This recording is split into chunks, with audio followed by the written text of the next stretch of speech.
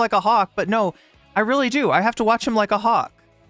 Because the second I think that, like, he's moved on or found something to do with his time, be with his family maybe, I don't know. I'm sure there's something that he could do.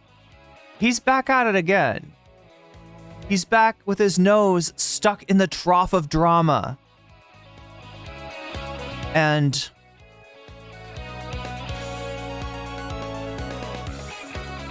that's why I have to watch Ethan Klein like a hawk. Trump just announced new day one tariffs, 25 for Mexico and Canada. 45% of America's imports. That's terrible, Snow. That's really fucked. That is highly fucked. He's like the Oprah Winfrey of tariffs. You get a tariff, and you get a tariff, and you get a tariff, and you get a tariff. What's wrong with this guy? Somebody needs to tell him it's gonna make Big Macs cost more. Big Macs will cost more. I hate how much I watch Ethan now. I low-key Hot Ham Radio. Low-key. Look, I liked the H3 podcast at one point. Sort of. Not really. I don't know. How do I explain it? I was never a Foopa Troopa.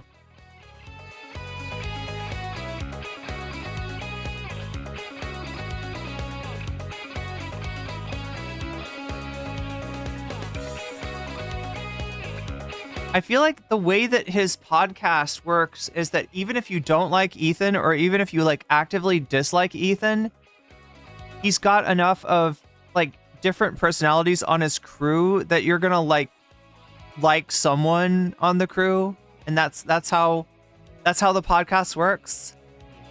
Hot Ham Radio says, I'm a disgraced Fupo Troopa. We all have guilty pleasures. I love Julian Sands movies. Ethan is driving more people to Bad Empanada. Yeah, Bad Empanada getting a huge platform out of this. Bad Empanada has never had more eyes on him than right now. But you know who else has never had more eyes on him than right now? So yeah, maybe this is like, do you think that, okay, so maybe Ethan saw Hasan watching the Bad Empanada videos and he's like, I'm gonna do that. Who's like the equivalent of Bad Empanada for Destiny? Who's the Destiny version of Bad Empanada? Ethan Klein is your best friend, says new CIA drone pilot. Yes. Kappa. Not just Kappa, but Shaky. Oh my gosh. Shaky Gurgos in chat. Do any of you have, like, I'm not trying to get you to get, like, BTTV plugin, but it does, you know,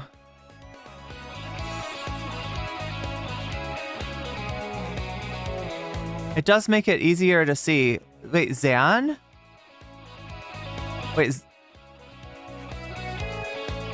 did I miss something about Xander Hall? Is Xander Hall involved in this? You know what is weird though?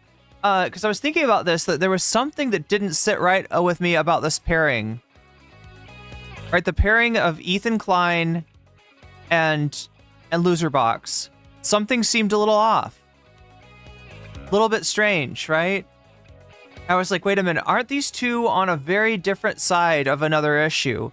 And it took me forever to actually figure it out. But then I remembered. It was Vosh. It was Vosh, right? There weren't a lot of people who defended Vosh when the folders were revealed. All right? You're down to like, you're in Keffels and Tipster territory. But there was one other tipster defending Vosh and accusing anyone who had a problem with what was in Vosh's Folgers of maybe being into much worse. And that was Loserbox. That was Loserbox. And I like couldn't believe it because Loserbox doesn't even depend, like, there are some streamers who have or do mostly depend on Vosh. You know, you got your Demon Mamas, your Xander Halls, your Shark 3. You know, you got the whole gamut of white leafers, right? You got people closely attached to Vosh, right? Whose audience is like a subset of the Vosh audience. You got the orbiters, right? But Lonerbox isn't actually a Vosh orbiter. Lonerbox is a Destiny orbiter, or maybe a Lauren Southern orbiter. If we go back far enough, we find Lonerbox orbiting Lauren Southern, of all people.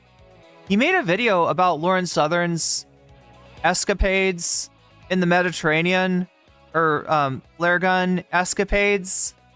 And, you know, maybe he was a little bit more nuanced than most lefties, right? As far as like there's different versions of the story of Lauren Southern, the flare gun, and the NGO ship, right? And since he didn't go for the most, like, I guess, dramatic version of that, she ended up talking to him. They had it's a debate, right? You know, he's not just bringing her on for access to her clout. It's definitely a debate because they disagree about so much.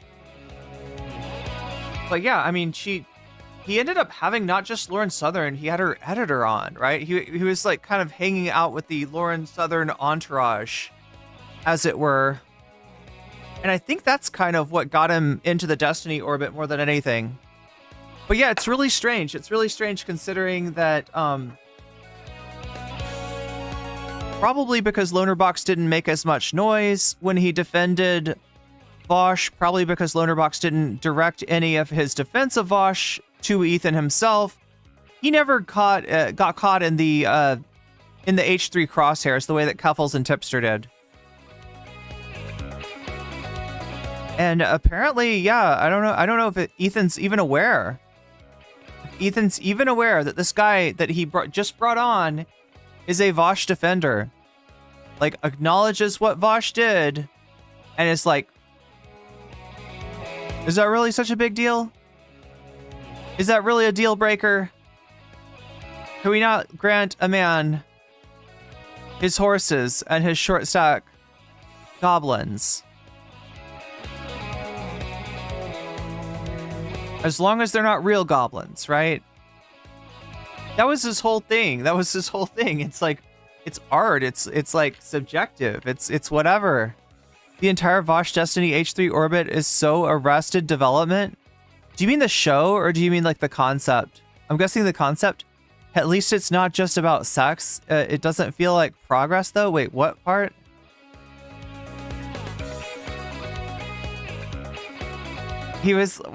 Vosh just bit out of your mouth?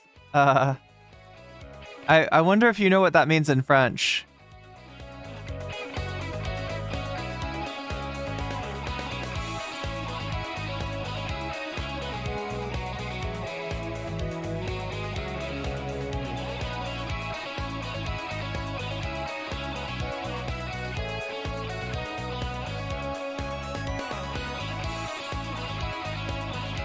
Looks a little bit like Grimace. What, like a Grimace shake in Fortnite?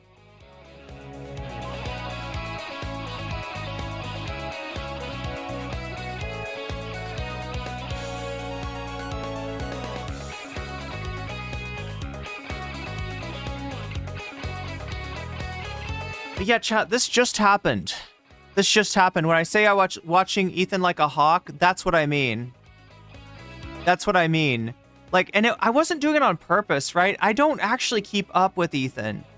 I just happen to think Ethan's been really quiet lately. I wonder what's going on. Oh, there's an H3 live right now. Let me take a look at it. And sure enough, Lonerbox. If YouTube has spawned a more toxic personality than Destiny, I don't know who it is. I feel like a lot of the orbiters that Destiny has spun off, like, at least give him a run for his money.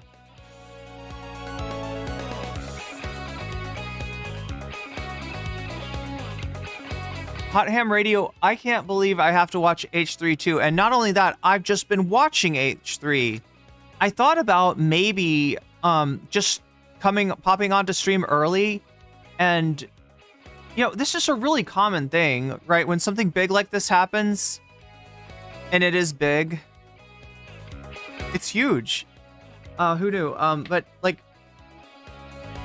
a lot of people will just put it on and maybe mute it every, you know, so often to just say a word or two, but they'll just basically watch it. You know, they'll essentially simulcast it, right? And I always felt weird about doing that. Especially the way that you know, because if it's a live event, then you don't want to fall behind. The only way to not fall behind is that you don't actually ever pause it. And if you don't pause it, I don't know how transformative it is. And that's my whole thing, is I don't want to be in the situation where I'm just rebroadcasting.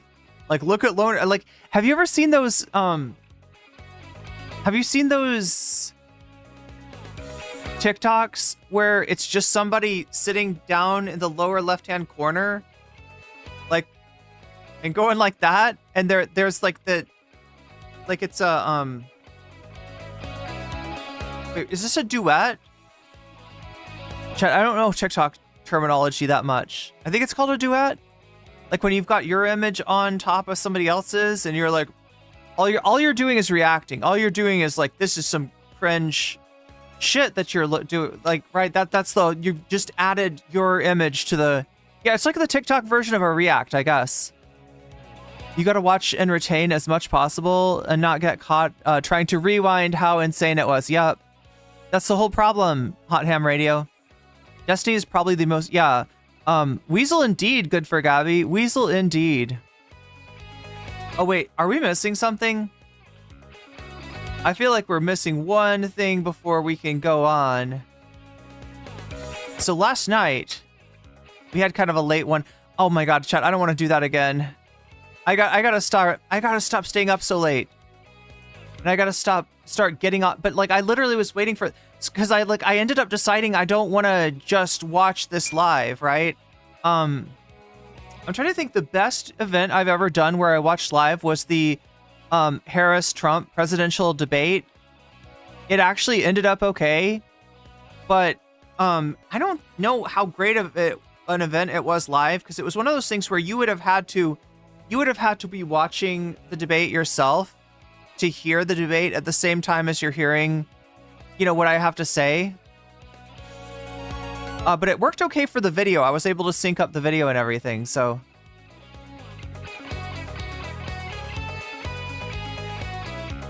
But I'm just realizing, yeah, last night we stayed up and we watched not just the Young Turks. In fact, I've got more Anna to watch with you. There's a whole nother interview of Anna Kasparian waiting for us, right? But we didn't just watch the Young Turks, Jose video essay kind of exposing their terrible coverage of the Aurora, Colorado incident, the Tren de Aragua invasion of the apartment complexes. But we also ended up watching kind of a new villain to the stable of NCC, the greater NCC cinematic universe. Right, we already had What If Alt Hist, but last night we got What If Alt Hist's older brother. Imagine the older brother actually goes to college and maybe even gets a philosophy degree. I mean, he still doesn't know what the fuck he's talking about, but his shit is piled a little higher and deeper, let's just say, than What If Alt Hist, right? So that was BAP, Bronze Age Pervert. We introduced Bronze Age Pervert to you last night, and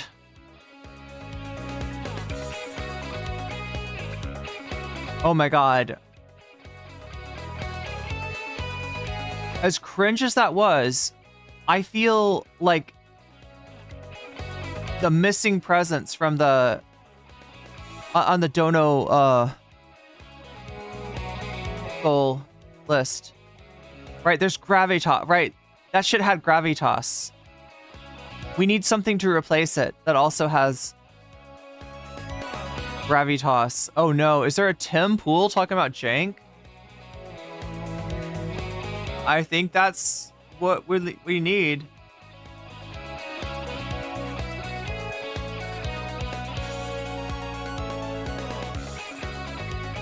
Tim Pool SMPs. Let's say he SMPs Cenk Uygur. I don't know if I can say this word online or on certain platforms, right? Doesn't Twitch have a problem?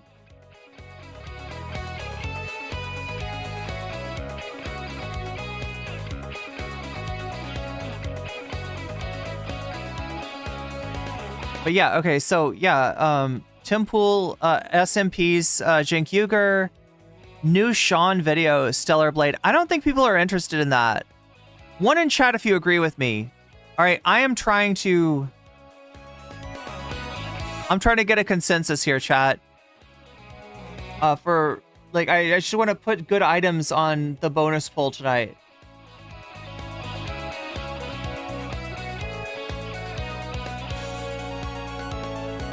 Somebody put a Xanderhall video in stream suggestions. That's so adorable.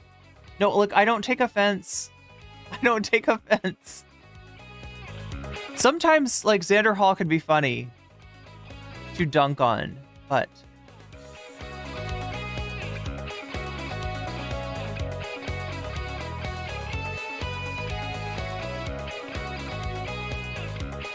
Sorry if there's a little bit of dead air here. I think we'll all survive. Oh,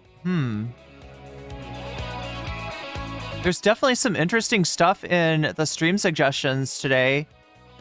If you want to help make the stream better and make suggestions for things like the bonus goal, I have a Discord that you can join, and that Discord has got a channel called Stream Suggestions. It is literally the place that I take suggestions for my stream. So if there's something that you desperately want me to react to, or you want to see it at least get on the bonus content poll, you can join the Discord and you can add it. You can link us on Stream Suggestion.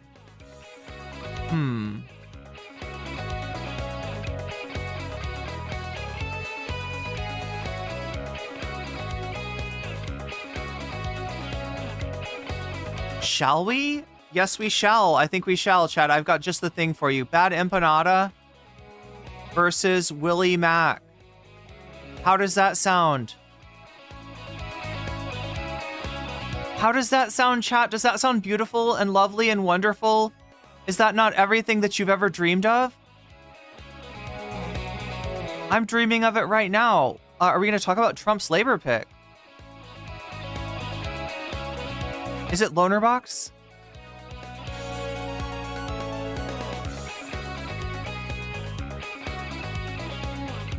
No, you're right.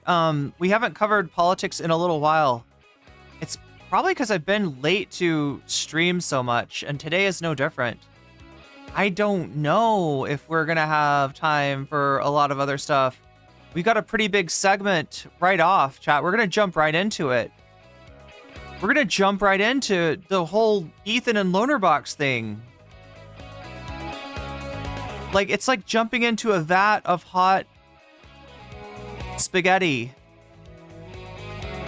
Which, I mean, sounds delicious, but at the same time, maybe a little bit dangerous. I don't want to become a meatball.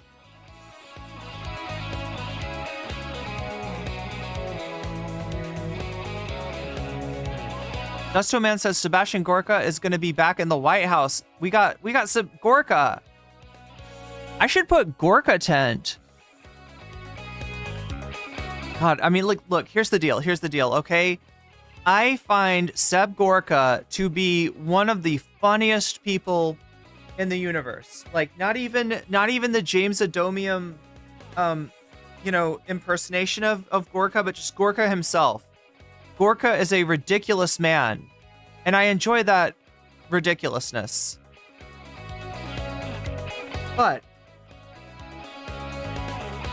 as much as I love getting Gorka back, having Gorka once again to kick around, I also have a certain little voice in the back of my head saying, not like this. Not like this. Like, look, Gorka being relevant again would be great if not for the reason that he's relevant again. That's the part I can't get over. Yeah, he's an alpha male and he's back. He's definitely, the alpha males are back. They've never been more back. Gorka. Should we start off with some Gorka? Chat, are you in the mood for some Gorka? Look, we don't, like I said, we don't have a whole bunch of time tonight. There is your bonus content poll, by the way. And I still believe in dragons, okay? Maybe, I don't know how you feel. I feel like a lot of people out there, you want to believe in dragons too. We have had, what? Have we had 4 nights now? Where it looked like maybe dragons were going to be a real thing. It looked like we were going to get dragons, but it gets pulled away from us at the last moment. Last night by none other than the older brother of What If Alt Hist, right? Are we going to get Joe Rogan to believe in dragons tonight? Oh my god. Dire do, I'll accept it. Gorking off? Oh no. Is that like zerking off? Isn't that like a Germa meme or something? Talk about the allegations, says Darn Small. I get, yeah, I look, I totally understand. And look, chat, just so everybody knows, like, because like I had a little, we had a little incident last night where,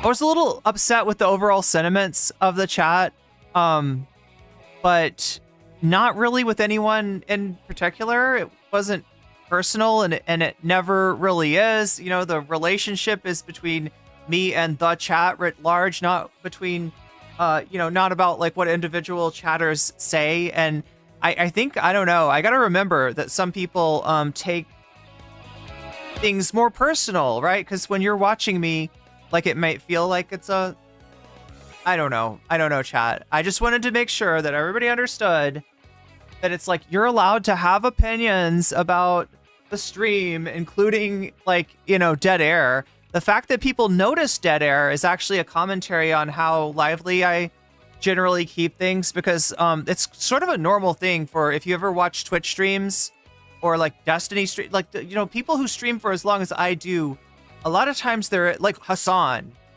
Even us watching Hasan videos, like, you're gonna see dead air. And the fact that people notice dead air when it occurred on my stream, you know, it's not insulting to me. If anything, it just shows me that I've built up an expectation of a certain pace, and that's a good thing. That's a good thing, all right? But yeah, I just don't want anybody to ever feel like they're not allowed to share their opinion, especially if it seems like there's something wrong with the stream. Like, right, there could be audio issues. That's one reason for dead air.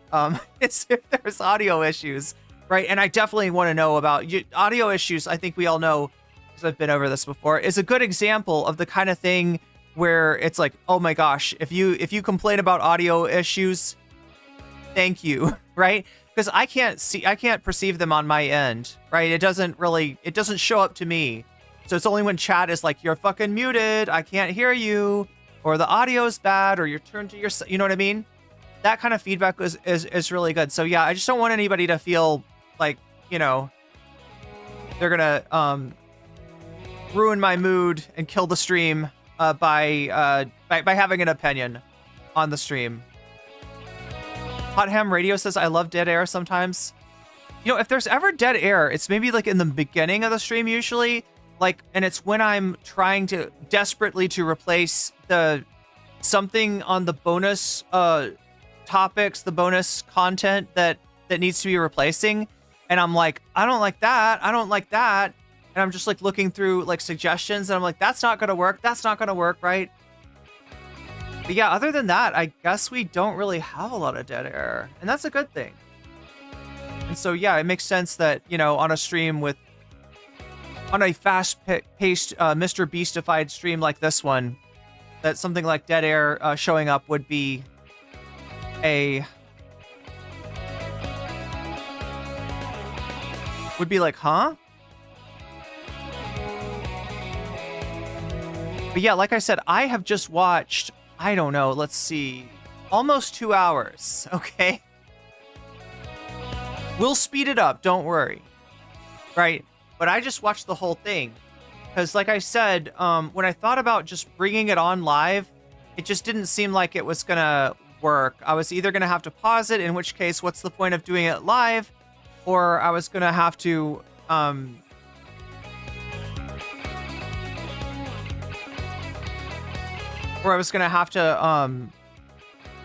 just not comment on it very much, and neither of those options sounded good to me. So, dead air is what happens when someone asks me a question right after I smoke a blunt. Christy Z, that's so relatable. Except for me, it's a blinker. A blinker.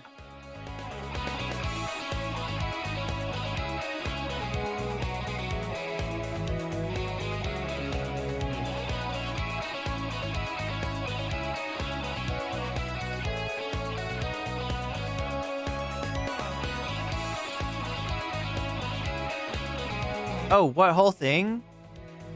We've got a conversation between Ethan Klein and Loserbox. We've got a 2-hour conversation, right?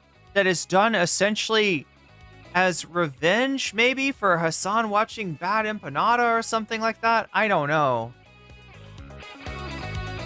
I don't know what the exact game is. Right? What's he gonna do next? Bring Willie Mack on? Like, he's gonna bring everybody but Destiny. He's gonna bring Turkey Tom. We're gonna have like a Turkey Tom come on to talk about how Hasan is cringe.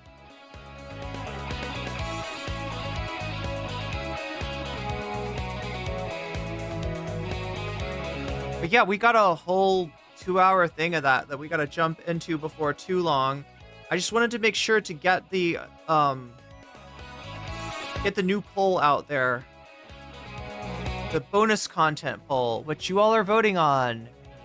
22 of you, in fact, have voted on this so far. If you are not one of those 22 who have voted, go ahead and get your vote in, because that's one of the ways that we decide what bonus content that we watch. Right? And 50% of you are voting for Bad Empanada versus Willie Mack. 27% of you want to see Tim Pool SMP Jink Yuger. And yes, we are talking about Minecraft for sure there. 17%, only 17% of you believe in dragons. Well, look, the night is early, okay? And I am of the opinion that not many people have voted, or like that many people have not voted. And some people might not have even... Not those allegations, Lonerbox. This is the weird thing about Lonerbox, right? This was the guy that defended Vosh's short stacks. Like, more than anyone else.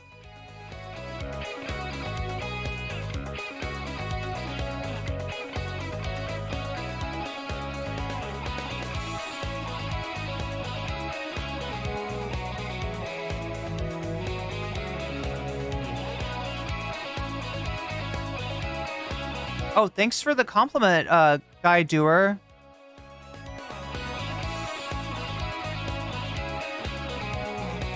Not many people notice the side chain, but it is there.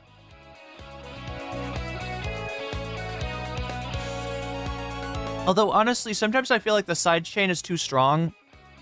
Because it's like when I come in, it just completely buries the audio track. But it's great for debates. It's the best for debate. In fact, like, I kind of feel like I should have left it on with President Sunday. Chat, can you imagine an alternate history where when I hosted the debate between President Sunday and Tyler, instead of being nice and turning off the sidechain ducking, can you imagine if I just left it on and I just, like, it would let me silence them. And anytime I spoke up, their voices would be just as buried as the audio. Put the attack up a little bit, maybe? Yeah.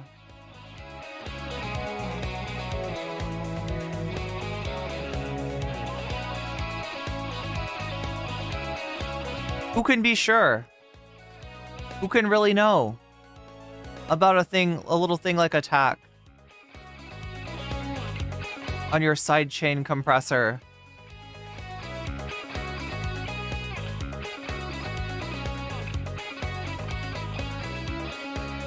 Actually, I'm not even sure if I can put my attack up. I think it's on 1 millisecond.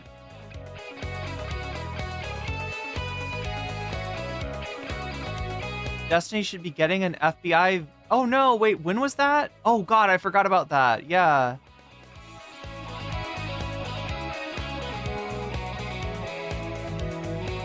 That was the conversation he had on site chat, right?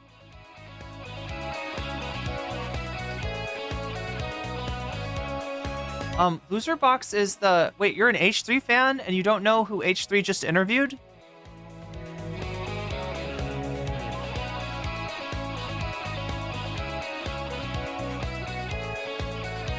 Wait, it was that bad? Christy Z, it was that bad?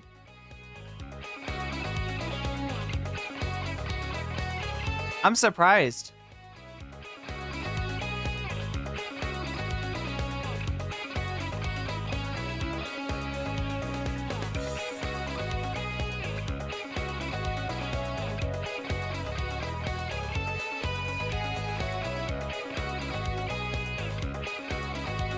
Well, yeah, you're gonna see there's many former FUPA troopers in here too, so we have to watch Dragons before we watch BE. I wish.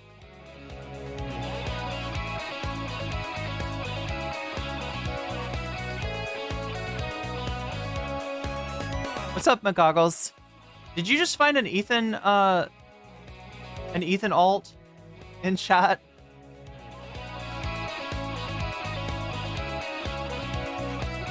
Bob the Builder, how could we hate you? We're here for peace and love, okay?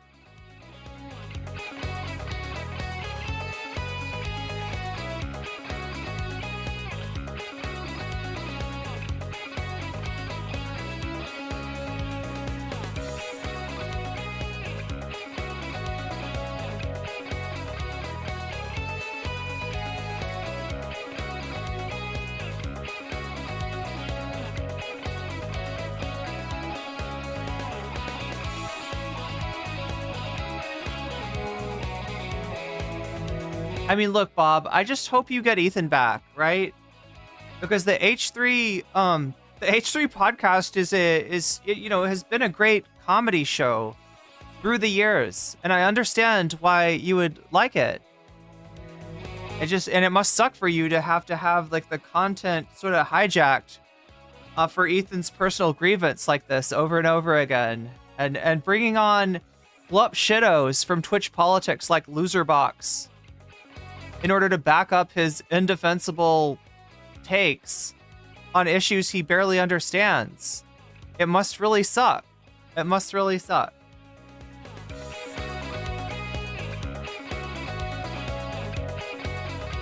I would be wanting, like, if I was you, I would be wanting my Ethan back. I'd be like, we want Ethan back. Where did Ethan go? He's been subsumed behind a white light iPhone filter.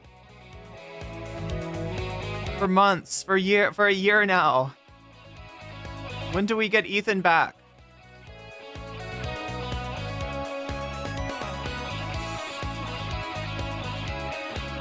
Oh shit, the poll just changed. Chat.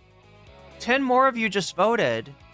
And now Bad Empanada is in second place with Tim Pool SMPing Jink Yuger. I wonder what that stands for.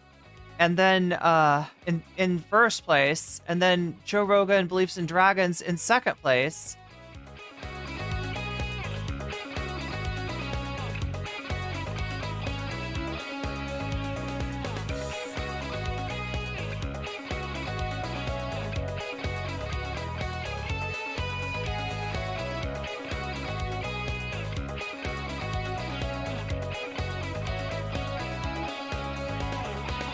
How many Ethans are there? Like, if I had to catch them all, if I was like a Pokemon trainer, like how many Ethans would I be looking to catch?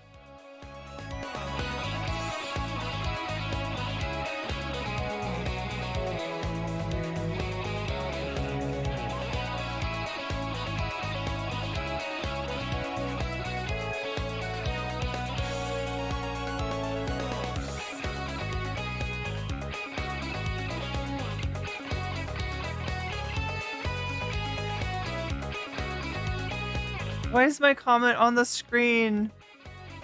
You're right. I should put other comments up too.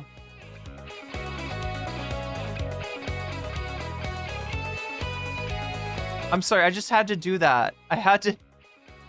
Since you said, why is my comment on the screen? I had to put your other comment there too.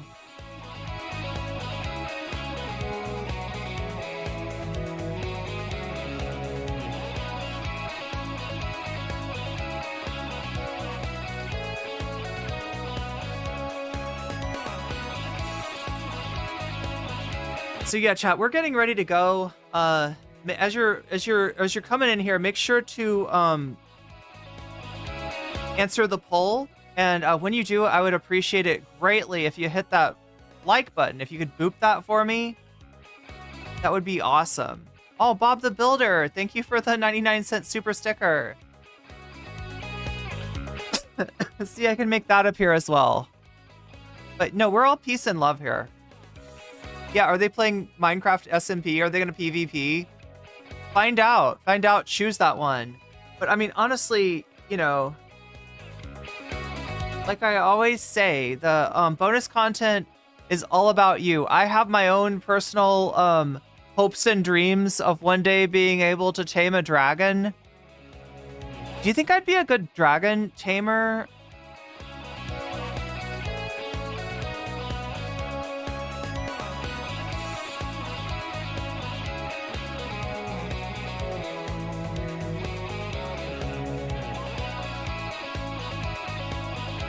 Like, I just want to believe, chat. I wish to believe in dragon. But seriously, peace and love, yes. Peace and love. And that brings me to this. The, oh my gosh. Well, I guess we might as well bring this up, right?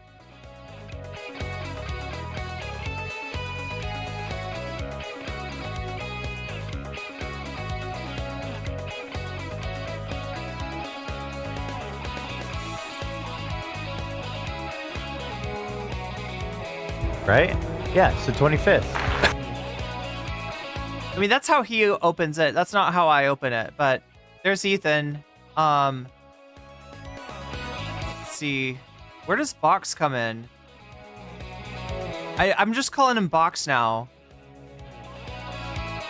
So yeah, Ethan kept his crew, I don't know, 2 hours late tonight? No, maybe not 2 hours late. It was like, I think it was like an hour late. See, it seems like they stayed an hour late to facilitate this weird conversation with Lonerbox.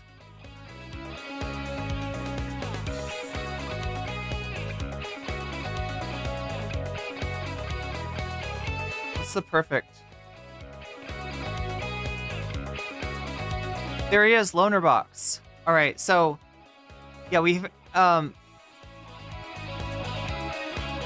so let me, like, I was talking to you earlier about the poll. Again, 41% of you are voting for Tim Pool to SMP Jink Yuger in Minecraft, apparently. 33% of you want to see Bad Empanada versus Willie Mack. 21% of you want to believe in dragons. And only 5% of you, after the gaming I subjected to you yesterday, only 5% of you want to do gaming again. So that's understandable. That's understandable. Right? 39 of you have voted. So if that's not you, make sure that you make your voice heard by voting. Which of these topics do you want for bonus content? We're going to watch for sure this long ass segment of Ethan Klein talking to Lonerbox, right? We're going to watch that. And wait, did somebody else say, wait, what else were, oh my God.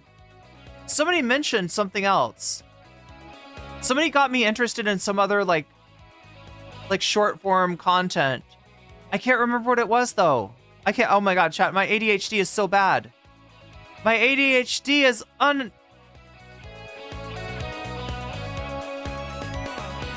it's unable to be withstood.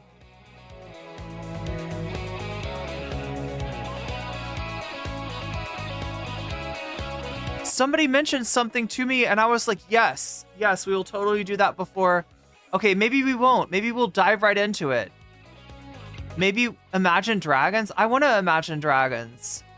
I want to believe in dragons. What is the best dragon Pokemon? Oh my god, you're gonna make me choose?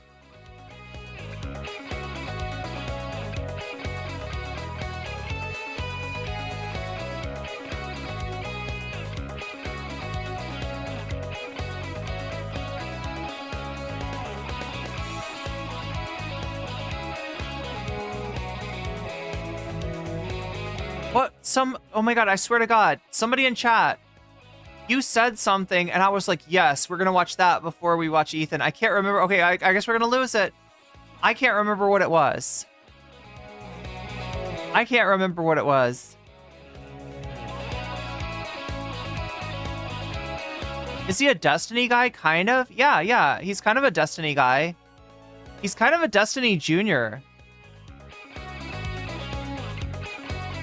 Yeah, so, I mean, for anybody who can't figure out what's going on here, Ethan has been really mad at Hasan, the former co-host of Leftovers, for a really long time now. Hasan let it go. Hasan tried to cool things down. Hasan even chastised his own community not to make assumptions about Ethan's perspective or to even really talk about him. And despite all this, Ethan has found his way back to his old habits of doing drama a la frenemies, albeit this time with Hasan Piker, and this time over a pretty serious issue involving maybe the most major human rights atrocity of our lifetimes. But it's become kind of an ego game. You know, with Ethan feeling insulted and talked down to by Hasan. And this week it is metastasized. Now, a lot of people have said that some of the stuff that Ethan brings on, some of the stuff that Ethan brings up, is stuff that is mentioned, strangely enough, either in the Destiny Discord or in the Destiny subreddit. All right, so there's been an implication of a connection, of a collusion, if you will, between Ethan Klein and somebody that lives and breathes hate and jealousy for Hasan, that being Mr. Stephen Kenneth Destiny Bedell III. But Ethan thus far has denied it. And although the coincidences are staggering, he still denies it. He still says, this isn't about Destiny, I'm not talking to Destiny, these are my opinions. This is not something I'm scraping off the subreddit. Okay, fine, whatever. But now he's bringing on a Destiny Orbiter, right? Which is kind of one step away from just like, you might as well bring on Destiny. You might as well just do an Ethan Klein Destiny Leftovers. Just go ahead and do it if that's what you want to do. If you want to bring Destiny on, you should bring Destiny on.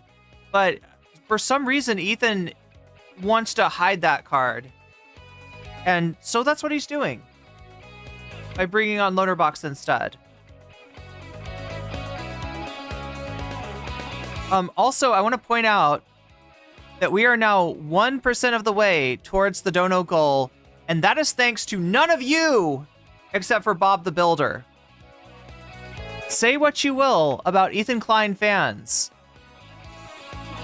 You can't say that they're not contributing to the bonus goal. Just that you should also know that, yeah, in addition to voting for your favorite topic for bonus content and liking the stream, you can also let me know in chat if you're donating, which of these topics appeals to you. Like, we're going to watch this whole Lonerbox Ethan Klein thing, but what are we going to watch afterwards? I need your input. I need your input in deciding that. So that's why I've got the poll for you to vote in. And if you want to boost or deboost one or more of these topics, there's a way to do that. When you donate, whether it's through Super Chat, Super Sticker, if you're getting yourself a membership or gifting memberships, if you are contributing to my throne or signing up on Patreon, or if you're over on Twitch using a Twitch Prime sub to get yourself a free sub, or using a $6 sub to pay for a sub for yourself, or you're gifting subs to other people, right? You can let me know in the chat which of these topics you want to see come up as bonus content, and I will be more than happy to put your money where your mouth is, adding your donation as a percentage to the topic of your choice, in the form of a boost, in the form of a deboost, right? In a form of a buff, right? So, yeah, in other words, if you say like Tim Pool, SMPs, Jink Uger, then this gets this like right up here, like it gets a little boost, it gets a little bonus, right? It gets more than it would have otherwise. No way. No way. Bob the Builder with $4.99 getting us up to now 6%. Look at this. Bob the Builder putting this whole community to shame. I might have to change my mind after this stream, chat. I might be convinced that Ethan Klein is the wise man of politics, and that all of his takes are correct. Or not. Or not. But thank you for the super sticker.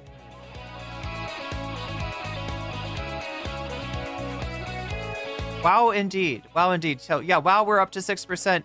No, so, like, yeah, again, like, if this dono goal thing, if this percentage goes up to 100% by the end of the stream, then we'll get some bonus content. Whatever gets voted for, combined with whatever you tell me in chat when you donate that you want to see as bonus content. Remember, you can boost stuff by, you know, saying it in chat after you donate, or you can deboost stuff by saying Vox Populi. What is this Vox Populi? Well, you see how everything up here is a plus, so that Joe Rogan gets a plus, Bad Empanada gets a plus, Gaming gets a plus, Tim Pool gets a plus. Down here is a minus. Vox Populi is a minus.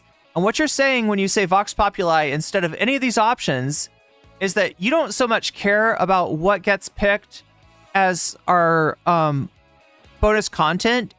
You care about who picks it, and you want it to be the people. You want it to be the poll. You want it to be all about, yo, Omega Star with the $5 super chat. The continuing story of the lemon and the lime. We're getting another installment thanks to Omega Star. It looks like they're having a beach day, which it sounds nice. God, I could use a beach day. But yeah, that brings us up to 11%. Like I said, if we get to 100% on this by the end of the stream, we'll do some bonus content. If not, you know, at least we'll get to see what's going on with Lonerbox and Ethan. And we'll get to see if Ethan's able to change my mind by the end of the stream. Anyway, I'm kidding, chat. I am kidding. What's this about Willie Mac? Well, what is this about Willie Mac? Bad Empanada reacted to the latest Willie Mac video on Hasan. And that's an option for bonus content, as well as Tim Pool simping Jink Uger. Tim Pool likes Jink Uger. Tim Pool defending Jink Uger. Tim Pool and Jink Uger they're like fist bumping.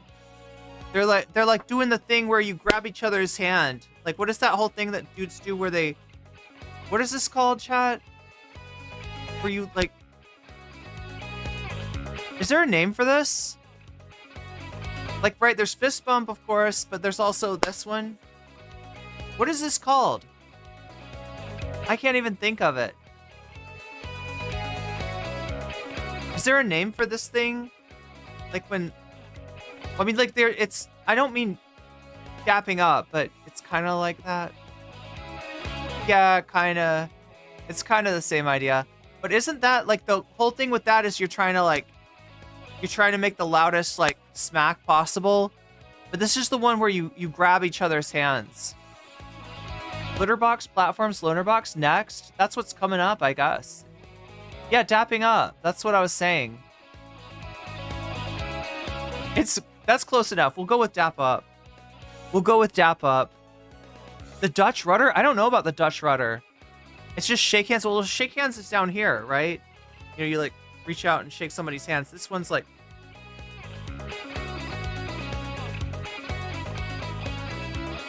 it's like dapping, but with more of a grab. You know what I mean? The concentration is on grabbing, not on smacking. Yeah, see, that's what I'm saying. Yeah, that would be... Wait, is that a real channel, Schmegley? The Donkey Kong clap. Yeah, I mean, I guess we could call it that. Oh, the other thing we got. Oh no, chat! I missed the. I'm supposed to tell Twitch that at the top of the hour there's an ad break. They got sucked up by that ad. Anybody over on Twitch watching an ad right now? Oh wait, you wouldn't hear me if you were, huh? You wouldn't hear. It's the man grab. I feel like we need more man grabs. That would be fun. But anyway, chat, we are 11% on our way to the dono goal. If we get there, if we get to 100% by the end of the stream, by the end of this, I mean, it's a pretty long segment. Like I said, it's like an hour and 50 minutes or so. It's almost 2 hours. And you don't know how slow I am at watching things. So we gotta get going on this. But yeah, we're 11% there.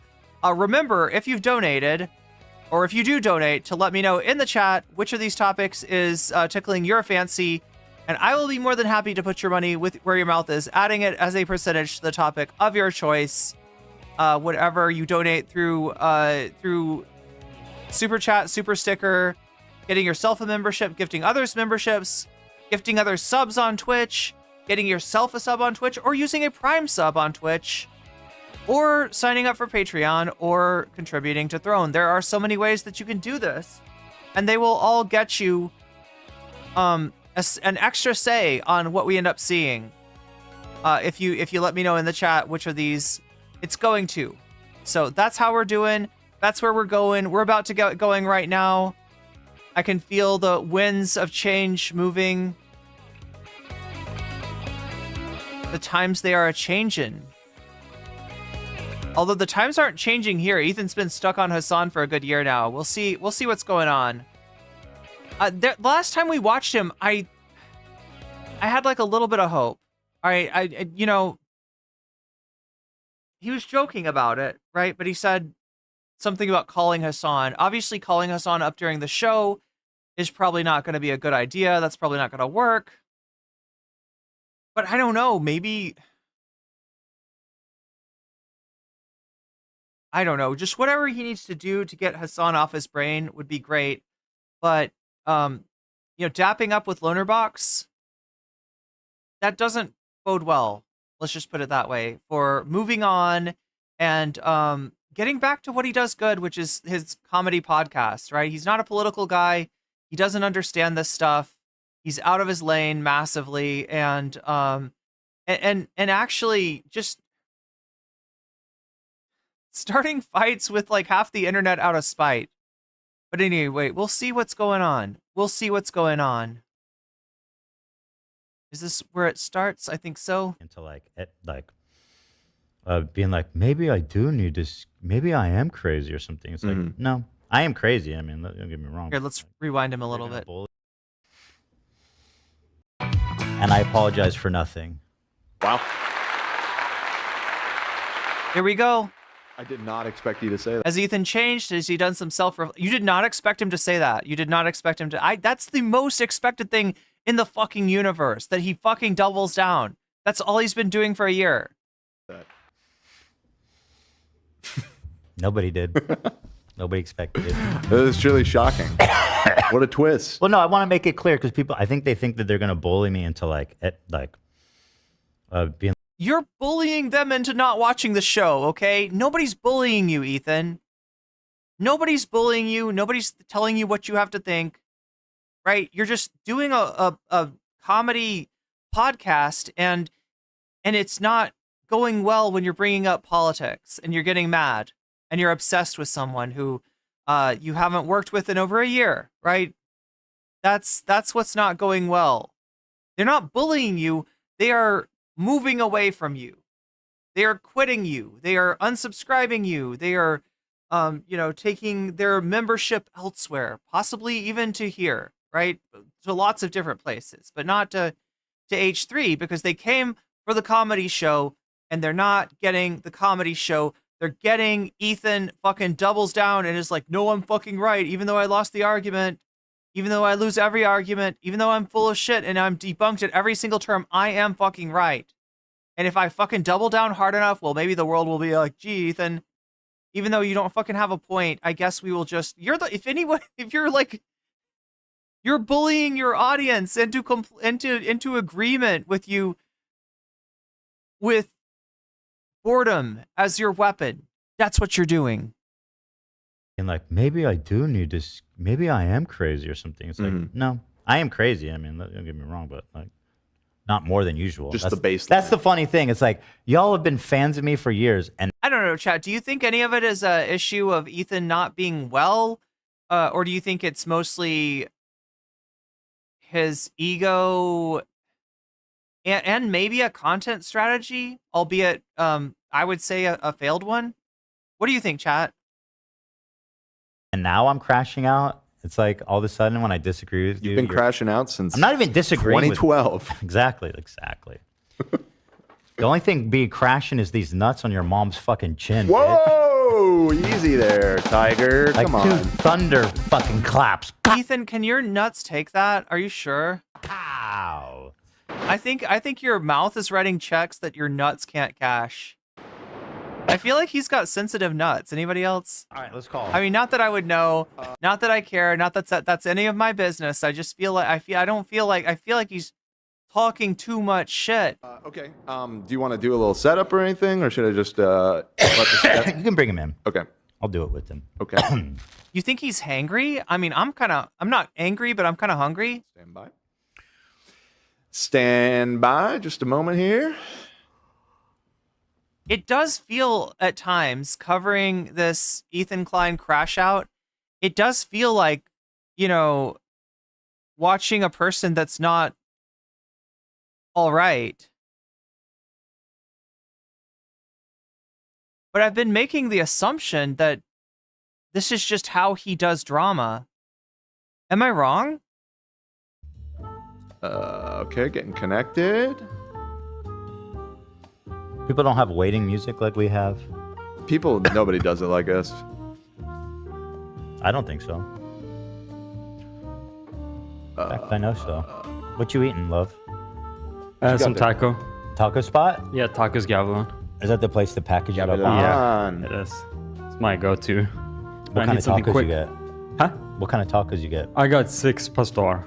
That's my Wow. shit. I always get pastor nowadays. When are we gonna dance, love? I like the fattiness. Is it a little sweet? I wouldn't say so. It's more of a... It's, I think, marinated pork, I think. I got it. Yeah, I think it's pork. It's pork, yeah. It's just And- I don't eat it that much. I gotta be real. I don't think I've ever tried. If that's authentic, like tacos, like I don't think I've ever had authentic. I feel like it's always like I don't eat meat anymore, so it's like not even really a thing, right? But when I did, when I was like a kid, it was always like ground beef, like right. It was always the opposite of authentic. The few times I've had it, I thought it was. I wouldn't say it's sweet, no. Sweet or something. Try it again. It's, usually it's the thing that they shave off. Yeah. So busting. Oh yeah, it is sweet, because you get a pineapple on it usually. Okay. AB is good, I swear. No, you're right, Bob Builder. You're right. AB is really good. And you're gonna see that in this, right? We're gonna see some AB. We're gonna see AB pop up here. I don't like. I don't know. I want my. I don't like the sweetness in the taco. That's just a preference. I get it. But I mean, people love pastor. You're not the only one. Wait, chat. You know what I should do? Oh my god, dare I do this? I don't know. It's gonna be.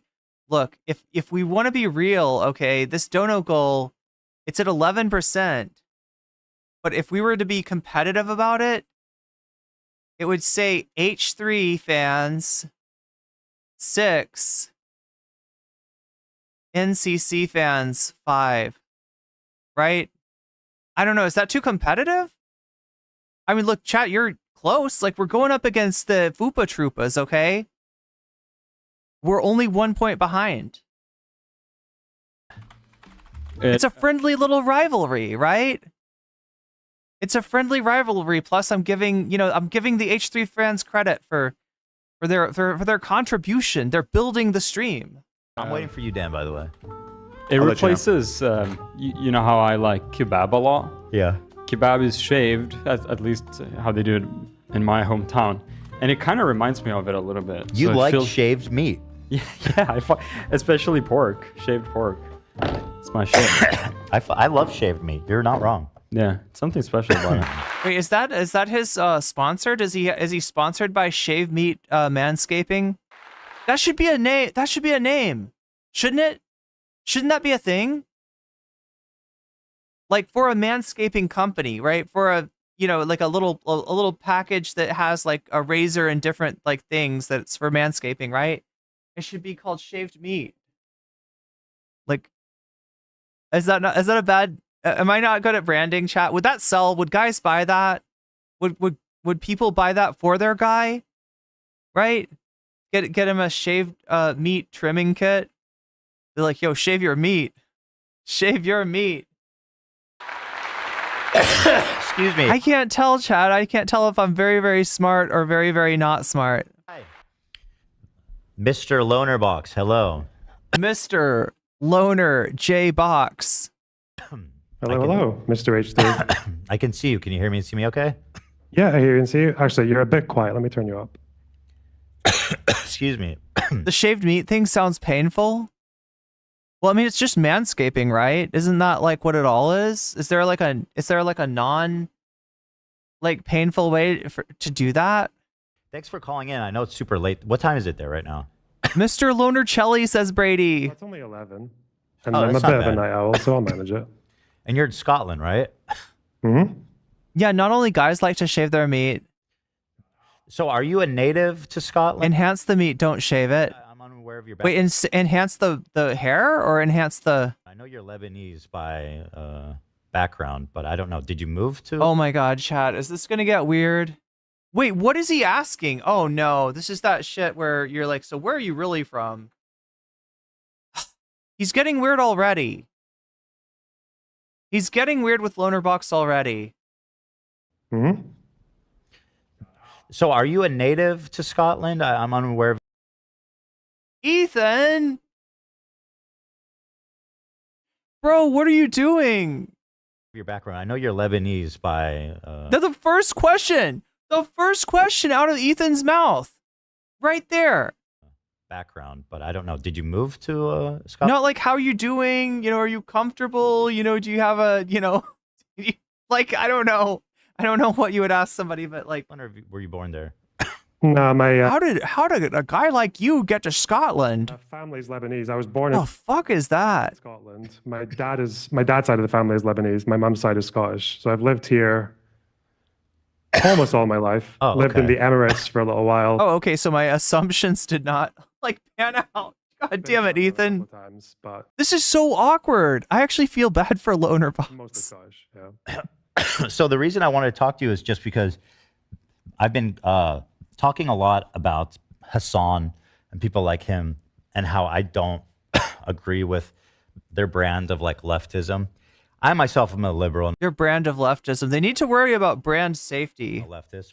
And I think in an effort to be more Look, when you're associating yourself with people who make tier lists out of hummus, it's not very brand safe. I don't approve of Hasan's brand. productive in this conversation, it'd be good to introduce people to somebody on the left that I do think is I do approve of. great. And that I do think people could watch and enjoy. And who's not Destiny, but that's basically my connection to Destiny. Get some political analysis from. So that's kind of like the motivation for having you on. And Sure, Ethan. yeah, Sure. So you were looking for a Hasan alter. It's a lot of pressure, but okay.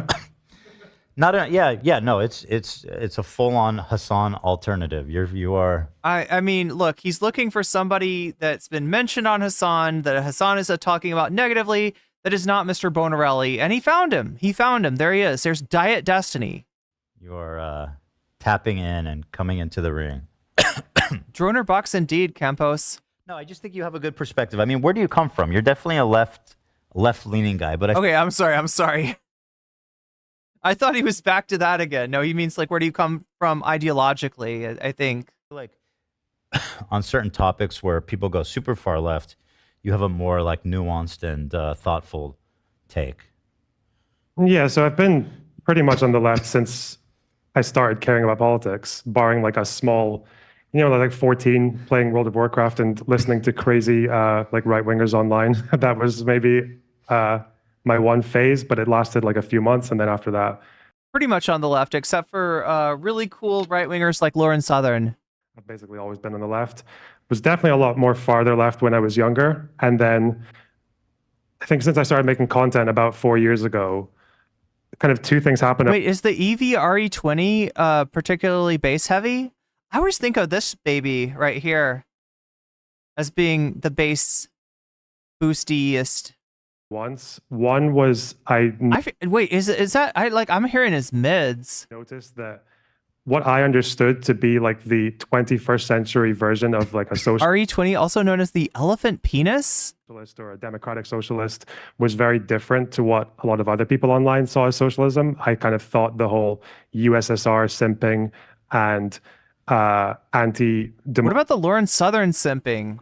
and anti like liberal values was just a thing of the past. But that happened, so I kind of realized that there was this whole tanky authoritarian sphere that I didn't identify with at all. And then I also realized that It's the tankies. just after doing more and more reading into particular topics, because I was actually creating rather than just watching other creators, I realized that Ethan needs some hulls and some water. I didn't always align with exactly the same Wait, is that a cough drop? conclusions. So I think the first example was Ukraine. Mhm. What I would normally do in my 20s was I would just, if I wanted to know something, I'd see there's an issue and I'd say, okay, what's the left-wing commentators saying about that? And I would tend to just go with that and trust it. But when Ukraine happened, I decided that, well, I'm a creator now. I should probably just dive into this myself and see where it gets me. And I realized fairly quickly after reading. Wait, so maybe because I'm not hearing a lot of deepness from his voice, it's like it's meant to like compensate for the natural sound of his voice?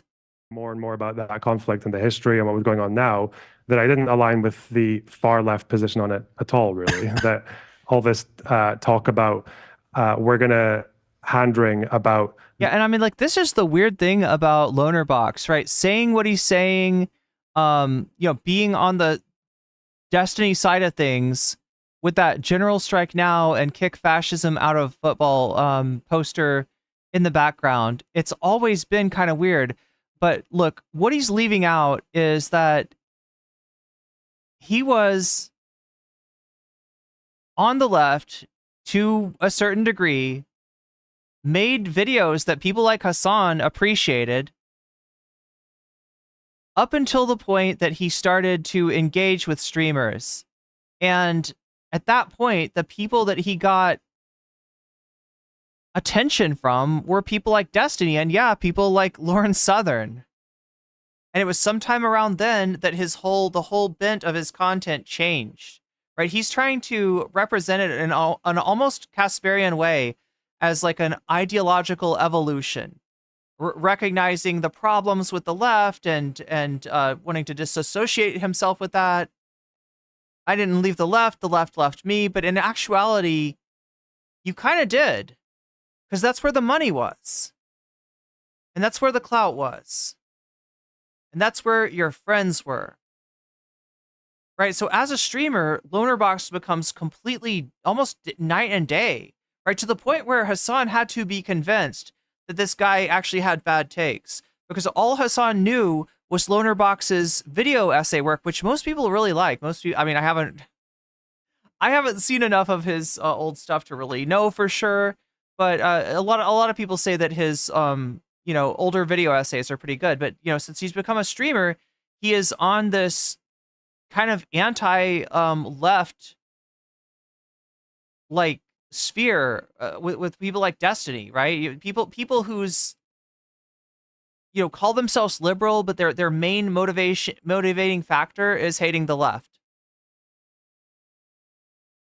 And there he has remained. And there he has remained. All right, let's get back into this. The Azov battalion, like a group of like 1,000 or 2,000 people at most, some of whom the were so-called Nazis. And, Nazis, yeah. They're not so-called Nazis. They are real fucking Nazis, and there is a history of this in Ukraine. That doesn't mean that the Ukrainian people shouldn't have the right to self-determination. That doesn't mean that Vladimir Putin is allowed to, just fucking invade and take over a country. But like, you don't need to minimize or deny the Azov battalion to just in the same way that people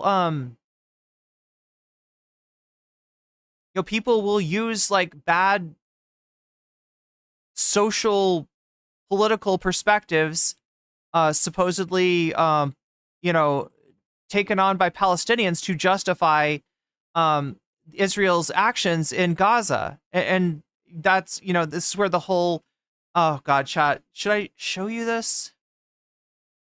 Do you mind a little diversion? I promise it's not gonna, because I've never seen anyone kind of wrap this issue up with a bow the way that I just saw.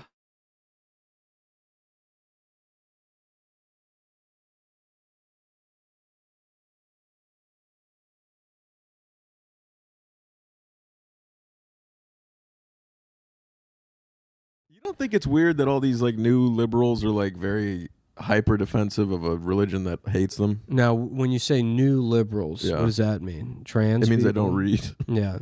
When you say new liberals, because the word liberals now isn't loaded enough, we'll add the word new to it to imply they're even gay I'm or trying to something. I don't know, like whatever. These people That is actually they're it. even more. Yeah, if you thought they were trans before, wait until you see these anti-Israel protests. Yeah. Because these are the most trans people we've seen yet.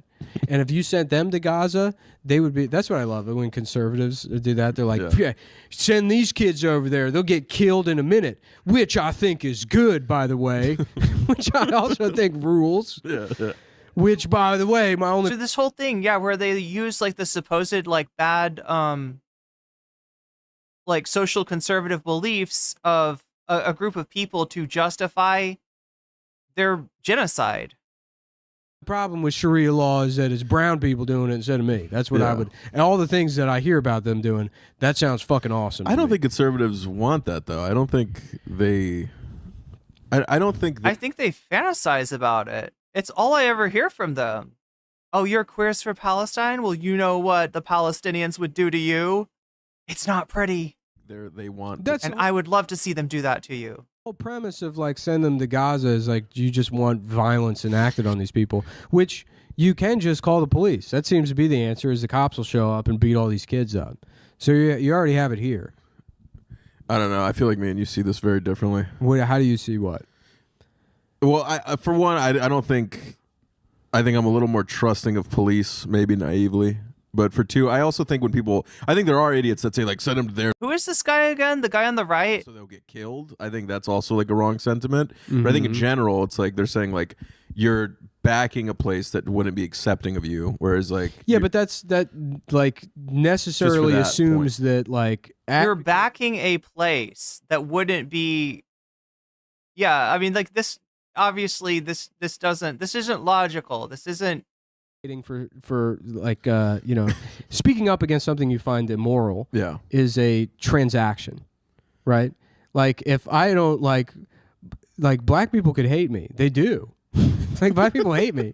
I'm not going to stand here and be Black like, people well, could we should bring slavery back, Yeah, right? yeah. If slavery was still going on, I'd say that's wrong. We shouldn't do that. Yeah. It wouldn't matter if black people were like, no, that guy looks like a cool pedophile, and we want to beat him up. It's like it's still this thing is wrong on principle. Yeah. So it doesn't matter. That's why I have no problem with people protesting. Like you think something is wrong, you have the right. Yeah, but it to- doesn't indicate any kind of like hypocrisy or contradiction that again. But you don't have any problem with people protesting. Then why do you have the whole? Why are you trying to rock the whole queers for Palestine are naive trope? That's essentially what he's brought. Does anybody know who this guy is? I feel like he was on Adam Friedland before. A person would protest in favor of Palestine. No, Just because it doesn't matter what they're doing, like you can say, "Oh well, you know." I don't disagree They with wouldn't like you in I'm just Gaza. saying, but there is like a that doesn't mean nuance that there, a too. genocide should be happening. Yes, Yeah, there's nuance too, as he basically says that like you can't support a group of people not being genocided if they're not like 100% in favor of your, liberatory issue as well, right? You should just be like, oh well, they don't deserve rights. They're not they're not on board. They don't deserve rights. as a Jew, I can't go. On Well, the that record is of that whole. This is not how you fashion any kind of solidarity. G word. That is the nuance. Yeah, no, he's the Come Town guy. That's Nick Mullen, Punished Arms Dealer. I'm asking about the other guy. Anybody know who the other guy is? I feel like I should know his name, but I can't remember it. That's the nuance. The nuance isn't. Does he look like Weird Al Yankovic to you, Only Facts? That's awesome.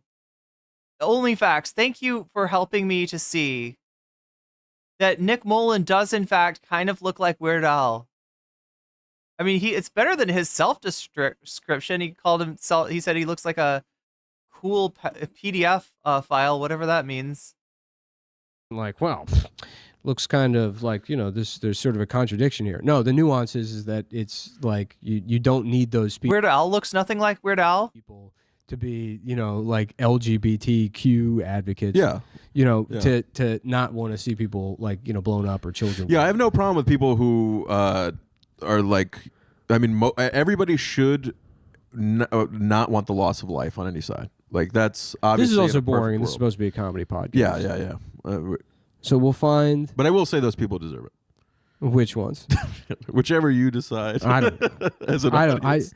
I'd like to get back. There's just maybe a little too much stand-up talk for my taste, and too much. This is a funny thing, right? Because if you know anything about Nick Mullen, you know that it wasn't too long ago where his annoyance was usually expressed at, I don't know, student protesters and people like that. We're like, and like, look, it's comedy. You know, I get that, you know, you're not saying like your beliefs, you know, when you do comedy, and it's a whole world and you're expected to sort of make fun of everybody and whatever, right?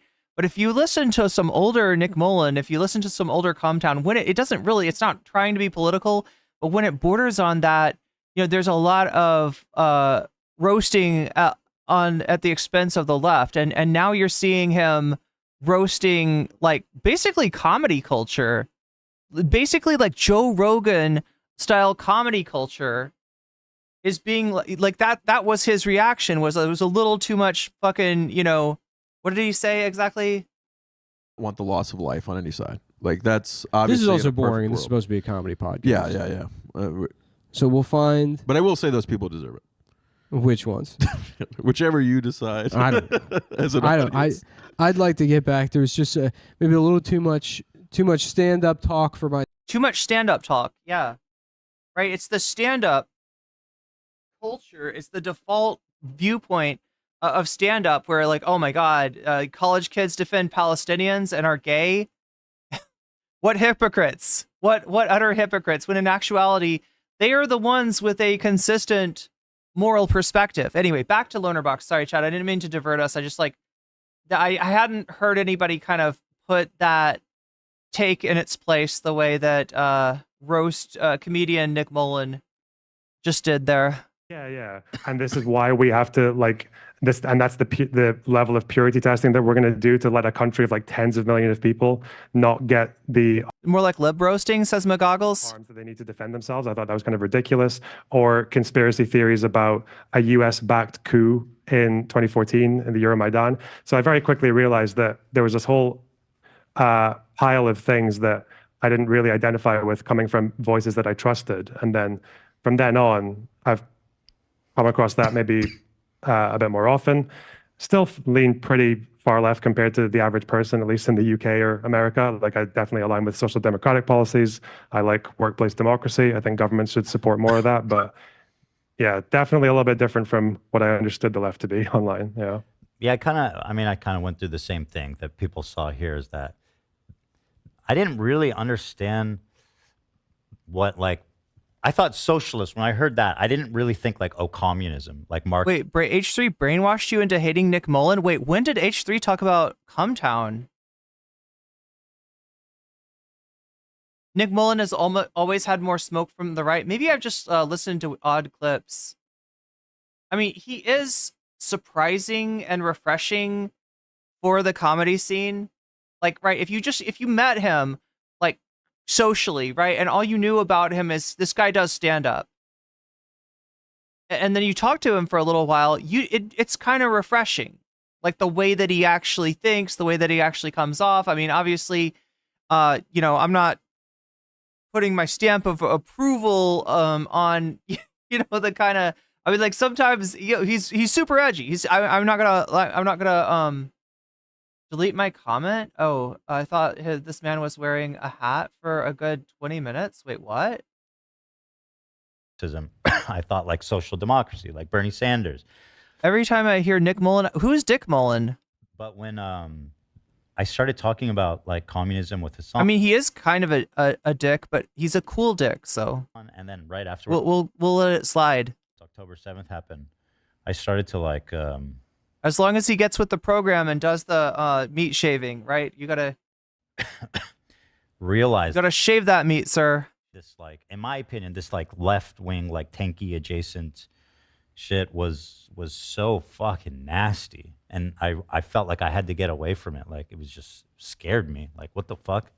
It's crazy. He wants to say tanky. He doesn't really know what a tanky is, so he's just like tanky adjacent, I guess. I sure. Well, I've been watching it from a distance. Yeah. He's like a step or two removed from from Juche.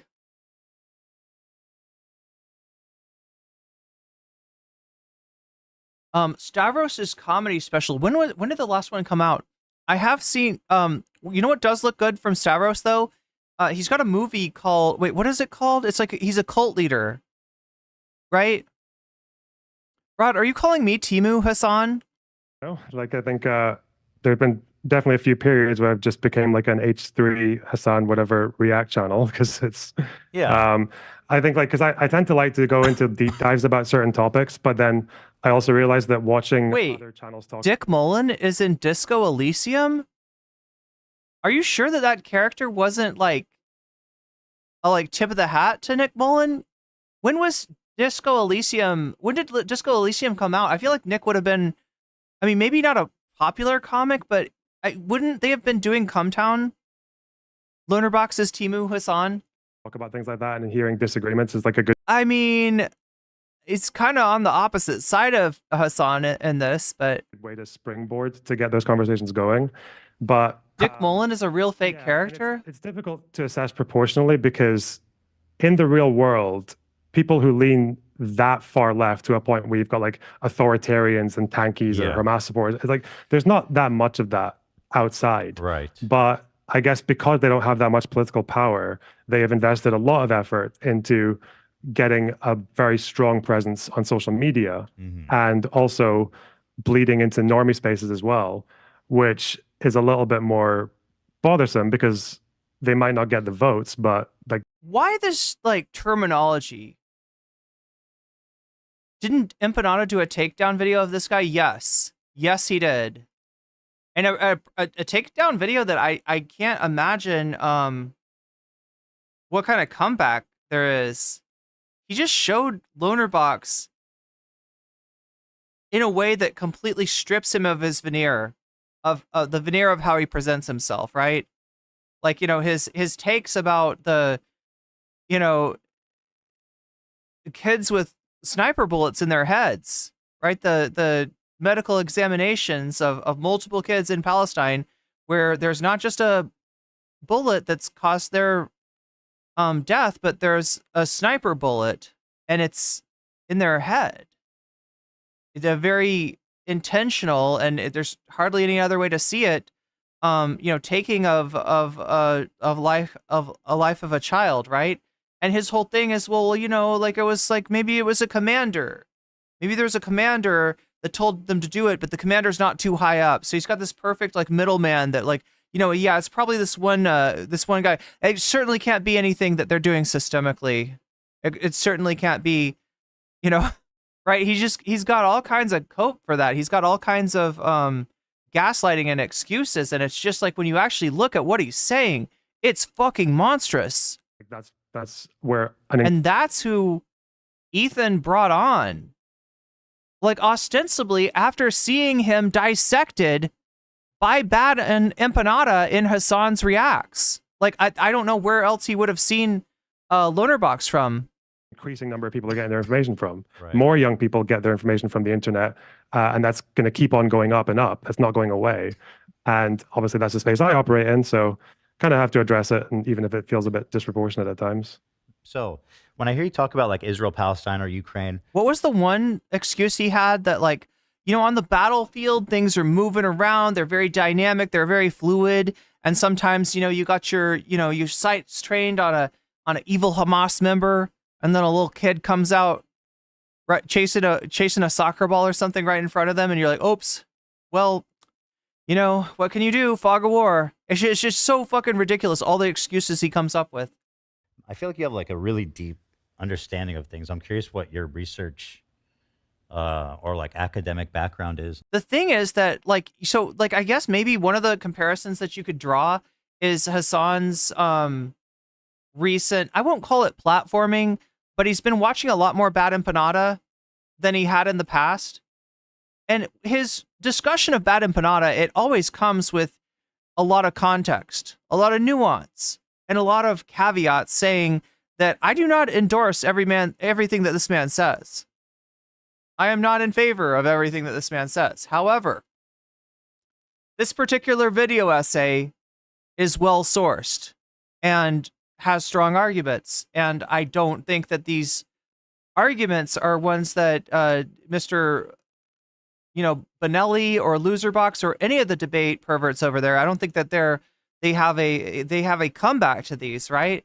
Versus Ethan pretty much being like, yo, go follow this guy. This guy is fucking great. No kid, what's your name again? Lonerbox Live? Yeah, follow all that shit. There's not a lot of caveat in Ethan's endorsement of Lonerbox, and there is potentially, I would say, look, I know this might sound like a spicy take. I would say that Lonerbox is more problematic than Bad Empanada. And that's saying a lot. That's saying a fuckload, okay? That's saying a hell of a lot. He meant that his Twitter, he goes a little insane, and he doesn't want to endorse that. Well, he didn't endorse, I don't think he's endorsing the second channel either, right? What he's endorsing specifically, my understanding, is Bad Empanada's video essays, right? On this stuff. I have no academic. So I got a degree in sociology. Hot Ham Radio, Lebanese and Scottish. Yes, you are correct on both counts. And then that was in about 2012, 13. And then I completely ditched it and just spent the rest of the decade doing music, like music production, teaching, performance. Mm-hmm. And then I always had a kind of like secondary interest in politics. Like I would read a lot or I would just watch podcasts. Yeah, exactly, Isaiah. Exactly. Or listen to commentators. And then eventually, after creating, I started reading more. So most of it is just like, if I ever look like I'm really well learned in a particular issue, it's usually when I was making video essays or streaming, it's usually just because I spent the week before reading as much as I could about it. So it's all just like one thing at a time. And look, I would say that that's maybe like a step beyond Mr. Dvorsely, Mr. Dvorsopedia's, research, which is all, focused on owning somebody in a debate. He at least is making, putting together like a project out of what he's doing. But at the same time, you do get a sense that it is very much like goal-oriented rather than building, which is what you'd want to see with somebody who's actually developing a meaningful and contextually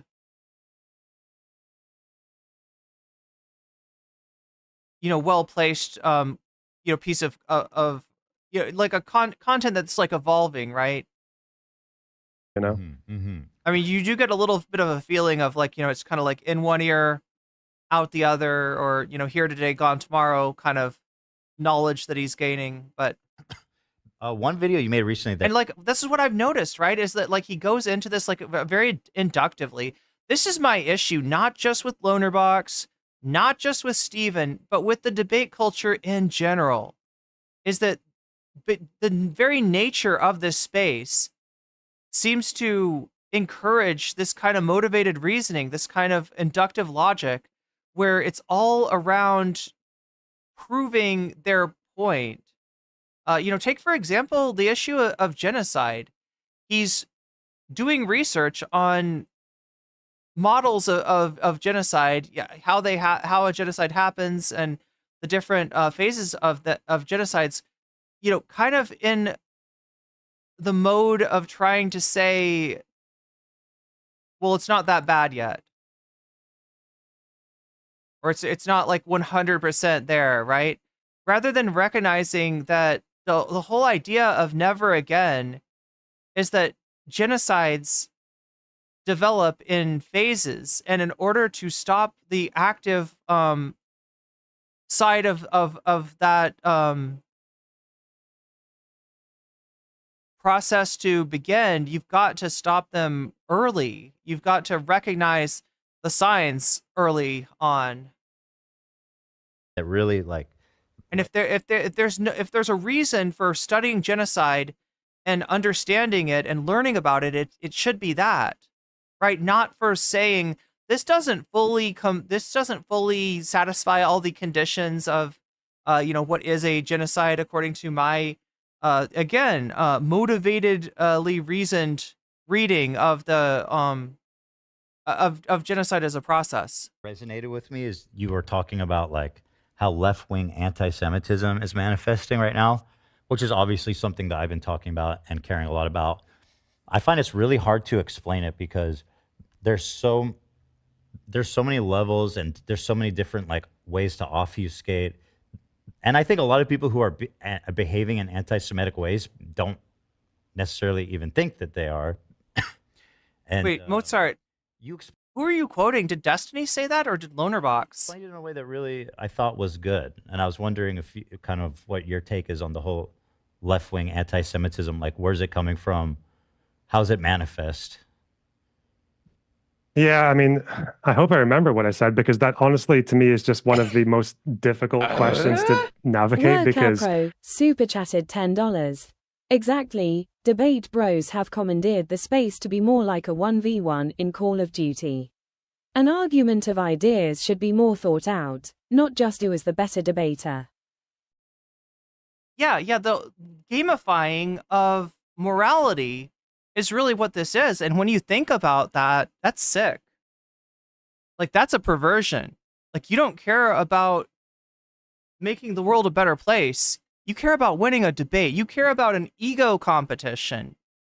You care about a pissing contest. In the face of genocide, you are worried about a pissing contest. That's what I find just like, grotesque about this whole culture, right?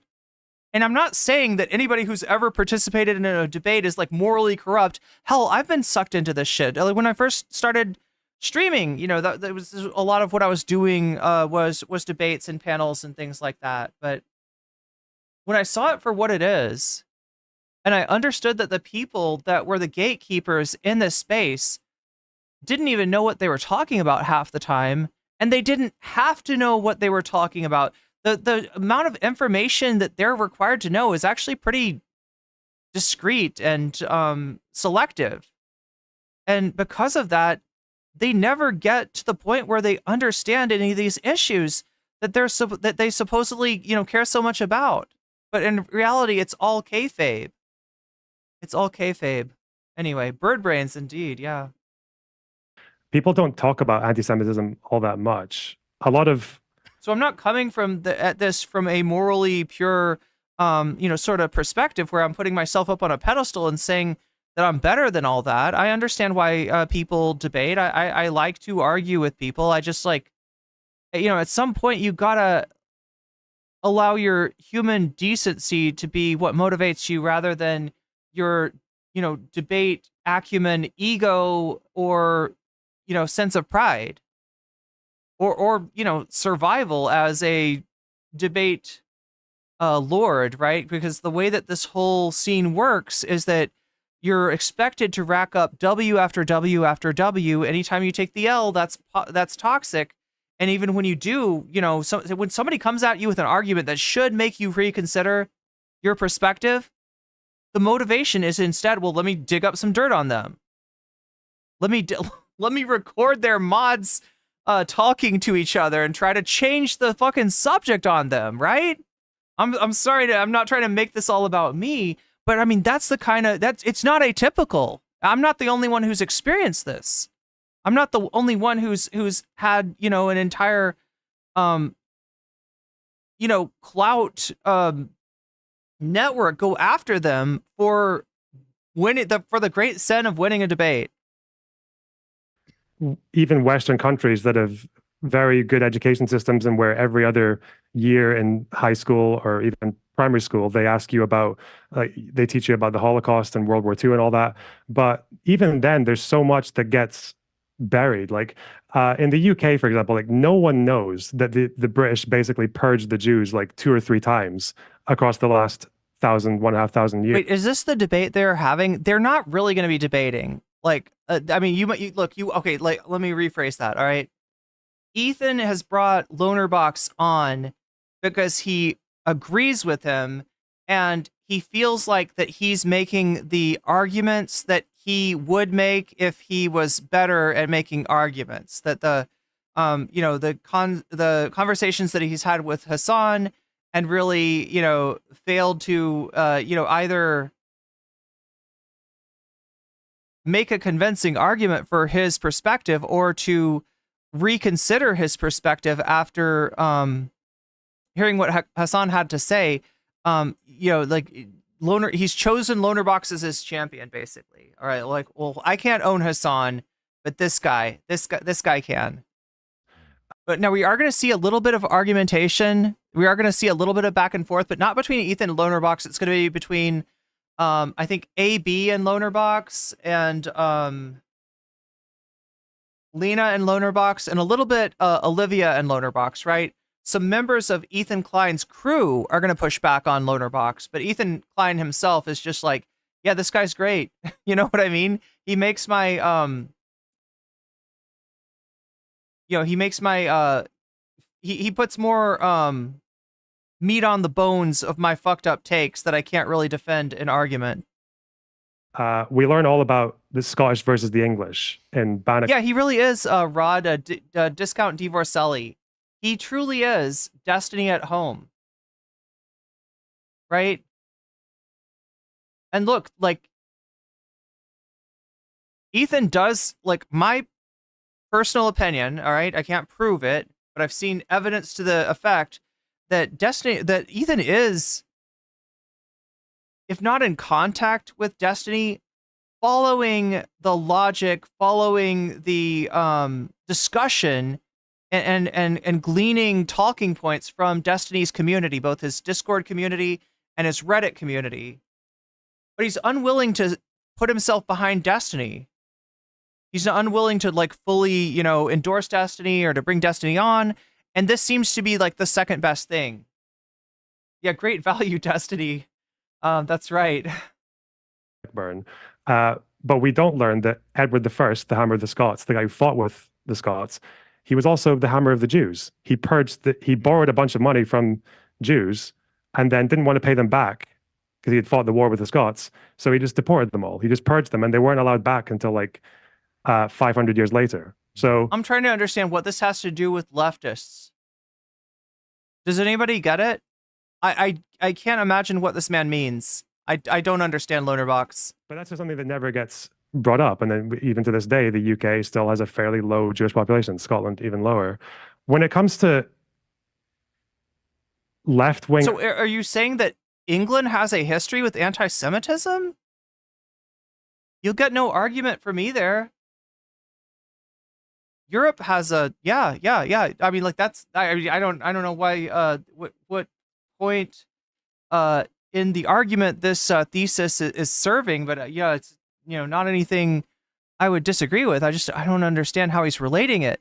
Anti-Semitism. It's like, it's really hard to navigate because I don't think the majority of people who appear to be doing anti-Semitic things, who are on the left, are doing it out of any conscious dislike of Jews. Like, none at all. I think that it doesn't, in a right winger, it's obvious. Right wingers don't trust Jews. Like, right wing anti Semites think Jews control the world, run the banks, have a secret plan to destroy the world. But for left wingers, it's a lot more opaque. And I think their issue is more that they arrive at anti Semitic conclusions and anti Semitic. Here's what bothers me, all right? Because Lonerbox is not just a dude on the left who is skeptical of tankies, right? Lonerbox is anti the left in terms of arguments like implicit racism, implicit bias, right? He's one of these guys that if you call out some racism and it's not racism that the person is conscious of, if the person, in other words, is not like a leering, drooling, unreconstructed, Confederate SMP or a, like a neo-Nazi, then like no harm, no foul, right? That's not, if you start talking about implicit racism and calling that out, then it's like, well, you're calling everything racism now. That person clearly didn't mean to be racist, right? Despite the fact that they are the very vessel of systemic racism as it manifests in our culture, right? We can't see that. We can't acknowledge that. We can only acknowledge the racism that is the, foaming at the mouth, openly hostile, consciously bigoted kind of racism. And I don't think that really gets us anywhere in this day and age. I think if you make the assumption that the end of acceptability for explicit racism is the end of racism and there's nothing else to worry about, you're just kind of, like somebody in chat said earlier, in a state of arrested development. And you're not going to be able to do much more about the very real racism that still does, affect people.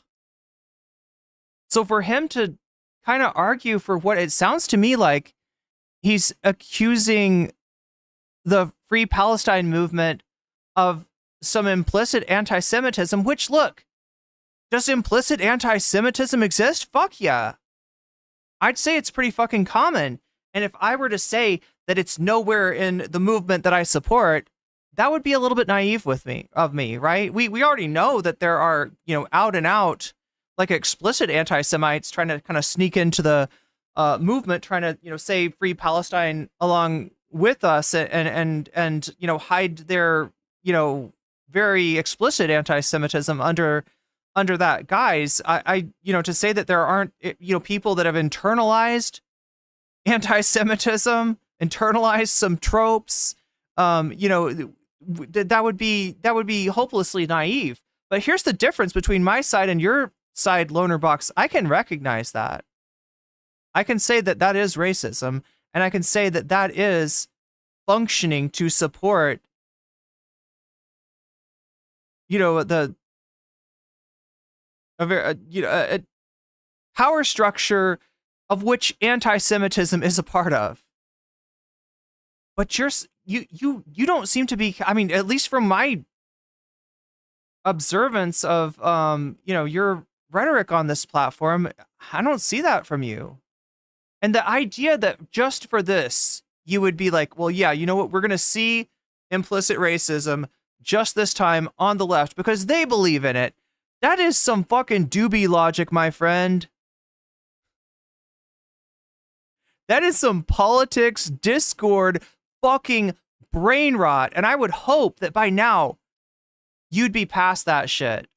Because I do know that you were very much formed by that by that sphere of Twitch that loves to make arguments incorporating ideas like intersectional ideas to own the intersectional left, right? That's a non-zero number of your friends and associates match that description. So sentiments completely by accident.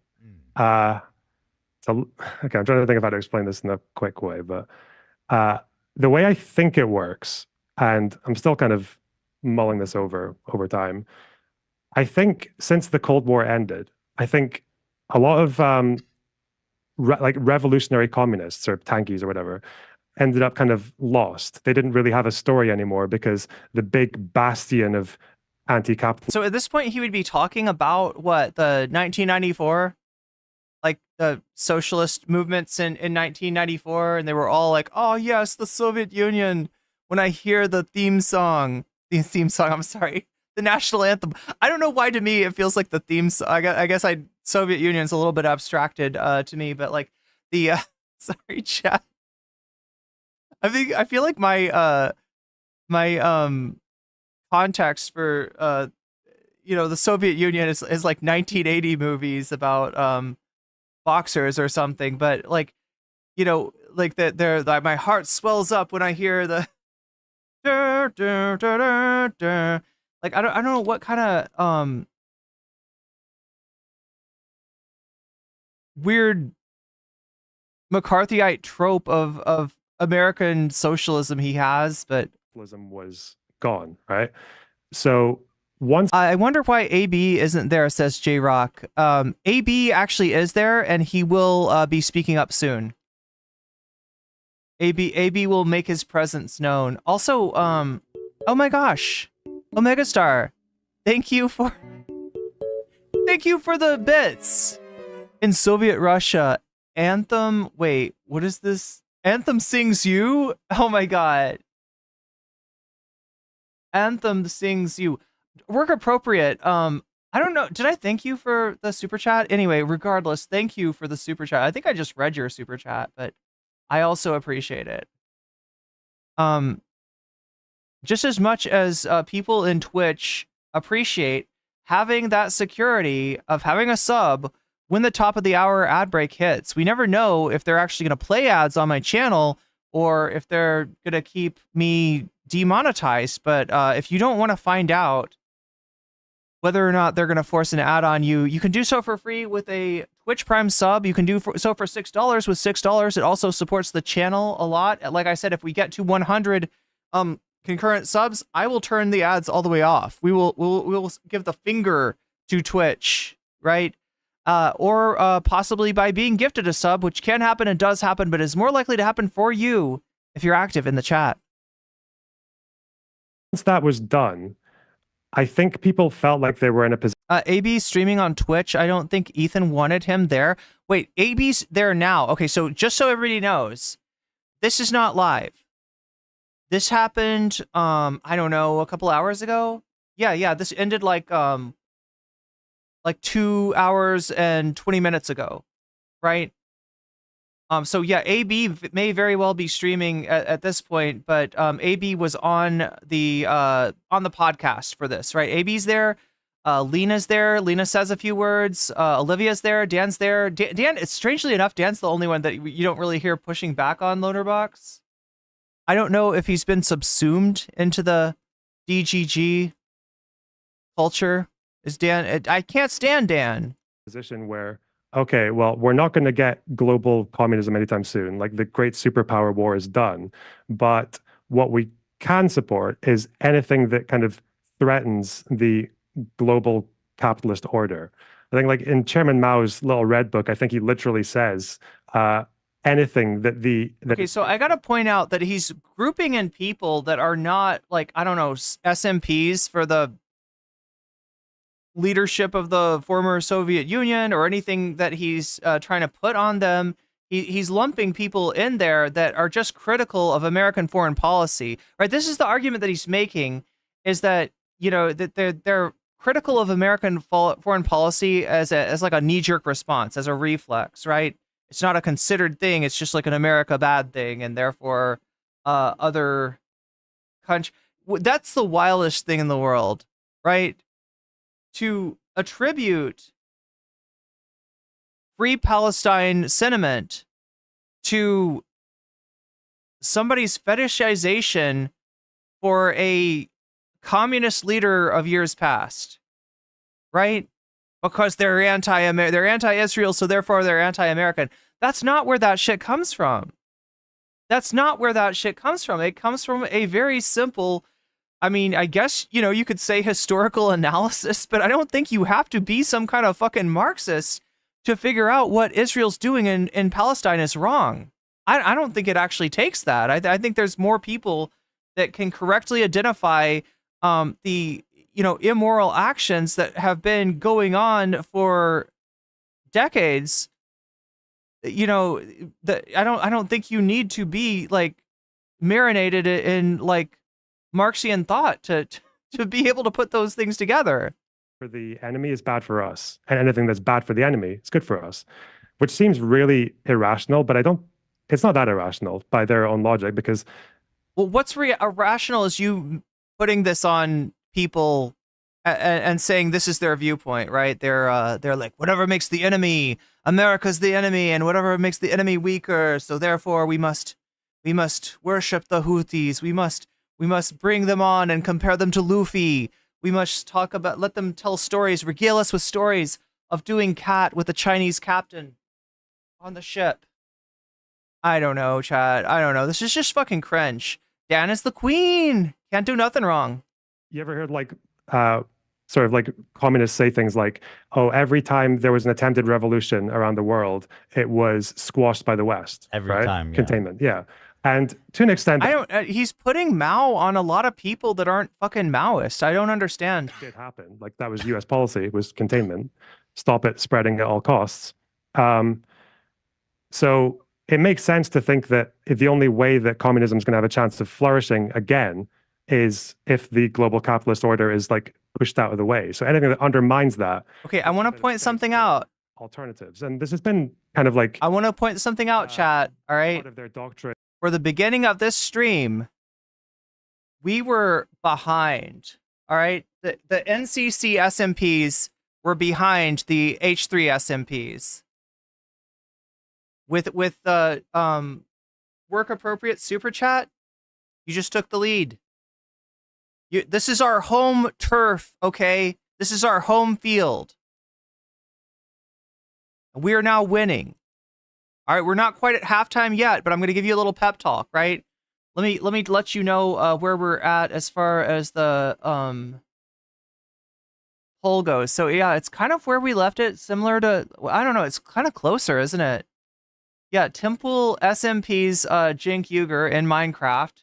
That's at 39%. Bad Empanada versus Willie Mack. That's at 35%. That's a 4-point spread. That's pretty close, right? Then down at 20%, we got Joe Rogan believes in dragons, and I want to believe in dragons too. Chat someday. The dono goal and the bonus content vote, they will all be in agreement. The rainbow connection will be forged, and we shall dap up with the imaginary dragons of Joe Rogan and his DMT reverie. But maybe not today. I don't know. It's down at 20%, with Tim Pool up at 40%, Bad Empanada versus Willie Mack at 35%, and gaming at 5% because y'all had enough of the gaming yesterday when I forced you to watch a very classic game that I've been wanting to play for a long time, and it finally came out. But anyway, we're not going to do that today. It looks like Tim Pool or Bad Empanada versus Willie Mack. Those are the two, and they're just 5 points apart. So keep voting. We got 100 votes so far. That means not all of you have voted yet. Make sure to vote. When you do vote, I would appreciate it if you would dap up with. Okay, I should stop saying dap up. If you would hit that like button, that is something I would appreciate very much.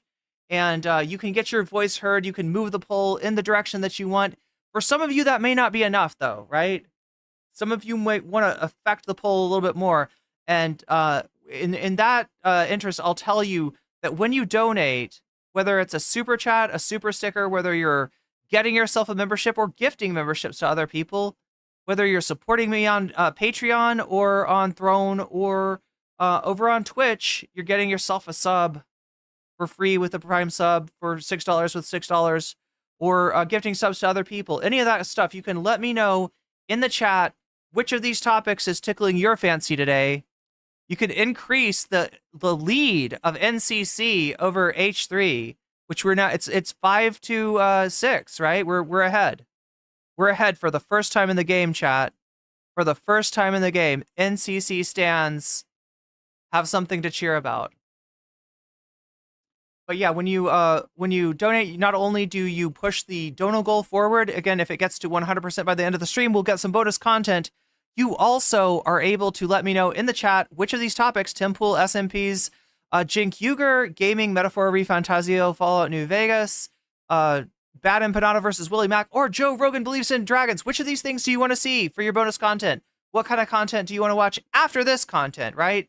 And if we get to 100%, we'll watch something. What'll that be? Well, it depends on how you vote, and it also depends on what you let me know when you donate. Those are the two things that affect the outcome of the poll. speaking of which, good for Gabby. Thank you for the lemon. There's more story about the lemon. The lemon is musical. We did not know this, but now we have this information. The lemon. Well, you might not be able to see that, because there's like 2 little musical notes. Lemon is like dancing to music. Anyway, thank you for the super sticker, Gabby. And for the last 100 years. And thank you for in Weimar Germany, like putting NCC stands up 20 to 6 over the H3 stands. Also, if you want to, let me know if you're an H3 stand or an NCC stand, so that I can put your donation in the appropriate category and we see who wins by the end. Again, we've got home turf advantage. We got home field advantage. I shouldn't say turf, should I? And so I think the NCC stands can pull this one out, despite the fact that we're up against the Fupa Troopas. That's a big community, chat. That's a big ass community. The German Communist Party, their number one enemy was not the Nazis. It was the Social Democrats. They called the Social Democrats social fascists. It's a weird thing to be talking about Germany, right? Which almost experienced a revolution that would have vastly changed the course of the Cold War. It's weird to be talking about Germany and being like, well, you know, it's the communists' fault for not supporting the Social Democrats enough. Jesus Christ. They basically, at certain points, actually aligned with Nazis on particular issues to try and get the Social Democrats. I'm sorry, they didn't align with Nazis. There was a issue with third positionism. There were members of the Nazi coalition that, you know, tried to maybe believed the S in the party's acronym was something that Hitler and the Nazis actually meant, and tried to make common cause, and found out.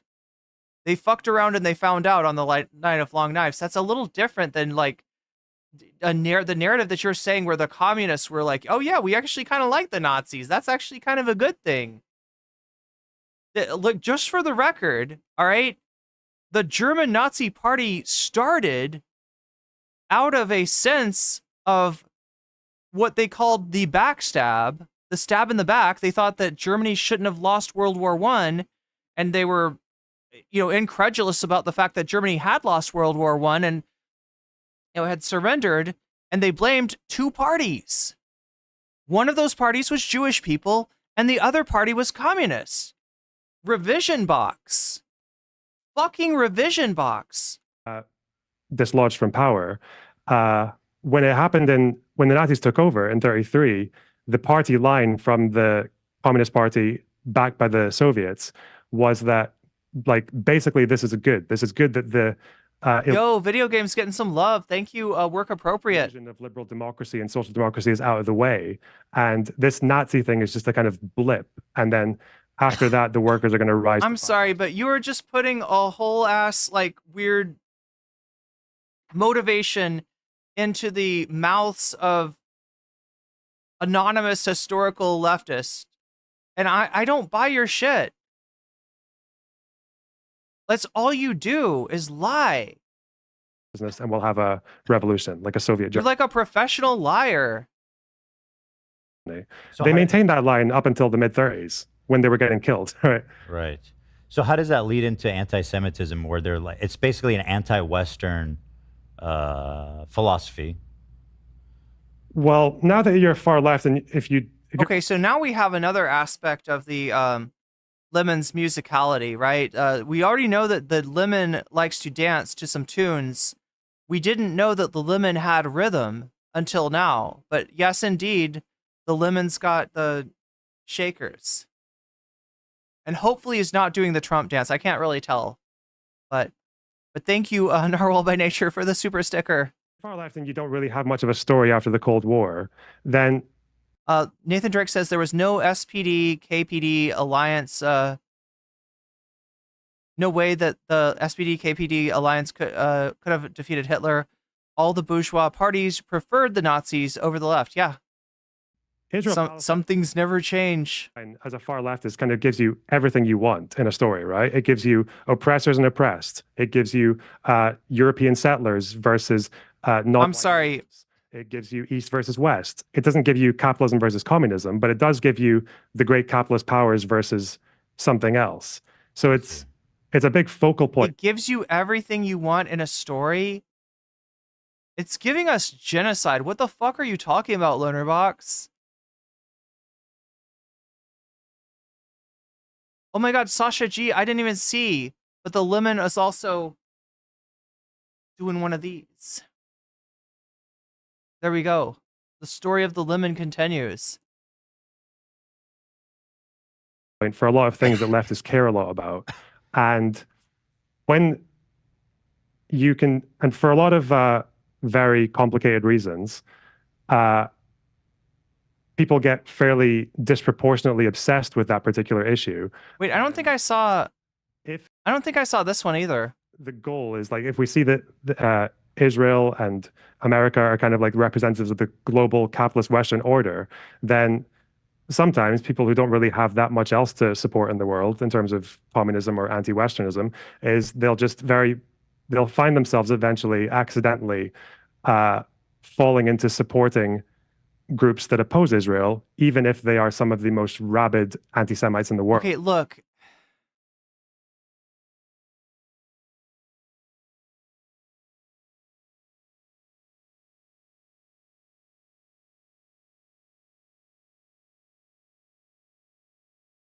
I feel like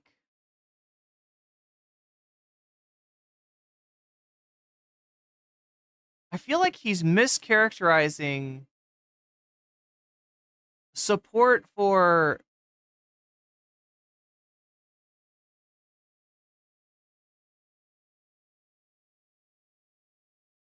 I don't know. I like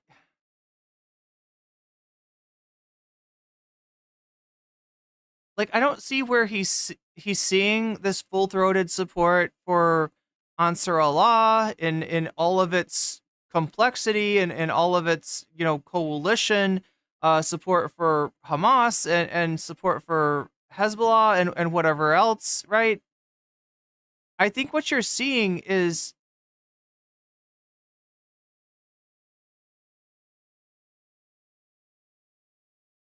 a lack of criticism of resistance, albeit from problematic sources, as support for those sources.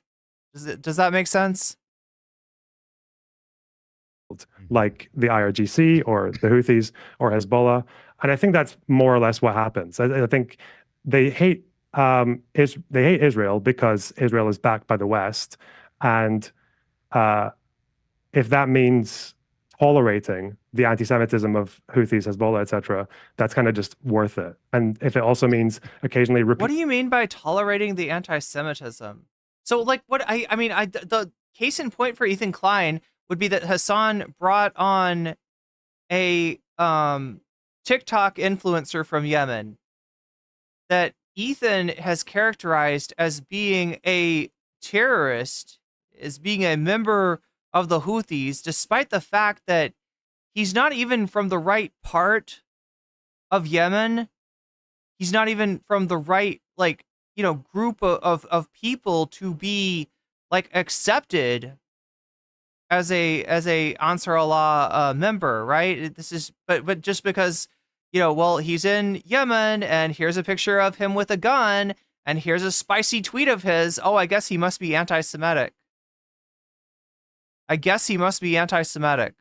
Even though that question was straight up asked to him in several different ways by Hasan. And that's not the viewpoint. That's not the opinion that he expressed. Cheating their propaganda points or whitewashing their anti-Semitism, then so be it. That makes sense because, like, when I look at these people on the left, like, I know that they're not like they're not racist and hateful people, but it's so hard to like explain it because, like you said, it's almost incidental. It's like accidental, and are you trying to say implicit? Is that what you're trying? Because if you want to start talking about implicit racism, Ethan, I'm sorry, but you're gonna have to look at a bunch of your own clips And you're not just going to be looking at clips expressing with you of you, being implicitly racist. You're going to look at clips of you being explicitly racist and yes, explicitly anti-Semitic. I'm sorry, but this does not wash. Yeah, I think the way you said that makes a lot of sense. That the other thing I've noticed about these like ultra lefty guys that kind of trips me out is how much they hate liberals. Like they hate liberals more than anybody. Like they think liberals are fascist. I think that you're mistaking frustration with liberals based on the mistaken assumption that people have that because you are anti-Trump or you are anti, whatever, that you are, somebody that's reachable. And in reality, I mean, we saw on Twitch what happened to leftist content creators that trusted and worked with the liberal content creators, right? There was a explicit effort to purge us, right? I thought it was supposed to be commies that did the purges. I thought we were a bunch of Stalinists over here, right? A bunch of tankies over here trying to purge everyone, but like who fucking got purged? And who was making that handshake with the far right when they came knocking on Twitch Politics door? Who had no problem signing up for that Discord run by the same people that are part of the weird fascist Discord that was way too influential on Twitch Politics for way too long of a time. Oh yeah, that was you. That was your side of things, wasn't it, Lonerbox? And essentially no better than like fringe right-wing, radical elements in the government. Communist invading radicals? And I always thought that was so crazy. Straight up Fox News strawman, right, Rod? Because I want to point out that Team NCC is now up 35-6. All right? Which, if this was football and this was before halftime, and yes, chat, we are before halftime. 41% to the goal. Beating Team H3, beating the FUPA Troopers 35-6. I have to say I'm impressed. Liberal democracy. I think it's fucking awesome. You know what I mean? And when I hear these people talk, it seems like the personal freedoms that we enjoy, religion, even the freedom to have to control what happens in your own workspace, right? Or what? I don't have that freedom. I don't know what you're talking about, Ethan. What are you talking about? Press, all this stuff is stuff that they don't necessarily even believe in. In fact, a lot of that stuff is probably something that would need to go under state control for the communist takeover to Okay, McCarthy. Seems like. Yeah, it's hard to always get into their heads because I can say that I used to enable a lot of, like I used to. Soyprem says these things are permitted in Israel. Ethan, well, I mean, definitely gay marriage isn't. Attract a very authoritarian, like far left community. What are you talking about? Your community was always shit, Lonerbox. Even before you were, I gotta stop saying dapping up. Even before you were fist bumping with the far right, even before you were, you sold your soul to DGG. But I never really went that far myself, even back in the day. So it's like, I think in a sense there is an internal logic to it in a way, because again, like liberal democracy is what, or social democracy essentially is what saved capitalism, right? Like that's what they'll say about Roosevelt or about the New Deal or the welfare state in Europe or the beverage. But like the idea of those things is that they allowed capitalism to survive. The problem with those things is that people take them as a move towards socialism, and they're not. They're not durable. They're not even durable.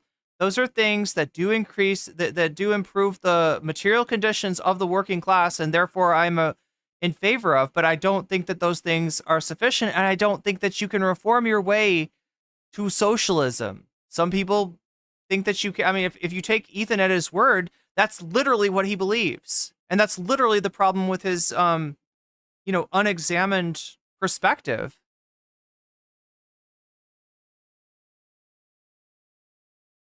the one thing that I'll tell you about the New Deal is that, oh, two things let me tell you about the New Deal, right? You know, if it hadn't been for that and other social safety net programs, this country would be worse. But at the same time, these aren't reforms. These aren't programs that turn out to be durable in the long. We're about to see under Trump,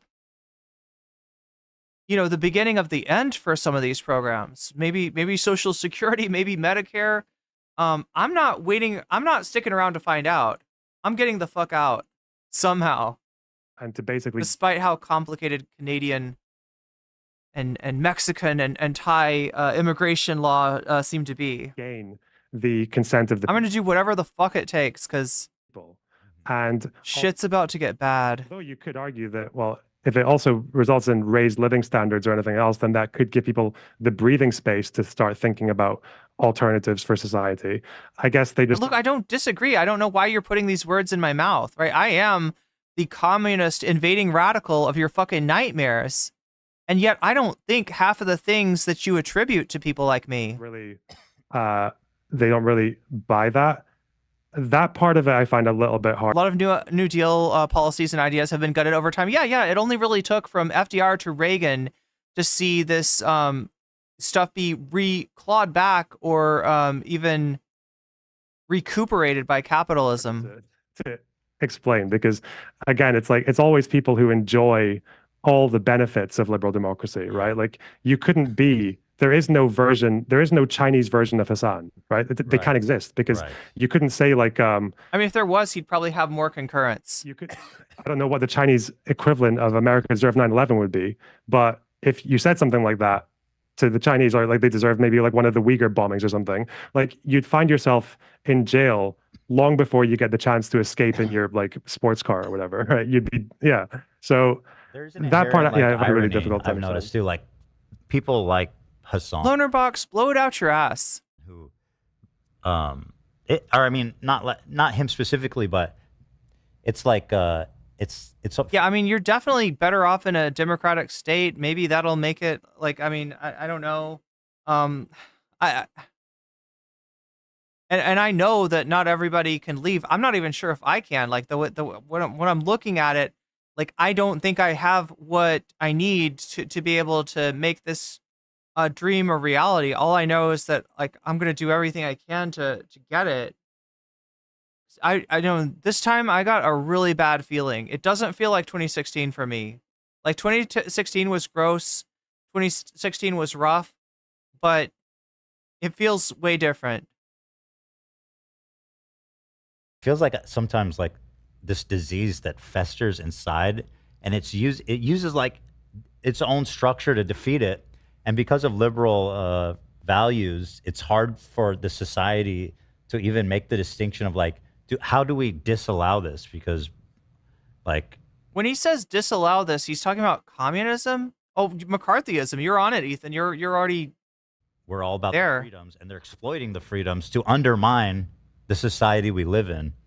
And it seems somewhat like a paradox that I'm not really sure where that ends up. I mean, that's always been one of the strengths of like a liberal democracy, though, or especially social democracy, is that it is good at hosting its own critics more so than any other or like a regime. Right. And I think for the most part, that's probably okay. I couldn't tell what Ethan's talking about. Like, I mean, it's so hard to listen to him. Yeah, Narwhal by Nature says disallow what? I guess I can't figure. I'm not entirely sure. Social media and disinformation and post-truth and everything is really hard to control, and the fact that like, but unfortunately, I think that side of things is probably getting a lot more weaponized right now by the American right? Like with Elon Musk buying Twitter and then using it to amplify things that he likes and to purge things that he doesn't like, and doing it with Russian money, like doing like the fact that it's like all these conspiracy theories that you would normally. I mean, wait a minute, Lonerbox, doing it with capitalism. That's what he's doing it with. That's where his power comes from.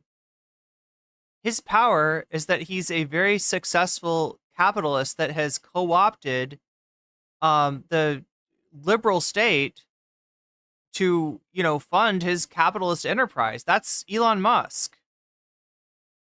That's not somebody that arose under any other system than that of liberal capitalism. So supposedly democratic, right? But I mean, we all know that ever since the money faucets have been turned on, spraying into politics, it's not really something that you could properly call a democracy. Right wingers make about the Democrats, for example. Dude, yeah, that trips me out. Elon is literally like straight up George Soros. Like everything they thought George Soros was, he's like, that's who I am. Here I am. I'm fucking doing everything we said he was doing. And everyone's like, yeah, that's awesome. We love Elon. And they're proud of it as well, right? Or else Ellipsis says, Ethan going full Red Scare right now. I'm assuming you mean McCarthy style Red Scare, not Dasha. And they're like there was that clip, wasn't there, when they were saying, "Oh, who is the right wing George Soros?" And Elon Musk is just like, "Yeah, that's me." Oh, yeah, and then they clapped. I thought we didn't like it when people did that. Did they clap? I thought they were on Twitter. Yeah. Anyway, it's kind of mind bending. Yeah. Going back to like the Middle East, one thing. Does it feel like they set up a date and they get to dinner, they sit down, and they find out that not only do they not have anything in common, but they're not even on the same like mental page. They can't really, they're not really connecting. They're not really communicating. That drives me crazy. All they've got in common really is Hasan bad.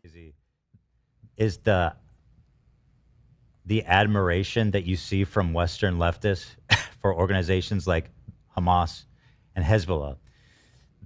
And another comparison that I always see that I feel like is not very fair, and maybe you can tell me if you agree, is there the comparison to like Nelson Mandela and the ANC when they go like, oh yeah, well, Hamas flew in and killed a bunch of civilians, but that's what Nelson Mandela did too. And now they used to be called terrorists, but now they're actually freedom fighters that we love.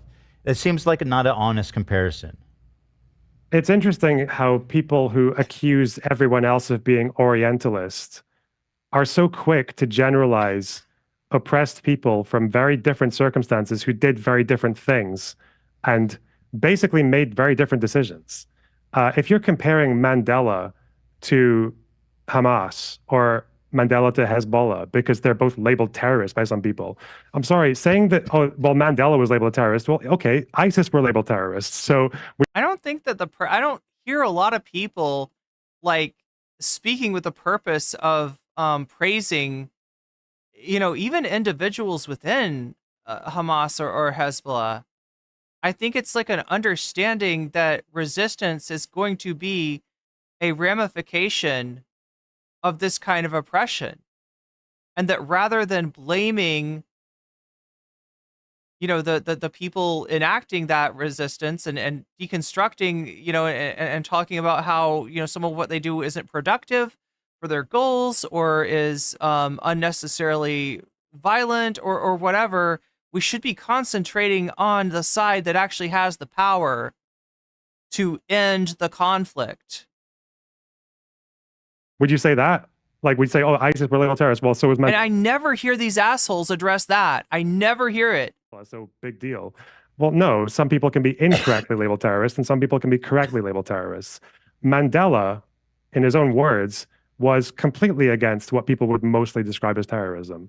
Mm-hmm. When he was actually arrested for the first time. Oh, it's a good thing. It's a good thing I don't subscribe to a religion that worships Nelson Mandela as a saint. It's a good thing I actually read Shock Doctrine, and I know of some of the mistakes that Mandela made, which were not excesses of resistance, but rather were trusting neoliberalism of all things to come in and fix the aftermath of apartheid.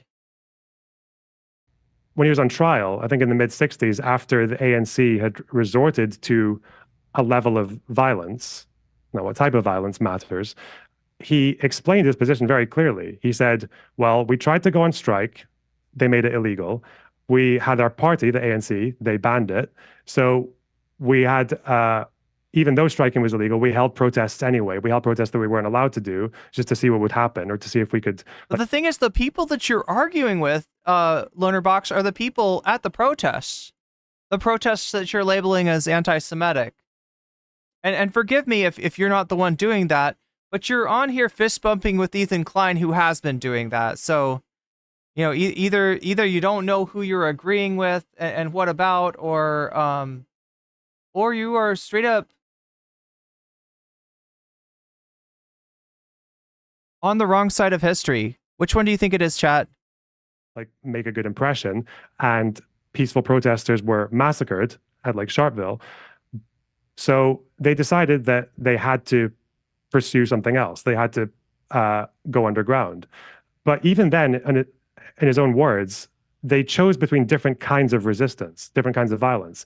You could go for a revolution, you could pursue terrorism, you could do guerrilla warfare, you could target soldiers. But the option that Mandela chose was what he called sabotage. It was to attack government infrastructure like power plants, or to interfere with the railways or the telephone communications, or to pull down pylons, because the whole idea was that the goal was to make this system, the apartheid system of South Africa, ungovernable. It is not sustainable. And I feel like, wait, no, I guess we haven't gotten to that part yet. But understand how his argument here is turning like all of Palestinian resistance into a monolith. And that the monolith is not sufficiently disavowing of Hamas, and therefore is bad, and therefore we somehow arrive at some kind of conclusion of collective guilt for the Palestinian people, which I would hope you would see is what is enabling the collective punishment of the Palestinian people. You know, because the black people were the majority in South Africa, the large majority. If we do this, then you are going to be forced to concede, because otherwise the state's going to collapse. And he specifically said that he chose to do that because sabotage did not involve loss of life. It's his exact words. He also said that it offered the best hope for future race relations, because bitterness would be kept to a minimum. These are his exact words. One of his things that he said that I feel like is Anybody else ever notice that when somebody mentions race relations, it's never in a sense that emphasizes like the responsibility of white people to dismantle racism, but rather emphasizes a responsibility of non-white people to be civil in some way in the face of incivility and oppression. Like, it's almost like it's a dog whistle or a red flag or something. Is it just me? Can anybody think of a counterexample? I might be wrong. Maybe it's just like all of the examples that I've heard where people have been like, well, what about race relations, right? It's always with the emphasis on how non-white people view and relate with white people, and never the other way around. Is always overlooked is that I know that he wanted to avoid violence as much as possible because he knew it would make reunification like difficult or impossible, you know. And that's like there's like a empathy there, or like not even an empathy, but like a just pragmatic perspective where it makes sense, where I feel like people just give Hamas and Hezbollah a blank check to just fucking, you know, kill and mayhem as civilians, and it's just all in the name of resistance. Like it's just never, you know, there's no criticism for them because they're the oppressed. I mean, great point, Willix Love. you can kill babies and Nelson Mandela advocated for BDS of Israel while he was alive. call it resistance. Like it isn't. Yeah, They're trying to appropriate a dead man who doesn't even fucking agree with them. you have to actually. If you're ever gonna, I don't like it when people say, "Oh, I oppose all political violence," because the world is a pretty nasty place, and there are some times when the only way that people can defend themselves or liberate themselves or achieve their rights is through violence. That's happened in history with colonialism or with apartheid or anything else.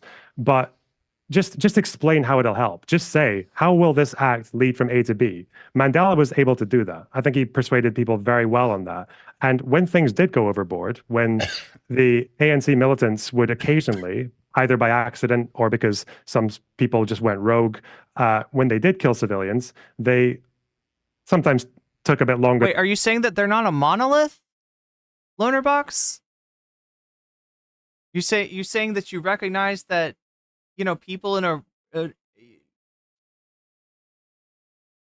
people doing resistance are not a monolith?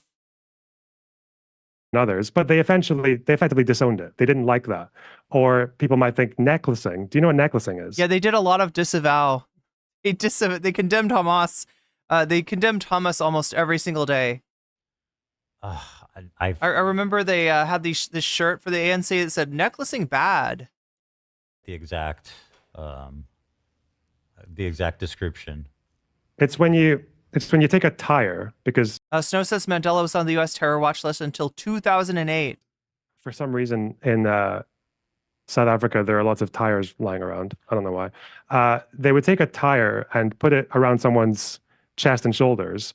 They would soak it in gasoline and then set them on fire. This was seen as like an ANC practice. But even that, most of the time that happened, it was used on other black people who were suspected of being informants.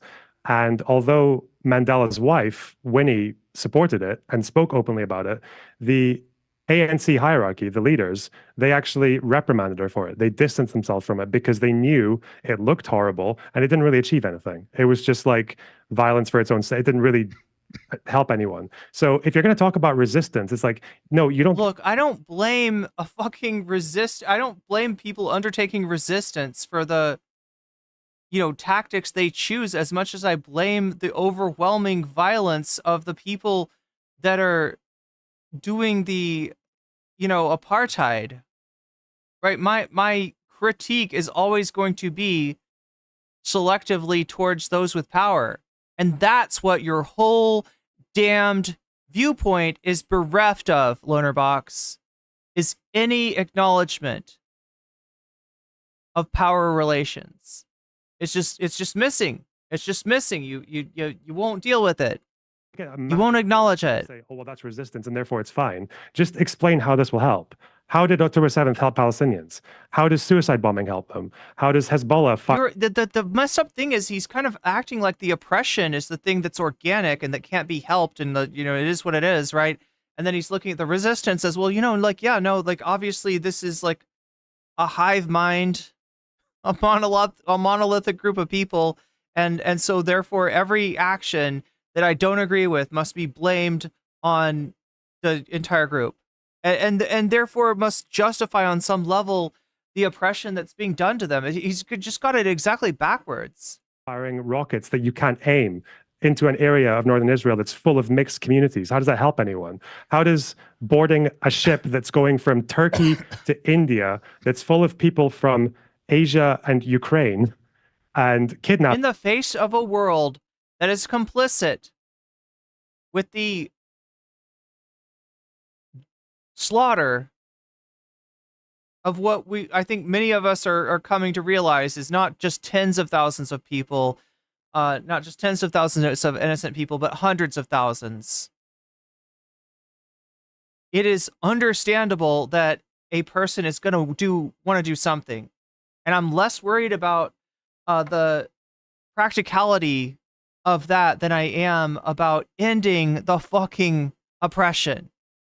Them for a year, especially when the United States has a line of leverage on the group doing that oppression. I am much more worried about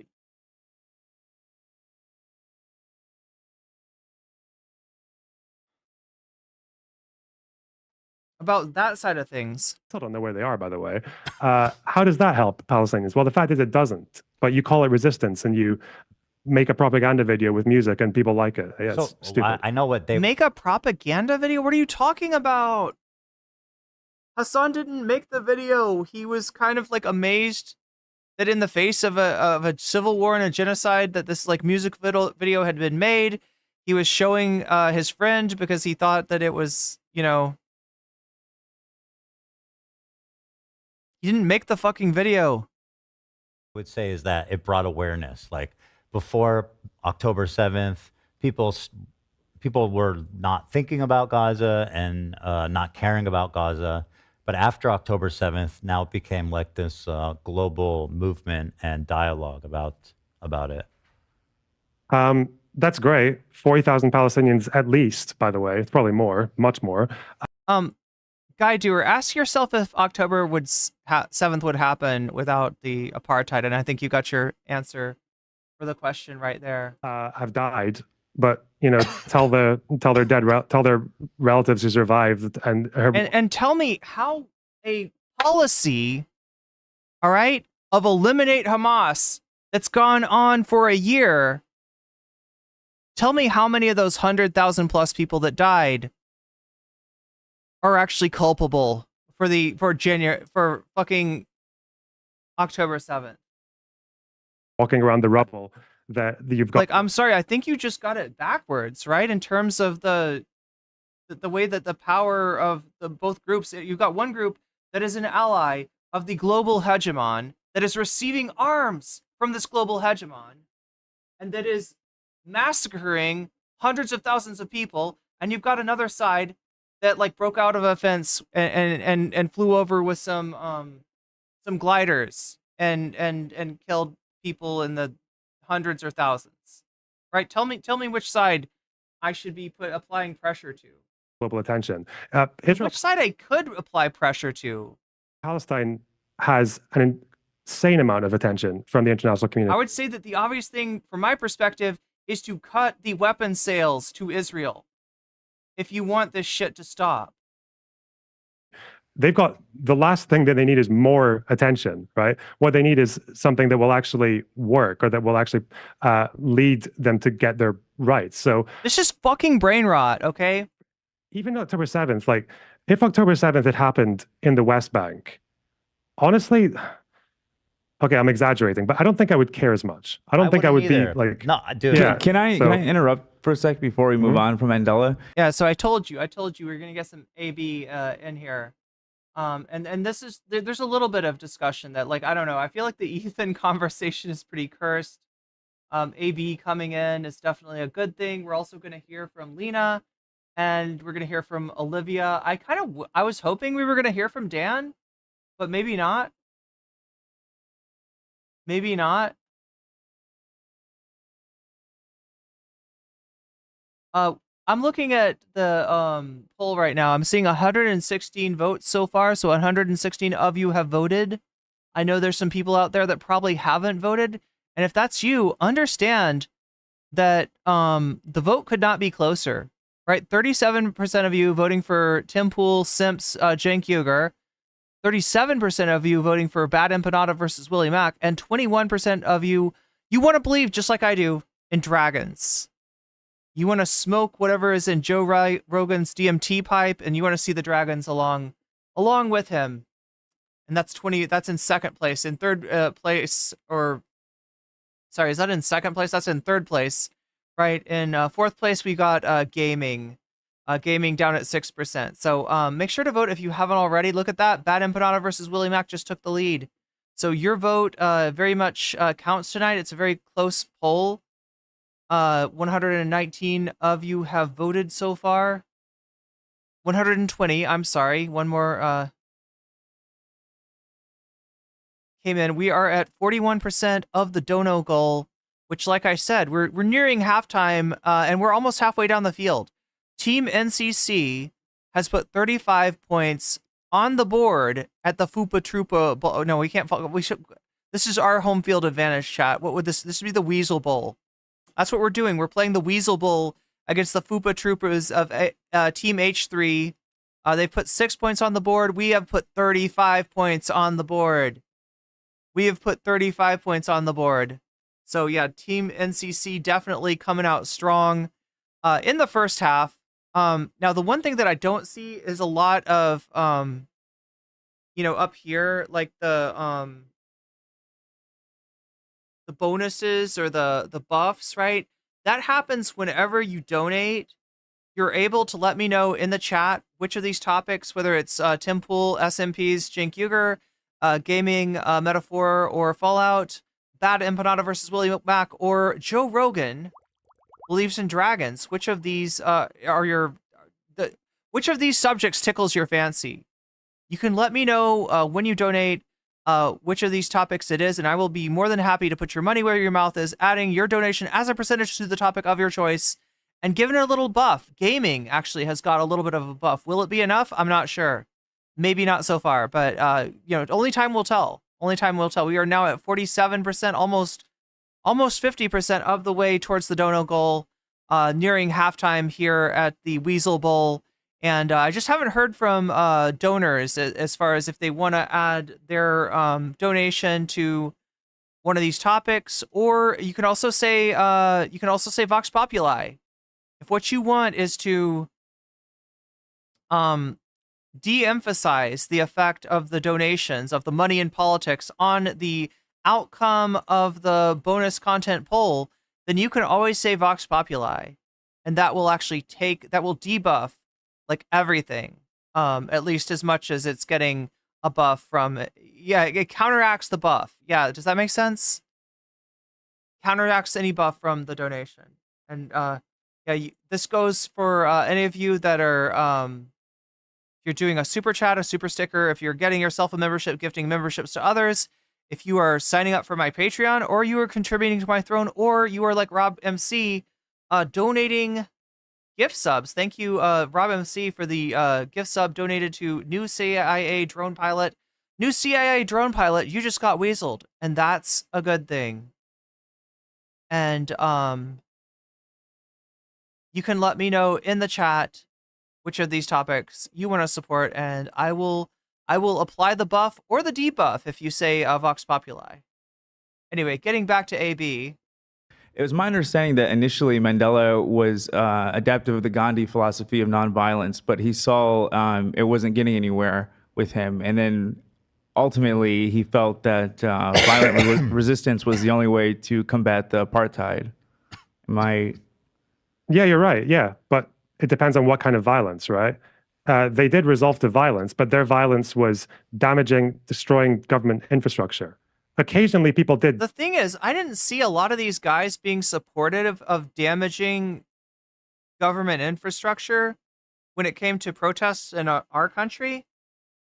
But that wasn't their policy. They weren't trying. In fact, I feel like I heard a lot of justification of real deadly violence being done to people who were doing violence to property. To kill people. They were trying to disrupt the system and make Good for Gabby says, I vote for Pol Semps. it like an impossible system to maintain.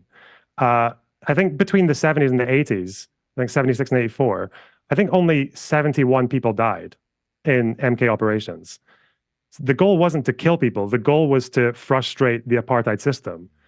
So obviously, yeah, violence is a broad term. You said 71 people died in what time frame? Between 76 to 84, about 8 years of wow, confrontations. Yeah, I mean, that really puts it in perspective, in my opinion. Whenever people make that comparison, it's like, well.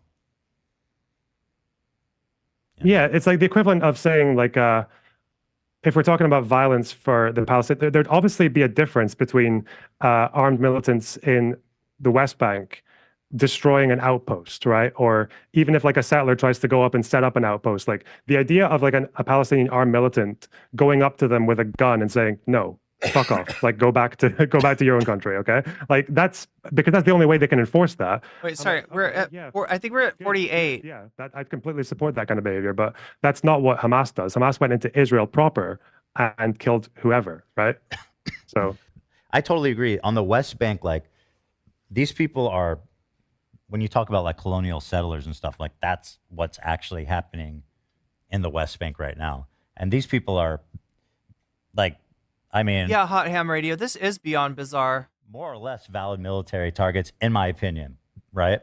But in Israel proper, as you describe it, what would you say? Because I think a lot of these activists would say, well, actually, Israel's all stolen land. So what's the difference between the West Bank and like around Gaza?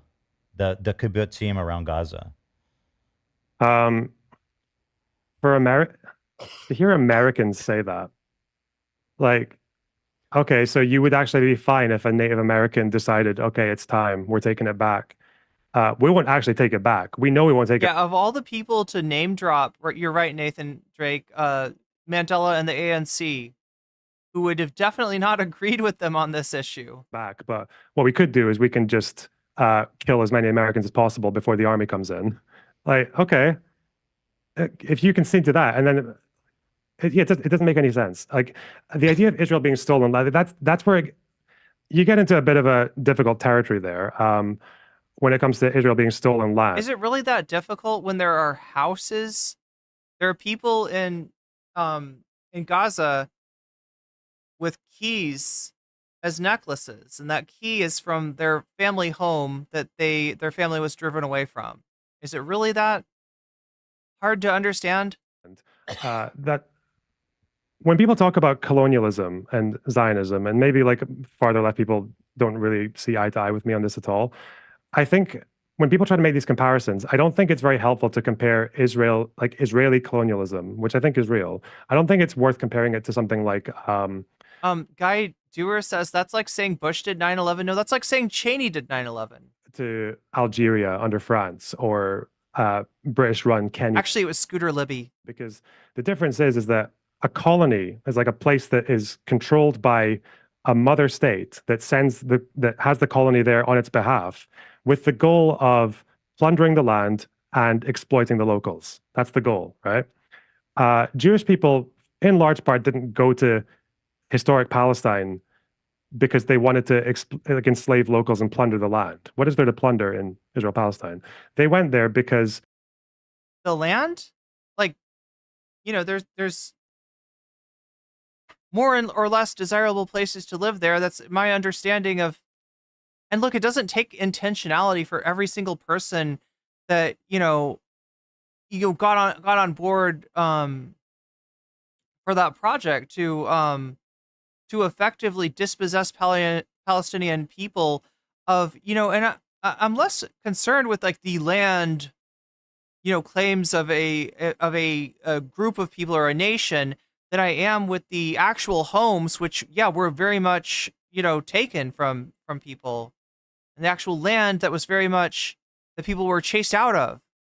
They felt like they had gone through 2,000 years of persecution. There's nothing to take. He's like, yeah, it's all desert. What are you talking about? Europe. The Middle East was a bit better, but not great. And they decided that the only way that we can actually ensure some level of safety for the Jews is to have our own state, where we exist as a majority, where we can't be persecuted by another majority. And most Jews. Oh my God. Do you not see what you're saying right there, though? You're making this weird demographic, you're connecting demographics to safety and therefore baking in a justification for ethnic cleansing or genocide or dispossession or whatever. You are literally excusing this shit, my dude. They thought that if we become more integrated, if we get rid of a lot of our obvious Jewishness, we'll be a bit more safe and we'll just become like regular. Wait, I'm sorry. Is he most Jews disagree talking about in Europe? They thought that if we become more integrated, if exist as a majority, where we can't be persecuted by another majority. And most Jews disagreed in Europe. They thought that if we become more integrated, if we get rid of a lot of. I mean, okay, so he's literally talking about the project. I can't say the name of the philosophy, but it's a philosophy espoused by Theodor Herzl. You can look up Theodor Herzl and find out. I think you can pretty easily figure out what philosophy he espoused. But it's a philosophy that's very difficult to talk about on Twitch, so I shall not mention its name because Twitch doesn't want me to have free speech. And so I won't speak freely, but I think you can figure it out. But I mean, you're seeing right in the philosophy that he's describing the baked-in excuse for dispossession, for ethnic cleansing, and yes, for genocide. Of our obvious Jewishness, we'll be a bit more safe and we'll just become like regular Germans or French people. They were wrong. The Jews in Germany who watched the Nazis come to power and had all their property taken away from them, some of them killed, some of them put into camps, they were more integrated at that point. Nathan Drake says Lonerbox needs to pick a 8th grade history textbook up than they'd ever been. That was a very well-integrated German Jewish community, and they were murdered for it. So I think if there had been no anti-Semitism in Europe and the Middle East in the 19th century, Zionism would have been a really stupid idea. It would have been a complete, like, there'd have been no reason for it. It would have been completely unjustified. Davy Cliff asks, is Lonerbox a Raytheon CEO or something? I don't know. Good question. That's my opinion. But because that wasn't the case, and because you're dealing here with people who don't have anywhere else to go, who don't know anywhere else, who are not going back to Poland or Brooklyn or... Look, if you are an H3 simp and you're in here, watching for the other team, right? You're very welcome to contribute to our dono goal and help us get some extra content. For the most part, this bonus content doesn't really touch on what we're talking about here with Ethan and Lonerbox. I guess with the exception of Bad Empanada versus Willie Mack, that's kind of related. But yeah, feel free to contribute to the stream. Feel free to try to put some more points on the board, because right now you are down 41-6 under a team NCC, and I know we have home field advantage here and everything, but you are the Fupa Troopers, and I kind of expected a little better than you than to put 6 points on the board. But regardless, between the two teams, if we end up putting 100 points on the board by the end of the stream, then we are on train to, I should stop using French phrases here. We are en route to see some bonus content. Right now, it's pretty close, as far as I can tell. Yeah, Tim Pool, SMPs, Jink Uger tied with Bad Empanada versus Willie Mack.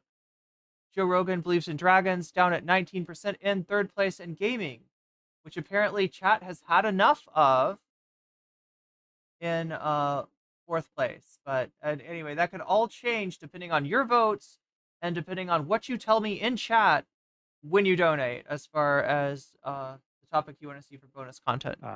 Iraq or Libya or Yemen, well, they're there to stay. And the way I see it now with Israel-Palestine is, although the foundation of Israel was built on, I'd say, at the very least problematic terms, pretty unethical actions, sometimes downright atrocities like the 48 War, those people are not going anywhere.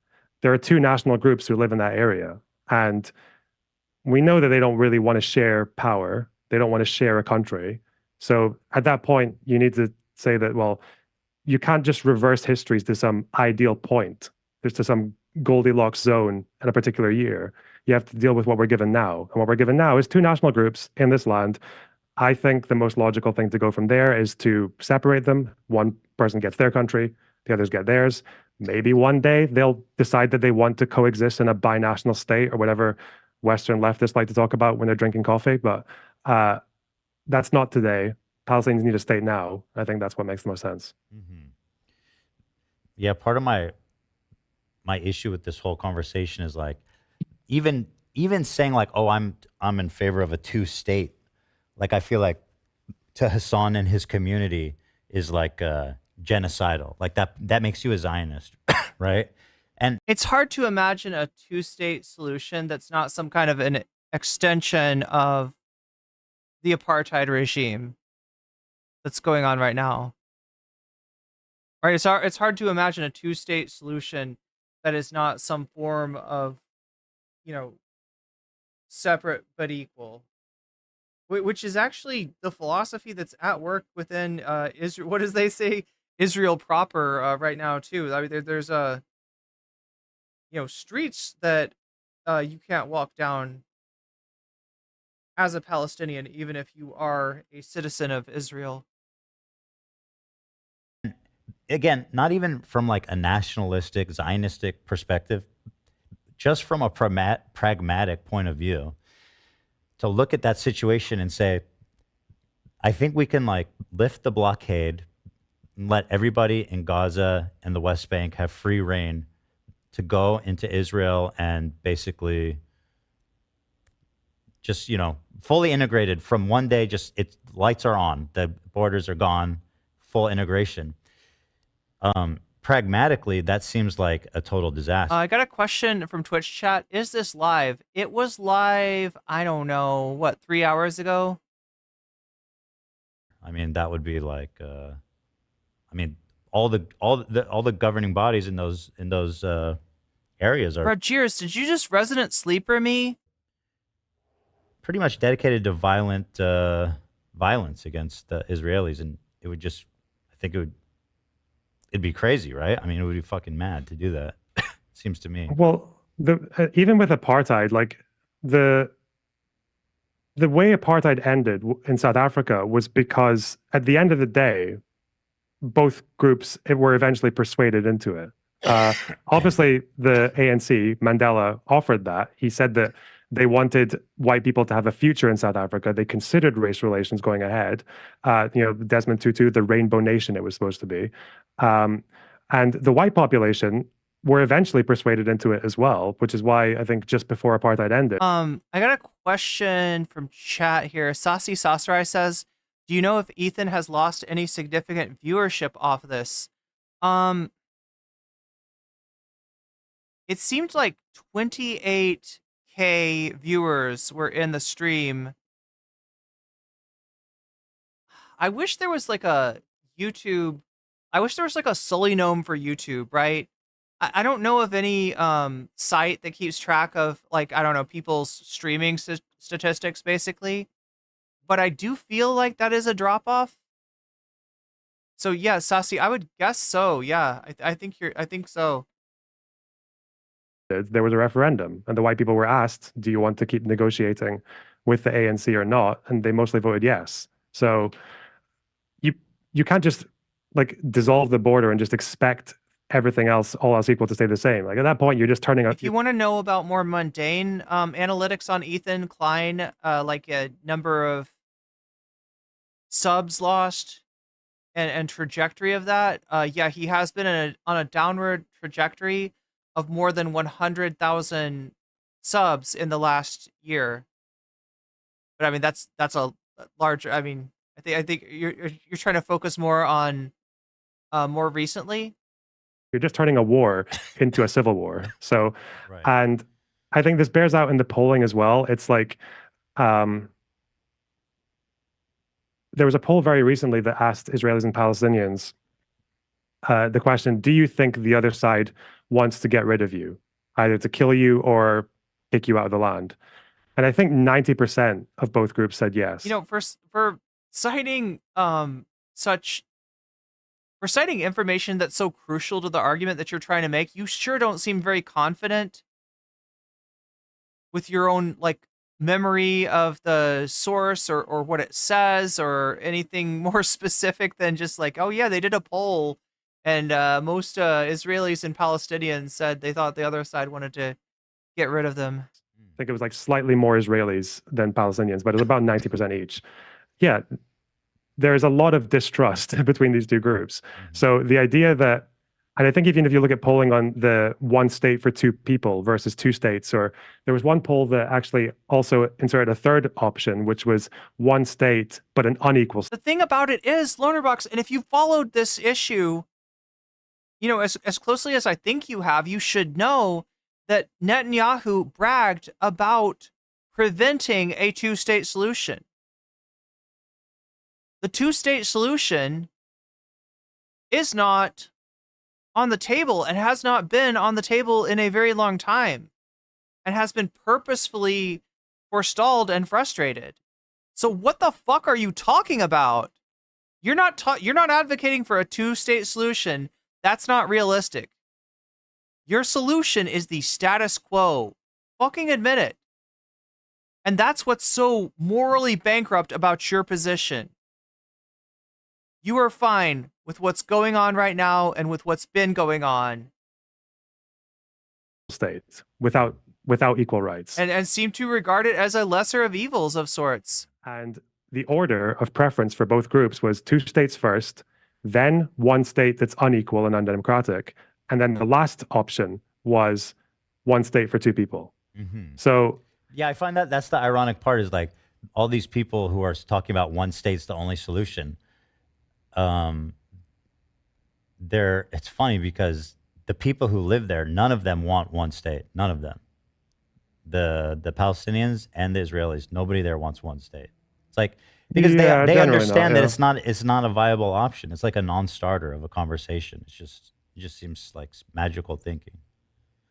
Yeah, I mean, I don't think it necessarily has to be that way forever, but again, Palestinians they need a state now. They don't need to wait 20 years before people start to absorb the same like multicultural opinions that we have in the West, right? So how do you make a Palestinian state with like the way that the government is? God, that sounds like a little Asmongold there. Yeah, our superior culture over here in the West. How they're like constantly absorbing land from the West Bank and kind of just looking the other way, or in some cases just greenlighting settlers to steal what is essentially Palestinian land.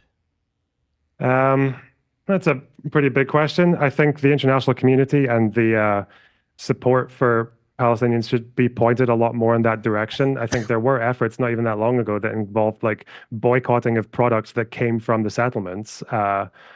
I think it was like it eventually, not too long ago, led to Europe. Is Lonerbox a phalangist? I feel like the person to be able to more precisely answer that question would be Shakespeare. Is she here?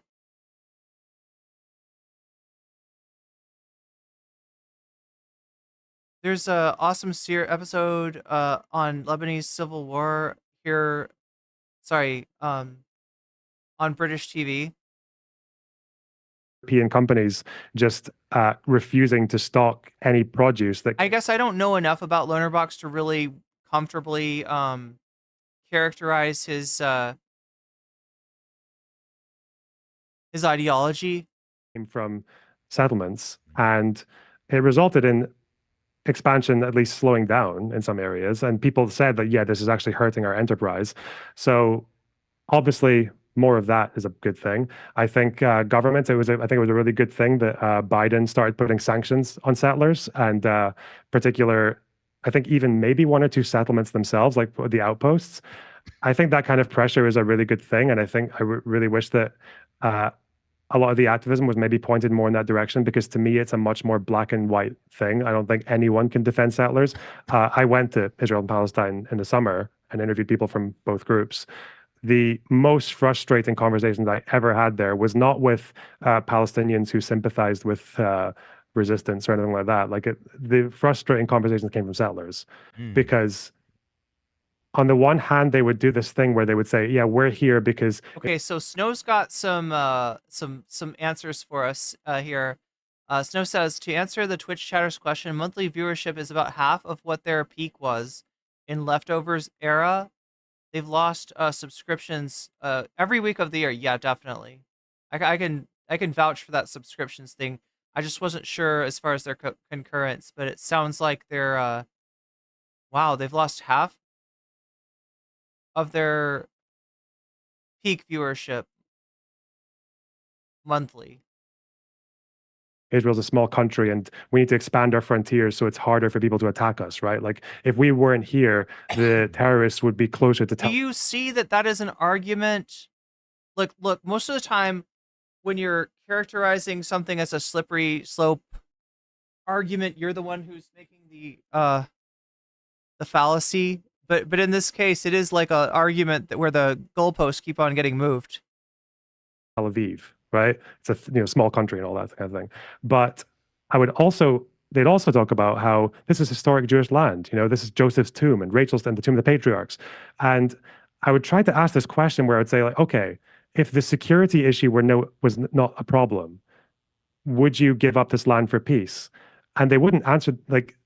They would kind of skirt around the question, and I felt like such an idiot. I tried like 3 times to rephrase this question because I thought they just weren't understanding what I was trying to say, and they just still wouldn't answer. And it's because, yeah, those people they're expansionists. They just want territory. They don't care about the security. It's just something that is easier to sell to the rest of the world. So I think there's a lot that needs to change with regards to policy from Israel's allies, and I think settlements is a really big thing. I don't think it's the end of the world in terms of 2 states. I don't think land swapping was really the big issue in the peace process. I think the issues were more fundamental than that. Yo, Narwhal by Nature with the 5 gifted subs. But there are still, people. I'm sorry, I should speak correctly. The 5 gifted memberships, yes. Leftists who don't have any support behind the scenes talking about ways that you can fix the maps up to make this work. And Yeah, I just think there needs to be a lot more pressure in that direction. And I think same with Palestinian leadership as well. I think if Palestinian resistance was about frustrating the settler enterprise compared to what Hamas is doing, then there would be a much more amazing thing. That's a good point. I think they would be characterized in the exact same way. I don't think there would be greater international support. I really don't think that it is the tactics chosen by the group without power that is determinative as far as the outcome. Well, are they doing anything to the settlers? Is that even like a focal point for like Hamas? Wait, YouTube managed to miss everyone in chat? Are you telling me it's all people who aren't here right now? Oh, I was gonna shout them out. Oh, speaking of shouting people out, oh my god, chat, I'm so bad. So one group of people I always try to shout out are my Patreons, right? I have a Patreon. It's nocommentchick on patreon.com. And you can go over there and support me at a monthly rate. Everybody that supports me over on Patreon, you get my videos before they come out for other people. You get them first. You get them fast. You get them unredacted. All of the curse words intact and unedited. So, you know, the full length of the original segment you get, right? Everybody gets that. The $5 members and up, you also get a fancy shout out. So let me do that right now. Shouts out to Temporal Insanity. Shouts out to Funky Monkey. Shouts out to Shaxpa. Shouts out to Nadia. Shouts out to Moe Noape. Shouts out to Just Julie. Shouts out to Jules K. Shouts out to JR. Shouts out to Hot Ham Radio. Shouts out to Good for Gabby. Also, a fancy shout out to Zerazerix, to Rachel K, to Crystal Saphira, and to Omega Star. Thank you, Patreons. You help me keep the lights on, sometimes literally. Sometimes, so there are lots of confrontations. The problem is that they tend to go for settlers, and at least in part because they can't get to Israel. I think in was it August? I think it was August this year, the end of the month. There was an IDF raid into Jenin, like a big Hamas stronghold in the West Bank, and so stupid how these narratives get kind of like spun in the West. But I think the IDF went in there and they crossed quite a few lines. They bulldozed the roads, and they caused quite a bit of destruction. But I don't think anyone. I watched a bunch of left-wing channels talking about this, and Al Jazeera and the rest of it. I don't think a single one of them mentioned that. I think 11 people died in the first day of those raids, but I don't think a single outlet mentioned that every single one of those people who died was claimed by Hamas, Islamic Jihad, and the Al-Aqsa Martyrs Brigades, like fighters, every single one of them, on their own websites. And they even said that what they were doing was they were building explosives to use either on settler communities or on Israelis, because it happened just like a week after or 2 weeks after a botched suiciding attempt by Hamas and Islamic Jihad. They tried one in Tel Aviv and it failed. So, yeah, again, that's always been an issue, I think, is like, I don't really know if there's ever been like an armed resistance sort of agreement on the Palestinian side to kind of like focus on particular targets rather than others. It seems to be like they'll go for Israelis in Israel proper. They'll go for settlements that are right on the border that are probably never going to go back, or they'll go for outposters, which I think are a lot more justified. But yeah, I don't think there's ever been like a really. So why are we spending so much time on like what, like, you know? And he's not saying like Hamas. He's not saying terrorists. He's saying Palestinians. On the targets Palestinians will go for, rather than the targets like those kids with sniper bullets in their head that you thought were somehow explainable outside of this is a systemic thing that's happening. I'm sorry, it's so hard to take this guy. It's so fucking hard to take this guy. Focused.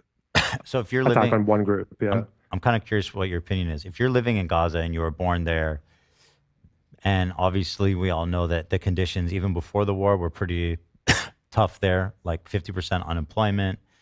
Like, Michael Jingle says, you seem to have no idea what you're talking about. No, Michael, I have no idea what you're talking about. Tons of poverty and no freedom of movement.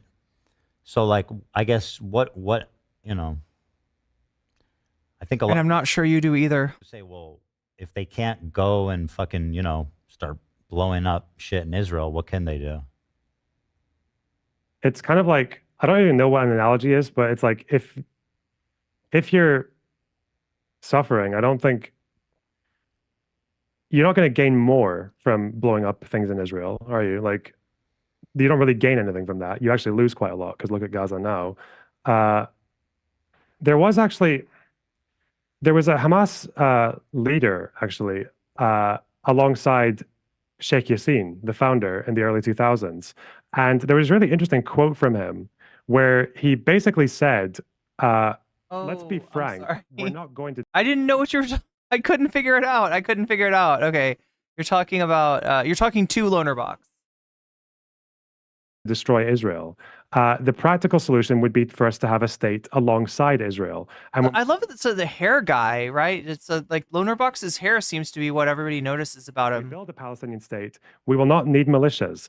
The needs for attack will stop and things will change into a civil life. There is this very small fringe of Palestinian. Like I said, chat, like I said. In Hamas as well, where they think. All right, we are now at Team NCC is mogging Team H3. 57% of the dono goal has come from Team NCC. Only 6% has been contributed by Team H3. So if you're an H3 stan out there, make sure to super chat me and let me know that you love H3, and maybe you can put some more points on the board for your team. It's not looking good right now. We are past halftime, and you are down 57-6. But yeah, I guess in the in the competitive spirit against the NCC Weasels against the H3 Fupa Troopers, I was thinking that we might have like a third party coming in, the Lonerbox stands, but that's not what we're dealing with just yet. That one thing that Palestinians don't lack, at least before October 7th, was international. What do we call them? The Lonerbox short stacks? Humanitarian aid.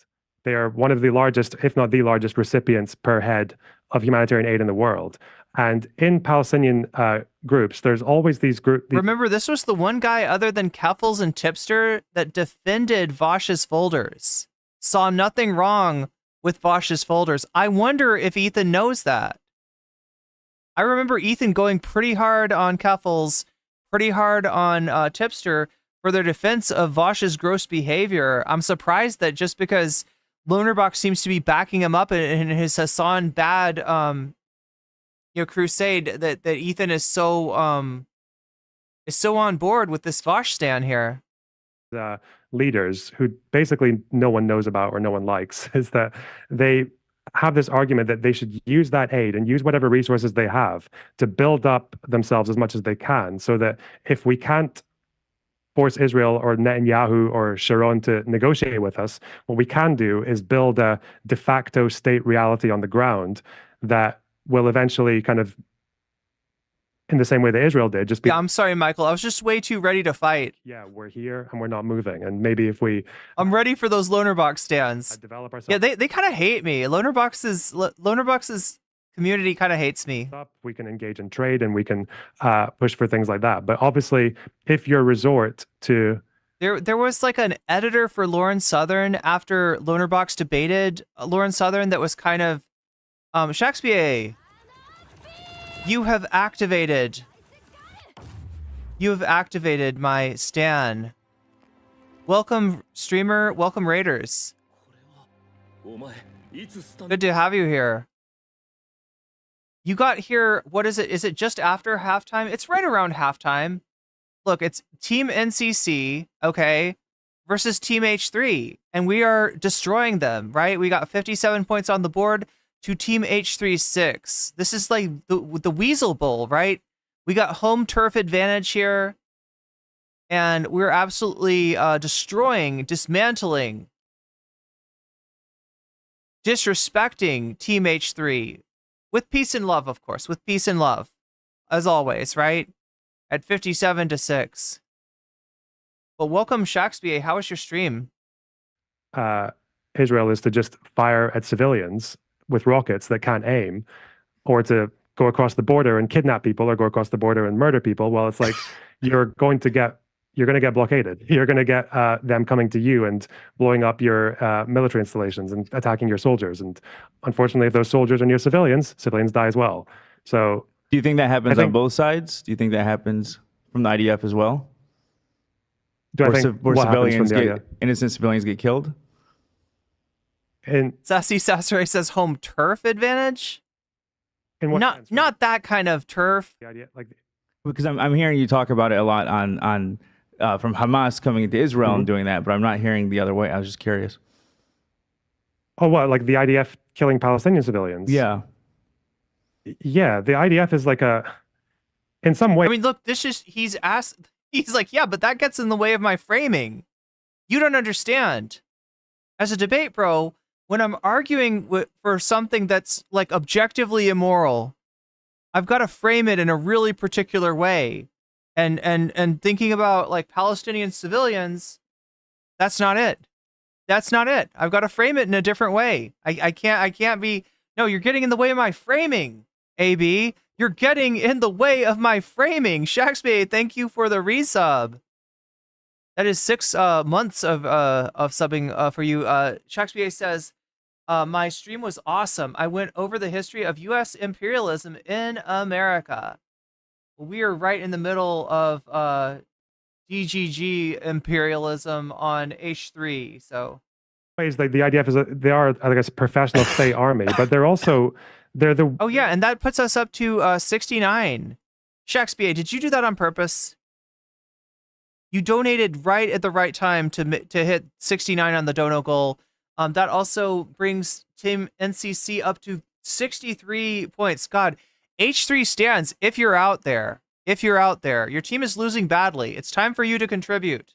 It's time for you to contribute to the stream. It's time for you to show us the power of the FUPA troopers. If you really have that power, if you're not just a, overrated team of a streamer of a fucking content creator way past his prime. the last people you would want to be running around Gaza looking for soldiers, okay? Because even if Hamas does fight in a very cowardly way, like they hide in civilian buildings and under civilian buildings, they dress up as civilians. The IDF is an army full of like 19, 20, 21-year-olds, right? These are like bedwetters, okay? These are people who are scared, they're jumpy, they're hateful, because obviously the Israeli youth is quite right-wing. They're very angry about October 7th, and unfortunately, the IDF doesn't really have a very good system of accountability, right?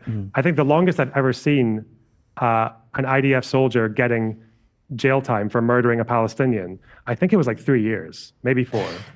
And that's since the founding of Israel. So obviously, people who are on the ground who maybe want to take a bit of revenge and all that might just take a bit of liberties and just kill some people who they know don't need to be killed, are not soldiers. So yeah, that's what scares me about this conflict. And that's your excuse. They're kids, they're bedwetters, they're angry. So it's not about Israel. I don't know. Last week he was on about what was this whole thing? Like when it was the question of snipers' bullets being found in children's brains. His excuse was, well, it wasn't the soldiers, so it's not systematic like that, and it wasn't the top brass. It must have been the commanders. It must have been some middleman, right? It must have been somebody in between the high command and the snipers on the ground. That was who did it. There was a bad commander, but it's just one bad apple.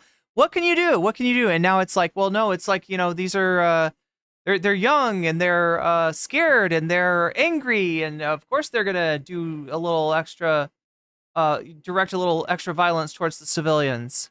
Conflict overall. And I'm not coming at you. I don't know. We can't hold them responsible for that. Content. This is the first I've heard of you. But I'm just saying overall, as this movement, at least from the Palestinian side, I think we should be able to talk about it more. I agree with Ethan that people are too reactionary sometimes and that we need to have realistic standards as a starting point. But from the Palestinian point, like I've never heard, at least to my knowledge, I don't know shit about politics, but I've never heard of another movement who can't have a slogan. So my whole life, I'm Lebanese, I'm Muslim. I've always heard "River to the Sea." I've never understood it as a phrase that meant eliminate Israel. Now, when I heard that people take it that way, when I heard from Jewish people that they take it that way, I respect that. And if they think that, then I don't want to say it. But then the next thing is, okay, we can't have a slogan. Now, and again, I'm not talking about Ethan specifically. I'm just talking about my views overall. No, it's good. Now This- we're By not. the way, this is a good conversation. Yeah. So we're not. Such an awkward situation. So for anybody that doesn't know, AB is Ethan's employee, and has been dragged into this conflict with Hasan and over Israel Palestine for over a year now, and as such he's in a weird position to be able to it's weird because Ethan is like, yeah, AB, what do you think about it? But it's like, kind of like you're on stream with your boss, and he says you're free to speak. How free are you actually to speak? It's a little bit unclear. It's a little bit unclear. Able to have a slogan. Now we're not able to. But yeah, we are getting a little bit of pushback from AB to what Lonerbox has been saying. We're going to hear a little bit from Olivia and a little bit from Lena as well. Identify the enemy, because now I'm being told that Zionist is being associated with Jewish, and of course people can use Zionist and call people Zionists where it's not true. But I don't think it's fair to say that calling people Zionists just as a flat line is anti-Semitic. That's me personally. You're saying using a slogan is anti-Semitic. We can't have a slogan. We can't identify the enemy, and now we can't give aid. And the thing is, that's an actually better way to, like, because some people will try to attribute the actions to all Israelis, right? And I mean, you could say the state of Israel, yeah, that's fair to attribute. But the other way that this gets taken is it gets put on, and there's like, this is something that you'll see both from adherents of the ideology that AB just mentioned, the one that I'm not allowed to say on Twitch, and anti-Semites alike would like to attribute the actions of Israel to the Jewish people. That's the one that I feel like that's the anti-Semitism, right? When you conflate, the Jewish people with this ideology, which shall not be named, or with the actions of Israel, like that's what's problematic. I feel like, unironically, saying the word that we're not supposed to say on Twitch is a more accurate and the most accurate description. It encompasses, Christians in the United States, evangelical Christians who are of the viewpoint that we're not allowed to say on Twitch in case it's getting used as a slur. Ironically enough, this is the one that's most accurately accompanies what AB is saying he's trying to push back on. And now this is the controversial one. You can't say the name of the ideology. You can't say the name. You can't call somebody an adherent of the nameless ideology. It's just a little bit ironic. And yeah, that in combination with, the slogan, you can't say the slogan in case somebody misinterprets it as a desire to push, Jewish people in Israel into the sea in some way, or aid. That's another thing too. You can't give aid because there's this fear that Hamas is going to take the aid. And okay, so I'm getting somebody on my Twitch channel says you can say it on Twitch using the term to refer to the political movement, whether as a supportive or in a critical way, does not violate the hateful conduct policy. That is what Twitch is saying. However, I also care about what Twitch has done.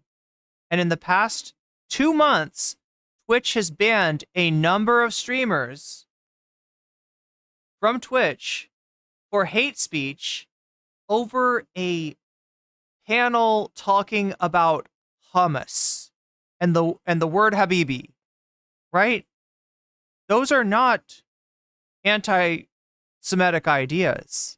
And yet these streamers were punished for hate speech as if they were speaking anti-Semitic, in an anti-Semitic way. So whatever Twitch says, I am allowed to say, I don't believe them. I've seen them crumble based on the amount of pushback that they get. You know, when DGG and the fucking hate mob over there can brigade, you know, Twitch and attack their sponsors, Twitch is apparently willing to ban anybody. So based on the fact that they've banned people before for not doing hateful things, I don't take them at their word. I think that any use of the word by me on Twitch could potentially, were there to be enough attention paid to it, in other words, were Destiny and his little hate mob to get involved, right? I think I would probably be banned. So I'm just not going to say it. Because I don't think that they'll let me, even in a supposedly appropriate way, when I'm talking about an ideology or people that adhere to that ideology rather than trying to use it as some kind of weird dog whistle.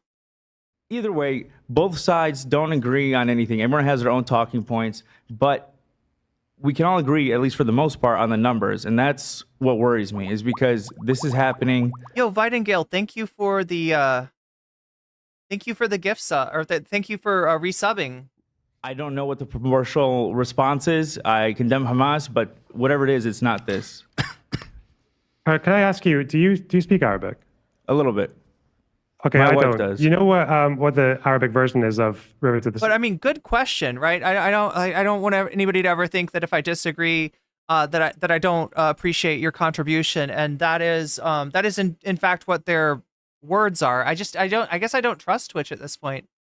I've seen them buckle, you know, not based on any real material harm, but based on pressure.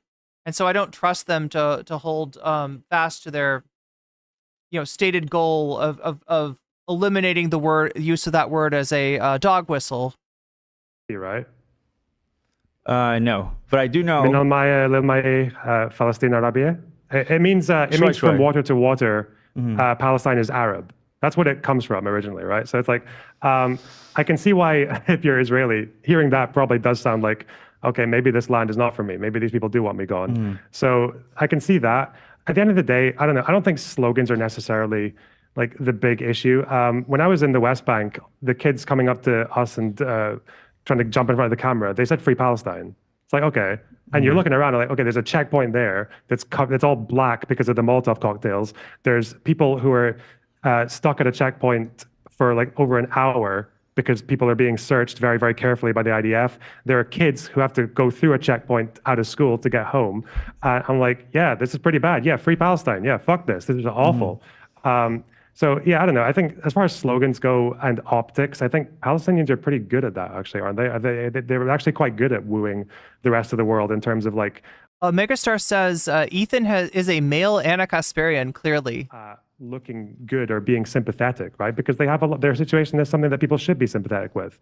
On the other end, I don't mean so much the oppressed overseas. I mean the people here. Do I condemn Habibi? No, but I do condemn Hamas, but only certain types of Hamas, right? I would never condemn homemade Hamas. I would never condemn somebody's parents' Hamas.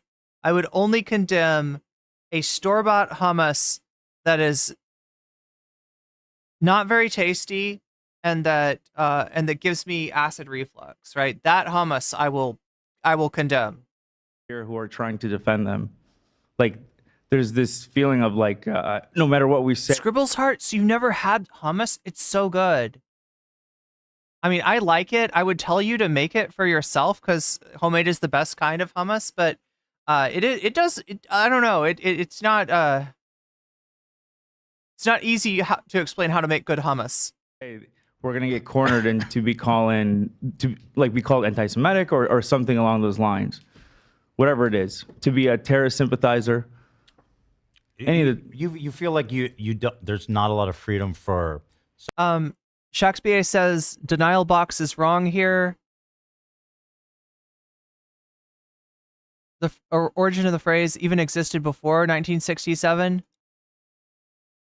Somebody to just and criticize Israel. Yes, and let without me be being clear. accused. That nothing to do with Ethan or Elo. No, dude, you're Ethan has good. always encouraged me to say whatever I want. I'm very thankful for that. We had a full conversation in Vegas in which he said you could talk to me as your friend, and I truly appreciate that. So this is not a reflection of you, Ethan. I don't take it that way at all. Yeah. This is But you're still his boss. You can say that all you want, just like Twitch can say that they won't ban me for saying the name of an ideology unless I mean like something sussy by it. But I got no faith in either. I got no faith in either. This is good. This is my problem, is that like having a conversation even like remotely, like with any friction in it at all, or like this is a civil conversation we're having, is like beyond the pale. It's become beyond the pale. It's like untenable, and it's just I'm fucking over that shit. But I'm appreciative of what you're saying. I'm Wait, the full Vegas convo? Mozart, what happened in Vegas? Does anybody know what happened? All I know about the Vegas thing is that Ethan was approached by somebody that was a friend of that legit anti-Semitic guy, that Dan Blitzerian guy. That's all I know about the Vegas thing. What else happened in Vegas? Does it stay in Vegas? Lazy Lizards Lounge? definitely hearing what you're saying, man. Can I ask a question? Sure, please, yeah. So obviously violent resistance is like not the optimal option. But when people are not being given aid and they're being killed, how do you propose peaceful resistance when they don't have resources to do anything at all right now? I'm guessing you're talking pre-October 7th. Is that right? No, I'm talking post-October 7th. Oh, for people in Gaza. What do people propose is done right now? Because it's been a year. Like, how can resistance be shown? Or like, what else can people do to get this? Because you were saying, like, people talk about it a lot. Like, the play is talked about enough. But like, when is it not talked about enough to when like all of these people are still dying? Like, when is enough? I don't think people should stop talking about it. I guess it's just, when you're saying what kind of peaceful resistance, are you talking about people in the West, or are you talking about people in West Bank or Gaza? I'm not sure the question was. She's saying that what other option? Well, it's going to happen, basically, if I'm understanding you correctly. Yeah. Like, how do we move forward? Obviously, it shouldn't. It but- shouldn't happen. We don't condone of it, but what? And especially if you want to send aid there and people are scared that the aid will go to Hamas, which is, I understand, obviously, like there is a threat there. But if you fear that it'll be going to the terrorists, what do you do to supply? Davy Cliff says my mom is great at cooking homemade stuff, but she loves to eat all the stuff with preservatives. Me too. I like making my own hummus. I like making my own of a lot of things, but in a pinch, the store-bought stuff, as long as it's not a certain sort of store-bought hummus, I will eat it. Aid to the innocent civilians who have been dying and are dying. As far as I know, with international law, at least, like if you're the occupying power, you have to make sure that aid can get in. I think the American government. Shakespeare, I would try to say that, but I'm not sure. I'm sure I would fuck up the pronunciation. But yeah, appreciated. What Shakespeare is telling us is that the slogan in Arabic rhymes because it's a couplet. I don't know if you know, recently there was like a measure that was taken in October for 2 weeks where Israel, basically, the IDF, I think without actually... So Lonerbox is just lying. He's just literally lying. He's just sitting here literally lying on H3 podcast to 28K viewers. Without getting approval from Central Command, basically decided that they were going to surround the north of Gaza. And to do that operation, they were And what can you do? going to let anything in. Okay? What is the, like, is he right about this? Is the IDF like making up its own orders and doing its own maneuvers independent of Central Command? Is there any truth to what he's saying? Can anybody confirm or deny this? So they did that for about 2 weeks. And then I think that was when Kamala Harris came out and said, okay, you've got 30 days Davy Cliff asks, is Lonerbox German or something? No, he's Scottish. to fix this. Otherwise, we're going to reconsider selling arms to Israel.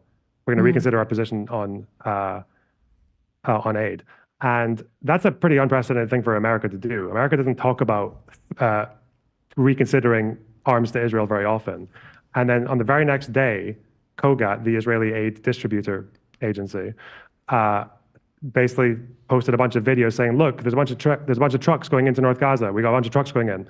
So I think getting government pressure Wait, is he talking about the flower massacre here? to Israel actually does go a long way. I think it actually did get them to reverse. And although I think the final verdict from America was that Israel still could have been doing better, that they had at least they stopped what would be the equivalent of like a medieval siege, because that's what it was. Tocanida del Locuori says, he speaks like he snorted plums through his nose all of his life. You know, when you said that, I imagined umeboshi plums, and immediately my nose like reacted. Like I got a little like tingle in my nose, imagining snorting something so sour. For those 2 weeks in October. And so salty. The problem is like, I think people are just very disproportionate with the ways that they make complaints. And then when you get disproportionate and when you exaggerate or when you throw in false things, then you don't really know where the solutions are. So for the last like year or so, when people... So yeah, I mean, I don't want to get too into like what the chat's doing, but it does look like there's a lot of people in chat that are happy to see Lonerbox or that like have a positive opinion of him. I am seeing some love for AB and Olivia too, though. People have been saying there's an inevitable famine, you know, and like a famine is like you've got thousands of people dying of starvation like every other week. And obviously that didn't happen. But it means that people kind of like skip over what the actual issue is, because I see that there's some people it's really late if you're I guess in the UK or the EU or someplace like that. Where are we in this? We are 40 minutes from the end. Probably a little bit less than that. Probably like more like, I don't know, I would guess like 30 minutes from the end of the conversation with Lonerbox. So we're getting there. We're more than halfway there. And we're also more than halfway towards the donor goal. It's at 75%. If it gets to 100% by the end of the stream, then we win. Team NCC and Team H3 both win bonus content. And what is that bonus content looking like right now? It's actually looking like Bad Empanada versus Willie Mack. That's at 38%. Tim Pool, SMP's Cenk Uygur at 36%, and Joe Rogan believes in dragons.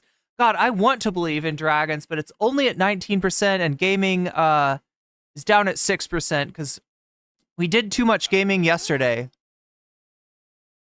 Leftovers box is doing man grab to fill his shorts. Wait, what does that mean? He's doing man grab to fill his shorts?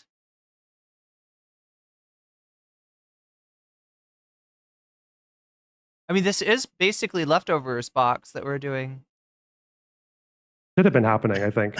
And what I think could have happened more from America. Yes, 77%. To actually facilitate the movement of aid throughout Gaza, because the big problem is that, like aid agencies don't really want to go to certain areas because they're too dangerous. Sometimes places will be so lacking in aid that when they do send a convoy in, it gets rushed at and then people get shot. So it's like, I think that's probably, it's like when you assess it proportionately, I think you can come to answer it a lot more easily. I think your question is more like people in Gaza, right, who have no access, they have no means, they can't, I mean, they're basically just like totally fucked, right, in every conceivable way. You're wondering, like, how do they resist? Yeah, and how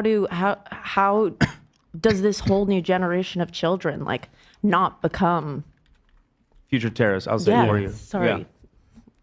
Like yeah, that, it feels okay. like sadly inevitable. Like all of these people, their entire existence will now be based on the fact that their like friends and family have been massacred. and their homes. Yeah, sorry, I get what you're saying now. Yeah, like how do you that's stop that's a really hard question. So I think the only thing I think is like maybe 5 or 6 months ago, maybe a bit less, I think American intelligence agencies were basically in agreement that Israel has achieved almost everything they can militarily by now. Like the only thing they can do left is like they go to an area, they take out the Hamas guys, and then they leave, and then Hamas tries to regroup, but they're regrouping with less resources. There's more buildings destroyed. So Israel goes in again, and it's like a diminishing return, and they're just going to weaken and weaken and weaken until there's just nothing left. But I think the only thing that can really happen for Gaza is, and this has been floated around since the summer, is that there needs to just be like a certain, like starting with one area at a time of taking a zone that the IDF has been able to clear Hamas out of and to just find whatever agency or any body in the world that isn't Israel, that isn't Hamas, can come in there and start to rebuild. And obviously Netanyahu, because he's a piece of shit, is obviously not really interested in pursuing that option by now. But I think that's really the only thing that can happen. Like there's no future in Gaza with Hamas. There's no future with Hamas because if they stay, they're going to do the same thing again. They're going to rearm, they're going to rebuild, and they're going to try attack Israel again, and then Israel will respond, and then you'll get the same situation again, and more people die, and more people get radicalized. Like, yeah, they're a very self-perpetuating organization. And there's also not really, I think, anything happening with this current Israeli government. They either need to get kicked out by the locals, or they need to have a lot of pressure on them from the rest of the world. And I think with Trump coming in, that's not very likely, but I think that's what should happen. Whether we get there, I don't know.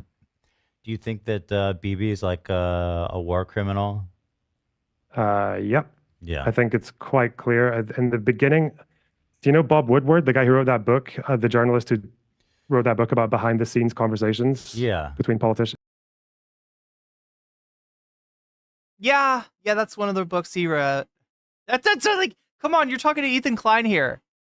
Say the guy who wrote All the President's Man. Come on. Come on, Lonerbox. Yeah. The guy that wrote all those behind the scenes books, you know, about the Bush administration and about Trump and, you know, that guy. Jesus Christ. There was one bit in there where on October 7th, until about the end of the month, there was a complete shutdown of aid going into Gaza. And the argument I heard at the time, because when I was in Israel, I met a couple of Israeli propagandists, like government propagandists, and they said that, like, oh, that only happened because there were a bunch of breaches in the border, some crossings were damaged, and you had to rebuild that to make sure and organize passage with the aid organizations so that we could actually make things function properly. But it turns out that behind the Mozart. scenes, they had solved that problem. That's hilarious. Have you ever heard of this band called the Beatles? I'm trying to think, what would the analog be?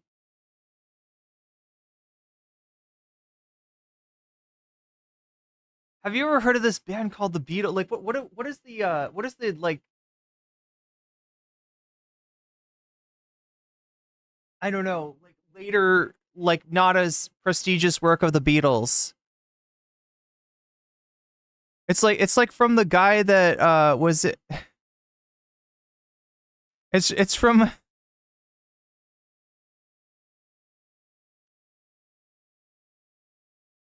It's from the guy that was in the Jets, you know? It's like one of the guys in the Jets was in this band, you know, the Beatles. Yeah, I don't know. It's like but Netanyahu and Yoav Gallant, mostly Netanyahu, were insistent on keeping the border blocked, which is a war crime. Like it doesn't matter if you're not obligated to give them anything yourself. Like if you're an occupier, you're not obligated to be the one that buys the food and brings it there, but you are obligated 100% to allow aid to pass through there.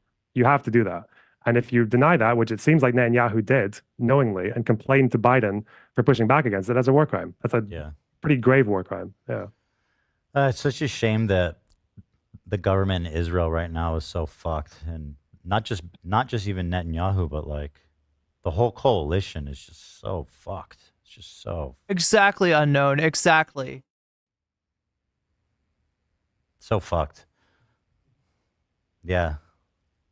Yeah, and it doesn't really help that Yeah, Ethan's making a great contribution here. he's somehow managed to push his approval ratings up again because of the military successes against Hezbollah and Yeah, I noticed killing that too. Sinwar. I noticed like people in Israel were like mega anti Netanyahu, and after it was specifically after the pager attack, I feel like that the public was like, okay, maybe we can keep the war going with BB or something. I don't know. Yeah, it's just that I think with the Israelis, obviously there was a time when they were a lot more open to peace, like in the 90s and the 2000s. And then I think it was mostly the Second Intifada that just kind of broke everyone's brains over there. And obviously pulling out of Gaza unilaterally and then seeing Hamas appear like within a year or two afterwards and firing rockets over at you, that didn't help either. But I don't think Israelis they're not stupid. Good night, anti-corporatist. So there was quite a bit of hope I got when I was like the Tel Aviv protesters, the ones who are pushing for an end to the war and for ceasefires and to pursue some alternative that isn't just like total victory or whatever that means. I think once this side of things is done and there's like a next phase of whatever comes next, I don't think Israelis are going to forget that Netanyahu, like this is in large part his fault. He posed himself as the security guy for 20 years. He said, yeah, I might be corrupt. I might be unlikable. You might hate me, but an ad break that you could get hit by if Twitch decides to hit you with it, that you can get out of it for free with a Twitch Prime sub, or you can get out of it for $6 with $6, or you could maybe be gifted a sub, all that sort of thing. More likely to happen if you're active in the chat. I'm the guy who keeps you safe. Is that not what you're going to say, Lonerbox? I'm sorry. Guy. I guessed wrong. He's the biggest failure. I guessed wrong. Ever in their entire history. And he does this in large part because he was complacent. He thought that he had actually used his stance and his positioning to convince Hamas to stay quiet. And the entire time he was being duped to the point that people, these poor, it was like mostly young women actually watching the borders, would send in reports saying there's irregular movements at the border, there's irregular activity, there's irregular activity. Wait, what the fuck? What is this claim he's making about, I'm guessing, Netanyahu? Is that, am I getting this right? He's making this claim about Netanyahu? To the point that people... Here, let's rewind it a little bit. That he had actually used his ever in their entire history. And he does this in large part because he was complacent. He thought that he had actually used his stance and his positioning to convince Hamas to stay quiet. And the entire time he was being duped to the point that he thought that he had an Israeli security, ever in their entire history. I'm trying to understand what the fuck he's actually saying. You might hate me, but I'm the guy who keeps you safe. I'm the security. Netanyahu. He's talking about Netanyahu, right? What kind of sound issues are we dealing with, Shakespeare? Anybody else getting sound issues?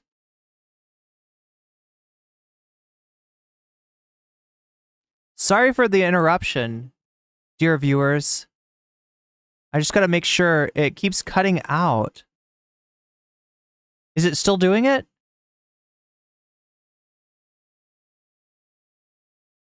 Testing? Wait, let's see. Let me just make sure I can see my... Oh, wow. Testing? Testing. I don't know. I don't see it on my end, but that doesn't mean that you're not hearing it on your end. Sound issue is just Lonerbox talking. Wait, are you sure? All right, anyway, I'm not trying to take away from the stream. I just got to make sure my sound is okay. Guy. And then he oversees the biggest failure in Israeli security ever. I was choppy. Was I turned away from the microphone, maybe? Because like if I'm turned over here or like over, you know what I mean? If I'm not facing it, that'll definitely do it. Entire history. And he does this. It's Lonerbox cutting out? Okay. Because he was complacent. Well, let me know if it happens again, chat.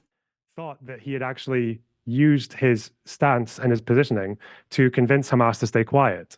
And the entire time he was being duped to the point that people, these poor, it was like mostly young women actually watching the borders, would send in reports saying there's irregular movements at the border, there's irregular activity, there's build up, and people just saying, nah, they're just doing that to keep each other busy. You know, they're not interested in a large confrontation.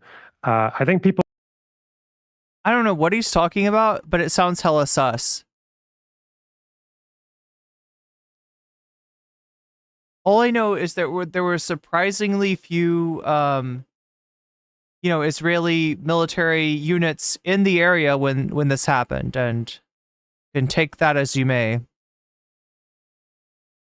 People will remember that, hopefully. And if Hamas and Hezbollah can be properly defanged and they don't pose the same threat to Israel that they did, then I think the Netanyahu excuse for fighting massively goes away. Like, if they can actually take out Hamas, then there's no excuse for the blockade. It's gone. And like, every country in the world should. If we can get the vulnerable people that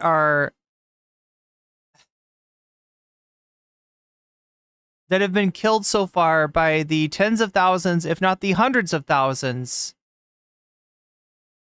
if we can eliminate any sign of resistance from these people, right, then we can get Netanyahu away from the controls of the death machine. What are you saying? What are you saying?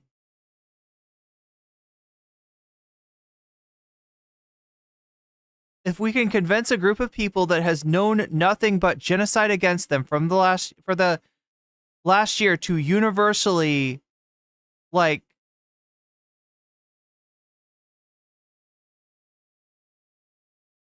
stand down, then everything should be great. And that's how we're going to do it. Not by the US using its leverage. Not by the United States even threatening in a meaningful way, because they did threaten. They did say, you got to get aid into this area, or else we're going to think about cutting off our military aid to you. And then Israel didn't do it. And they're like, oh, I guess we were bluffing. But no, that's not the side that needs to have like leverage exerted on it. Somehow we can think. I don't know. I can't take it. I can't take it. Should completely disown Israel if they keep it going after that. So exactly, SH, right? In the face of what's going on, yeah, resistance is going to be an organically arising phenomenon. Whatever it calls itself, it will organically arise. The only way to stop the violence is to cut off the fucking weapon supply, or at the very least, threaten to do so. I agree that Hamas should be taken out of power, but I also have this fear that this is an excuse to make allow this genocide to basically continue. Like, basically, I don't know what the answer is of how to remove Hamas while at the same time not massacring so many. Sassy Sasarai blames Biden, blames Obama for this because he's the one that inflicted Biden people. Yeah, and I guess that's true. And it's like, even if Netanyahu weren't a war criminal, even if they did everything right by the books of the law and war, yeah, you'd still kill a lot of civilians because that's how Hamas fights. But I don't really know.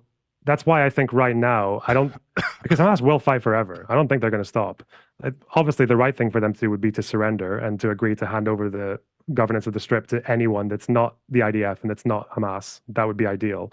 But I think that's why I think the burden should be on the IDF and Israel a lot more to take parts of Gaza that they can actually secure some kind of like calm in, and then just it needs to be.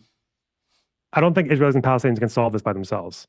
I think America. Popcorn Power says Obama tried to talk Biden out of running. Yeah, you're right. So Popcorn Power, you're talking about in the after the debate with Trump, right? Biden tried to. Obama tried to talk Biden out of running. I think what the other person that what Sassy was talking about is in the 2020 primary, right? Bernie was winning the primary until Obama talked to a bunch of the candidates, got all of them but Biden and Warren to drop out. Warren, who is, taking votes that might otherwise go to Bernie, and the rest of them whose votes all coalesce behind Biden, right? All of these Democratic candidates withdrew and they supported Biden.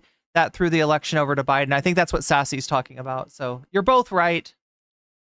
America, wherever else, Saudis, Emiratis, Qataris. I think the entire world needs to do something about this. And we've done that after wars in the past, like in World War II. It took the rest of the world to repair the damage caused by that. This is not the same damage as World War II, but it's going to take international help, and I don't think it's going to happen alone. Mm-hmm.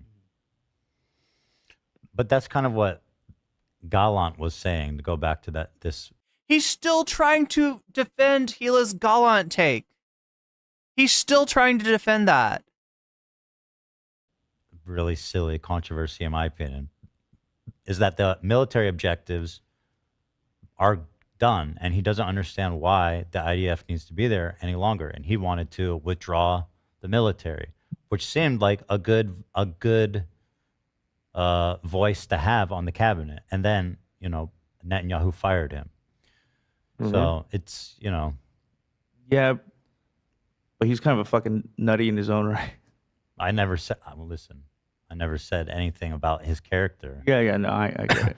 I mean, I said, it's so funny how people twist it. I said he's a moderating voice. Ethan is mad. Like that little bit, that little what AB said. He's still mad about this. On the cabinet. And then people say, oh, Ethan said he's a moderate. It's like, that's totally fucking different. But, and I think this is so stupid because, I'm trying to have a productive conversation about.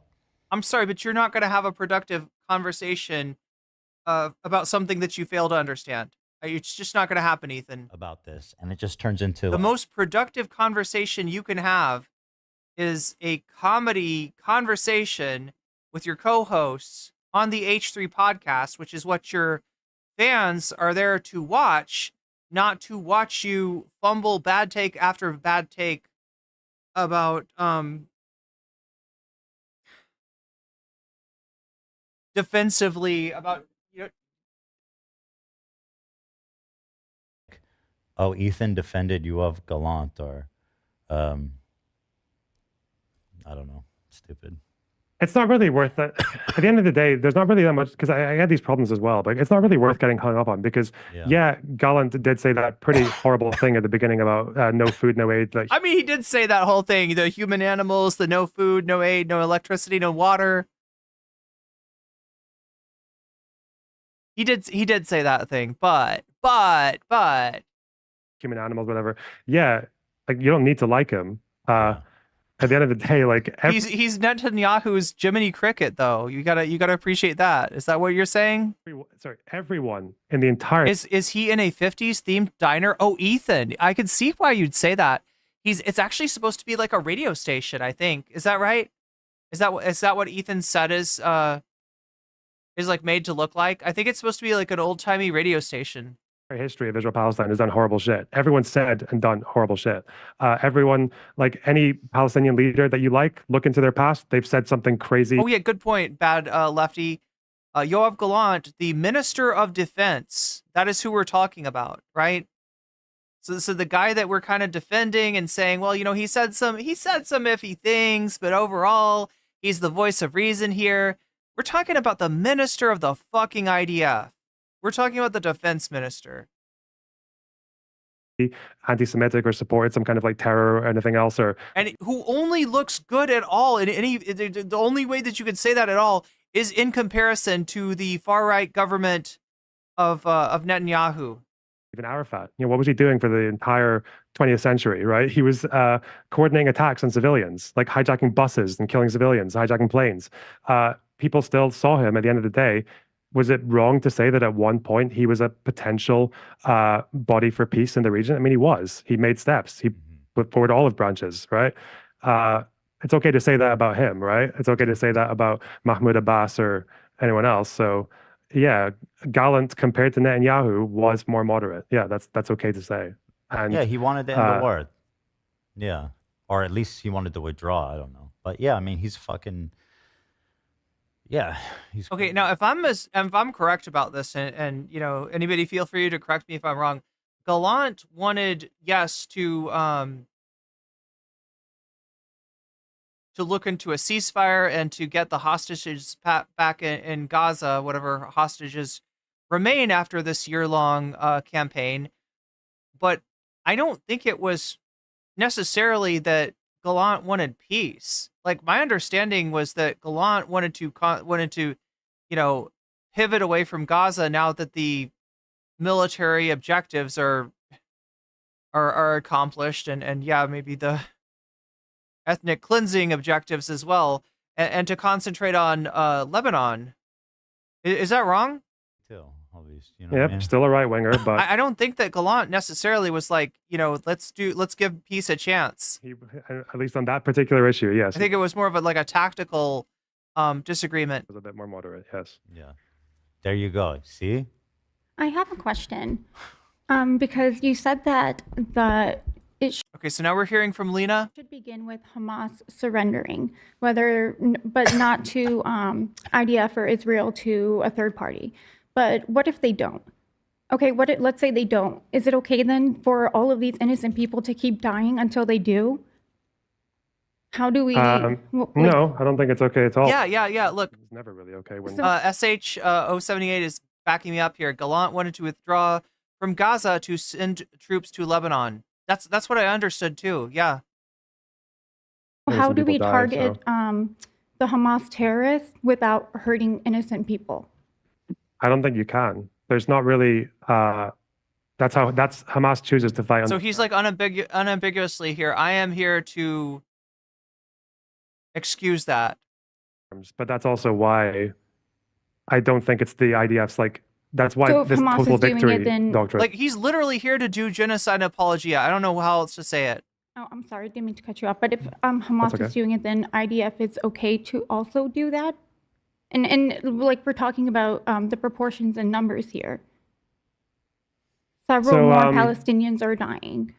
Yeah. So there's like I don't really like the legal arguments because they just sound really cold. I think in terms of like the way that laws work, there are like arguments that the IDF can make and get away with because they can basically just say that, yeah, if you hide behind civilians, then, and that's the only way we can get to you, then we're going to have to do a strike that's going to take out the people that we're targeting, but also the civilians. But like, I don't really agree with that to the absolute end, because the problem is that you're going to do that for decades potentially. Like you're just going to be fighting a permanent insurgency, which is why I think they should focus a lot less on, well, let's just get the bad guys and whoever dies, fuck them. It should be a lot more on trying to live with the fact that Hamas won't stop, but also to think of ways to build up alternatives in Gaza. And that's Mozart says yucky legal arguments. That's what I've come to expect from this guy. Like I said, his whole motivation is to win a debate, to make himself sound smart, and to create a fucking career for himself as a subsidiary of Destiny Incorporated. That's what he's going for, and that's why you get this fucking pretzel logic and these legalistic, yeah, as you said, gross arguments. much harder thing to do. It's a much harder thing for the IDF to do. And I do blame Hamas for that, but I think they still need to do it. No, are we only 10 likes from 100? I would have to endorse your statement there and say boop that like button. Is he a lawyer? I don't think he's actually a lawyer. I don't know anything about that. I think he's just making legalistic arguments, like, right, the way that his arguments are. I know what you mean, though. Hamas will never, they'll never surrender. As far as I'm aware, shit, maybe I'm wrong, but it just seems like, yeah, I don't know. I think your idea is... So, he's basically kept his cast here, his crew. I think it was like at least an extra hour. Seems kind of interesting about just like partitioning pieces off and clearing it. And sorry, 30 minutes so far, but all the yeah. way through, but there's just no... He ends up staying an extra hour. There's not really any... And we find out later, you're going to find out in a second, that his crew actually have responsibilities that they got to do at home, stuff that they got to take care of at home for the next day's show, or not. I don't know if it's the next day's show or the Thanksgiving show or whatever, but like they're supposed to cook. They're supposed to cook for the H3's Thanksgiving show. Any good solutions? It's just really fucked right now. And so on a day when they've got, extra tasks to take care of at home anyway, he's keeping them there for an hour longer to talk to Lonerbox. I think sometimes, and oh yeah, just to be clear, like I'm not like a military expert, so a lot of this is just No shit. I think that much was clear from your debate with Westside Tyler.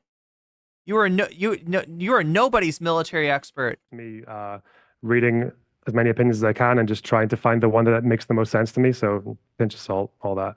I think sometimes when it comes to situations like this, is like there's not really a best option or even a good option. There's just like a less bad one. WB72 says AB did the best he could. Lena is too genuinely sweet for me to hate too hard. Yeah, and like I mean, it's a situation. Ethan's like, hey, speak your mind. Like he's still your boss. You can't really do that.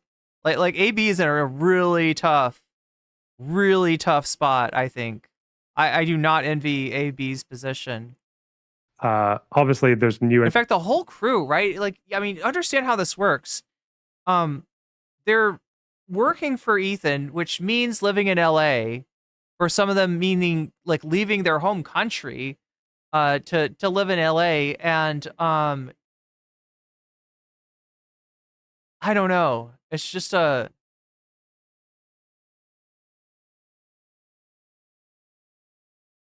it's a really fucked up place to be in, and the idea that he can just be like, oh yeah, no, speak your mind, go ahead. It's like you can't. Information that could come It's kind of there's something about this whole like work situation, right? And him involving in this that just it grosses me out. Like I don't think this is how you should like it's like worse. It's worse than if he said, I don't want to hear your opinion almost. About this particular conflict that would make me change my mind on what should be done. But yeah, I think right now when you just have this kind of like, it's always been the case that Netanyahu and Hamas like feed each other, right? Hamas helps Netanyahu because it keeps the Palestinians divided. He said that. He said that when he was justifying letting Qatari money go to Gaza. But Netanyahu also helps Hamas because no shit. When Palestinians think, well, there's no olive branch coming from this government. There's no one saying, let's bring back the peace process. So what are we going to do? No, he literally helps Hamas. Like, what is that story about? Like, didn't he ask somebody to help fund Hamas? Like, yeah, it's a shame. Did that? Zach liked a tweet condemning the ICC warrants. Yeah, that's funny that Zach hasn't been involved yet. I think he's the one that tends to agree with most of what Ethan says. To answer your question, Lena? But honestly, we're not getting a lot of pushback from Dan either here. I don't think directly about the people who are dying, but no, that like it didn't. I mean, you're in a tough position to be able to say that. Did that answer your question? No, he deflected. He avoided. He dodged the question. Well, no, I just want to clarify. So you were saying that civilians are dying in Gaza. Yeah, and it's always but civilians are dying, but and then there's a reason for justifying it, and I can't understand that. You're saying that the civilians need to stop dying. I mean, essentially, the war needs to stop. And yeah, I mean, that's the only way they stop dying, right? Is if the war stops. Sasha G with the Doge artist. I just wish there was another saying number one. Get these to target these terrorists better, where you're not getting all these kids caught in the crossfire. What happened to the Fupa Troopas? Like they were going strong earlier. This would be perfect if this happened. They have been beaten badly. Realistic one. So you'll say this would be great if this happened. If, the IDF stopped. WB says Ethan's trying to emulate Red Bar. Bad radio station attempted theme. Yeah. They should stop. But I never hear like a realistic, and then it ends there. There's never any further realistic solution. For to what should example, happen. I think maybe a specific question is, let's say that there is a building, an apartment building of a bunch of civilians, and it's suspected that a Hamas terrorist is hiding in the building among them. Is it okay then to strike the whole building to get that one Hamas terrorist and kill all of these other people? Because just to get that one target. I don't think so, but I don't know who. Yeah, I would say no. Yeah, I would say no for sure. But that's what's I think, happening, right? That's like a really. I think that's propaganda, happening. Lena. Say what? It's hard to Maybe? say how often that is happening. Like I'm sure it had. Like Sorry, there's definitely moments we where- got a question. Is Dan Lonerbox? No, Dan is. You haven't seen much of him. He's the clean. His head is like clean shaven guy. I don't know what Lonerbox's first name is actually. I think it definitely had. No, it definitely has happened. Yeah. Oh, we saw them I blowing up think- like the aid cars with fuck it that they thought like one terrorist was in. That was just horrible. The like kitchen. Yeah, and it turns out the restaurant kitchen. person who made that decision, who I think was actually fired because he was breaking the rules. They were supposed to call the aid organizations, and they didn't answer, but they were supposed to double check and check again because they knew. I gotta ask, do we have any FUPA troopers in chat? You started off strong. Yeah, the FUPA troopers were actually beating the home team, the NCC, the H3 FUPA troopers got out to an early lead of 6-0 over the NCC Weasels, and shit is just reversed. I don't know if there's any hope for the FUPA troopers. The aid workers were using that route. Look at this, 76-6. It turns out the guy that actually signed off on that strike was a It's settler, not a good showing, H3 fans. Not a good showing here. a guy who Oh, gross. opposed humanitarian aid going into Gaza, who actually argued very vehemently against aid trucks going into Gaza. So that guy was That's a like systemic issue full-on- with the IDF, though, right? That a fucking Mhm. someone like that would be in that position. It's an issue with the entire organization, from the fucking leadership in the government to the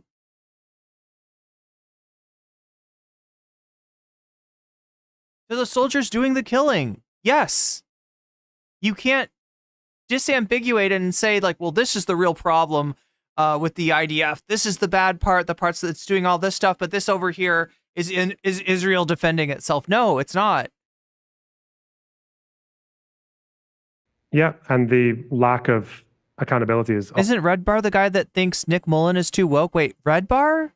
awful. But yeah, to answer the question about what one terrorist in a building full of 20 or 30 people or 50 or whatever,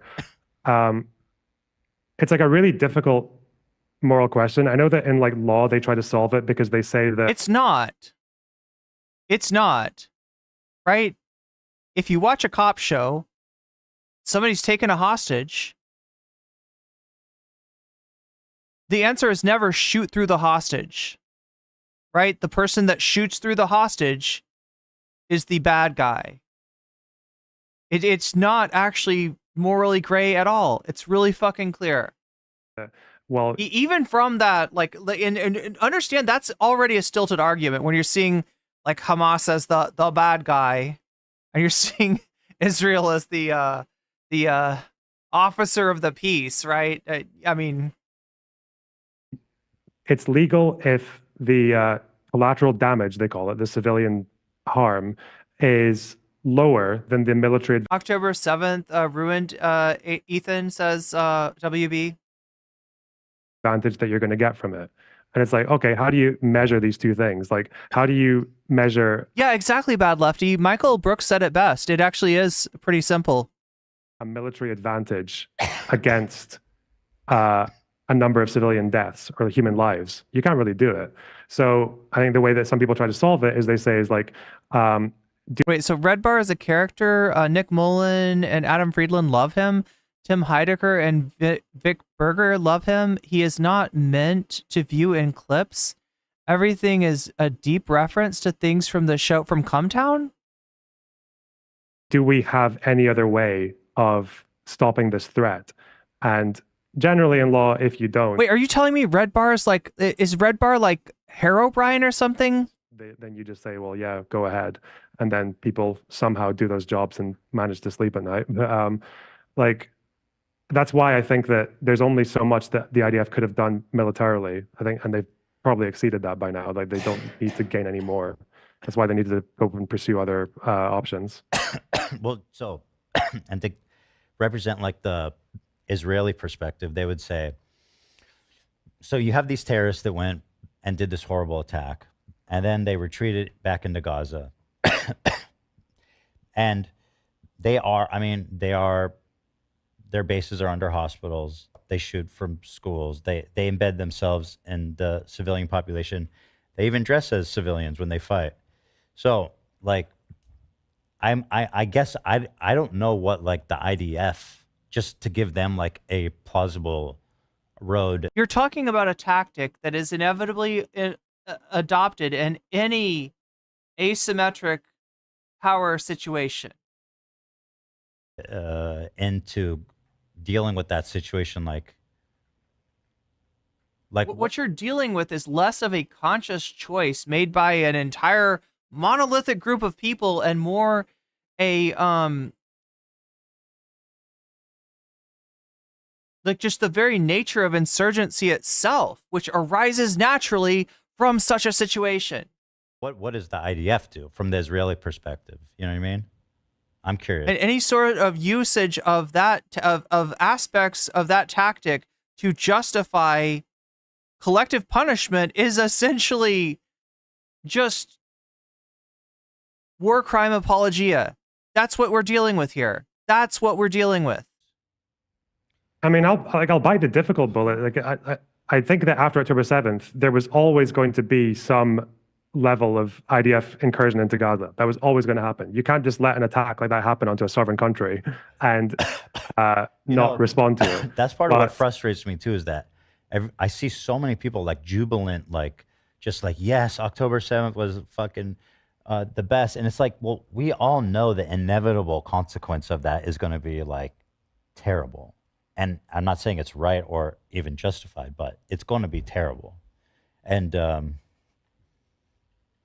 yeah, I find it kind of ironic. Sorry to cut you off. Go ahead. Yeah, but I guess that's just like it's still, the problem with what's happening now is that Netanyahu, obviously, and his war cabinet have given the chief of staff this job, take out Hamas, but he's not doing it with the goal of allowing Palestinians to eventually self-govern or to eventually, like stop being bombed. Or he's not really going for that. We don't know what he's going for, really. He keeps saying total victory. He keeps saying he doesn't want settlers to go into Gaza. Other people in his government obviously do want settlers to go in. That's like the really big problem, is he's never made it very clear what his total like objective is from this war. Total victory is not an objective. Oh, towards dragons. Yes, Narwhal. It's just a gladly. It doesn't mean anything. And gladly. I really think that it would behoove the Western leftists, I think, who care a lot about this issue and who can actually get the government to listen to them if they are good with their messaging and everything else, to push for something like, if it was me, if I was the Americans, I would say like, Netanyahu, this Israeli government needs to acknowledge that the IDF is not going to stay in Gaza. They're going to come out. Someone else is going to have to govern that strip, and they're going to have a state. They can't just be some kind of like non-state entity forever. And so like he's literally asking for something ridiculous. A total surrender from a group of people that has known nothing but ethnic cleansing for the last year.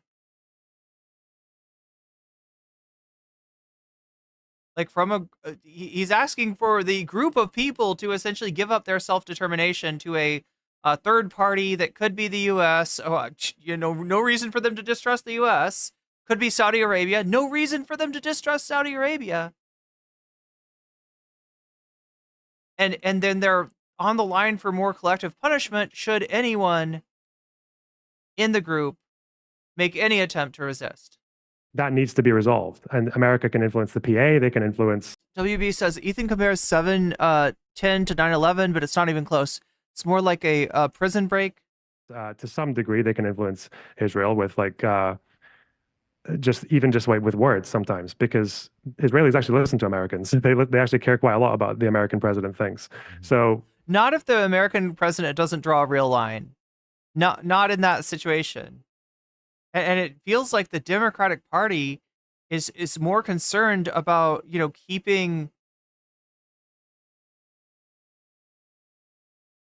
political interests on their side than they are on any. There's no thought of morality here. It's all politics. Yeah, I think that should be, and unfortunately, that just hasn't really happened. I don't think Harris really did nearly enough to push that, and Biden didn't. But I think that's what needs to be pushed a lot harder, is that you can't just have an Israeli government forever that's just rejecting Palestinian statehood. Like, it needs to be acknowledged. And I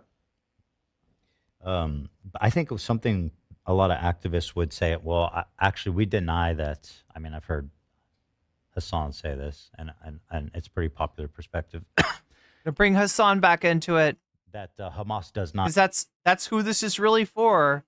That's the actual audience Ethan is courting here. He doesn't care about his audience. Obviously, his audience doesn't want to watch this. Not use human shields, quote unquote, or they don't. They either agree with him already and they're sick of it, or they aren't going to be convinced. Use public buildings, and they don't fight like that. I think what they would say is it's densely populated. Like, of course, how can you avoid being near a school or a fucking whatever it is, or near civilians? yeah, I mean, people will say, it's another thing where people just play with words, right? They'll just, oh, it's guerrilla warfare. Well, okay, that doesn't make it okay. Like, just because you change the words to something that sounds nicer. If you want to get into a legal argument, people get really weird about, there are weird interpretations of what the law in human shields is, and no one really knows exactly like what it means to have an intent to co-locate your civilians with your military. But we know with Hamas that they do it for a reason, right? Like, their tunnels are underneath buildings for a reason. They're dressing as civilians for a reason. And it's in large part Is because that they debatable don't that really... they dress as civilians?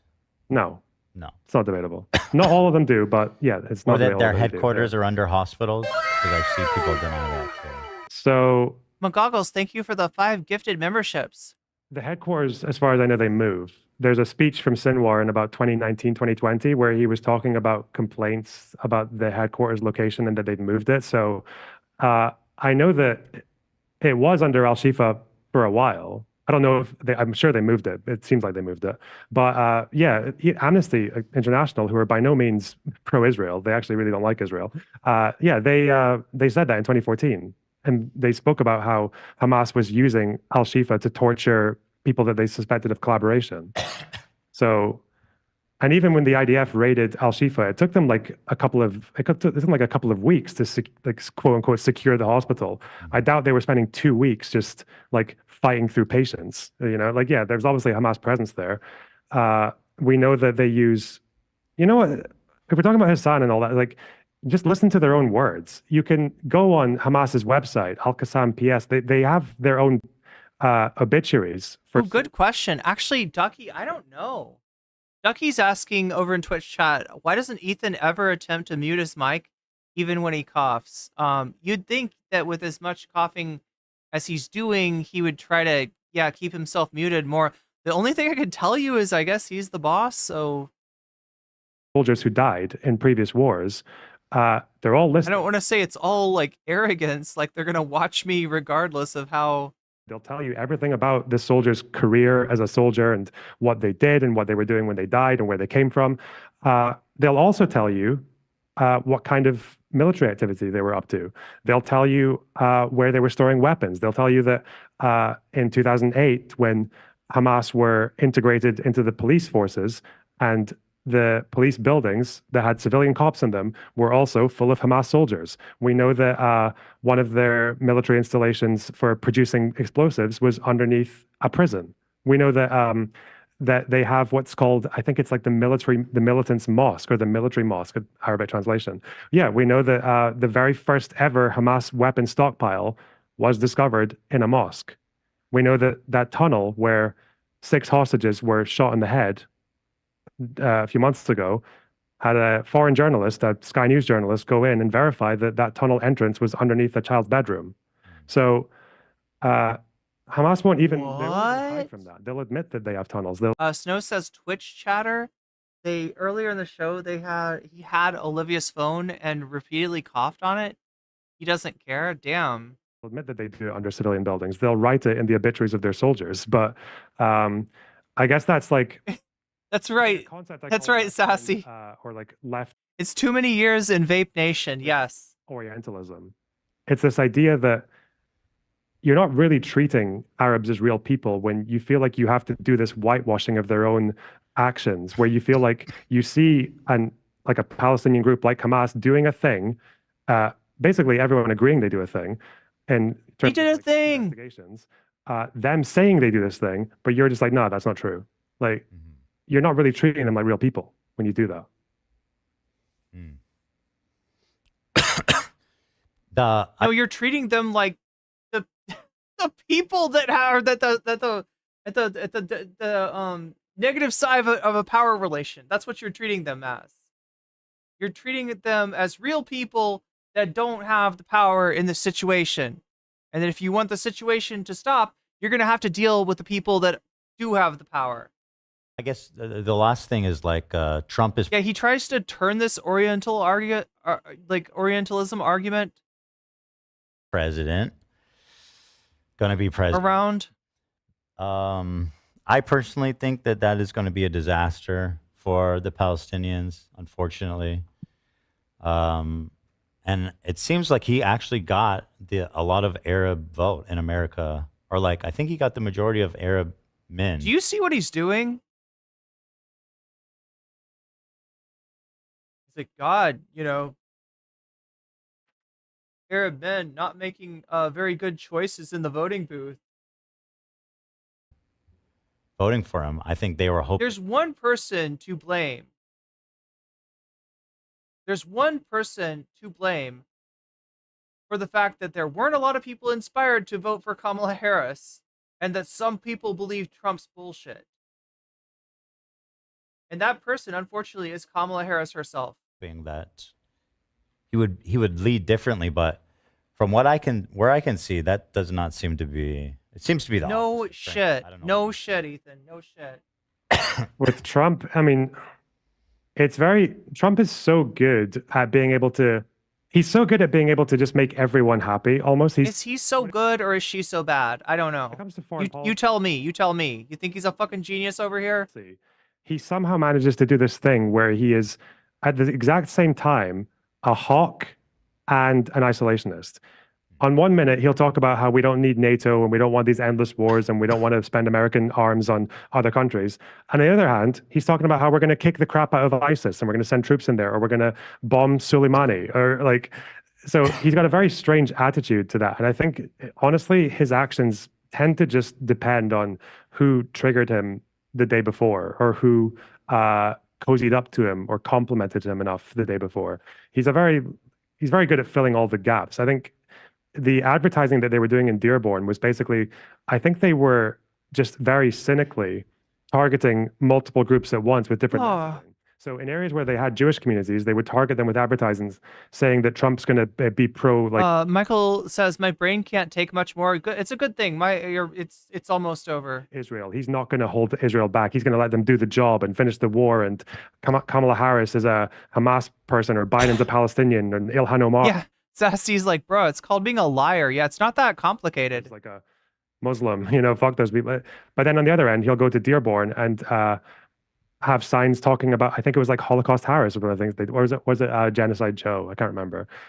I think his crowd chanted Genocide Joe once, and he just basked in it because, well, this sounds good for the moment. Doesn't matter that it's completely contradictory to everything I believe. It's not contradictory to Biden's policy, unfortunately. Obviously the thing is, they allowed Trump to get away with this. This would have never happened if there was a meaningful difference, between, like, if the policy of Biden and Kamala hadn't been so bad, Trump would have never been able to do this. They play right into his hands. Motherfucker does diagonalism. Read Naomi Klein's Doppelganger if you want to understand that, right? This is a Steve Bannon technique. Ambassador to Israel? It was like a Christian. Huckabee, yeah. A guy who, most Israelis, by the way, they don't say, oh, we're God's chosen people and the West Bank is Judea, Samaria, and all that. Like, most of them don't really say it in that way. Most Israelis are secular. That guy is like He's Actually, I insane. think Trump's entire cabinet is like they're probably more extreme Zionists than most Israelis are. I think like you're those right. people. I think you're right. And what happened with Trump last time? You know, he cut funding from the Palestinian Authority.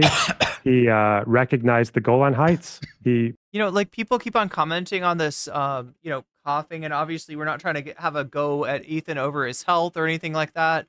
But you know, it is strange that somebody that definitely should have a cough button or a mute button is not using it.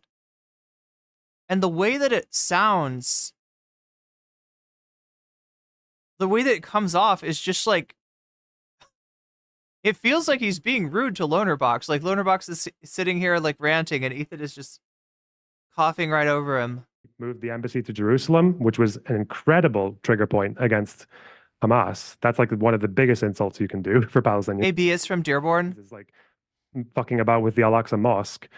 And didn't a bunch of settlers build a complex in the Golan? They called it Trump Heights. I don't know. So Wow. yeah, Trump Heights? He's He loves that. I mean, that's the thing is like, even if you don't like what the Democrats did or what Biden did, I think he could have done more. You were making an argument to fucking Muslim voters that, like, Jesus Christ, you know, you should vote for, like, the lesser of two evils in the face of overwhelming complacency, at the very least, if not outright endorsement of genocide. It could always be worse. You think it's rude to cough? Monty, listen a little bit harder, okay? It's weird, I didn't say rude, for somebody in a studio to not use, look at this, okay? Let's say I started coughing, all right? Right now, I get sick as fuck, I inhale something, I'm not doing well, I'm coughing, but you're on my stream, and you're talking, and I have respect for you, and I'm not trying to distract from what you're saying. I do.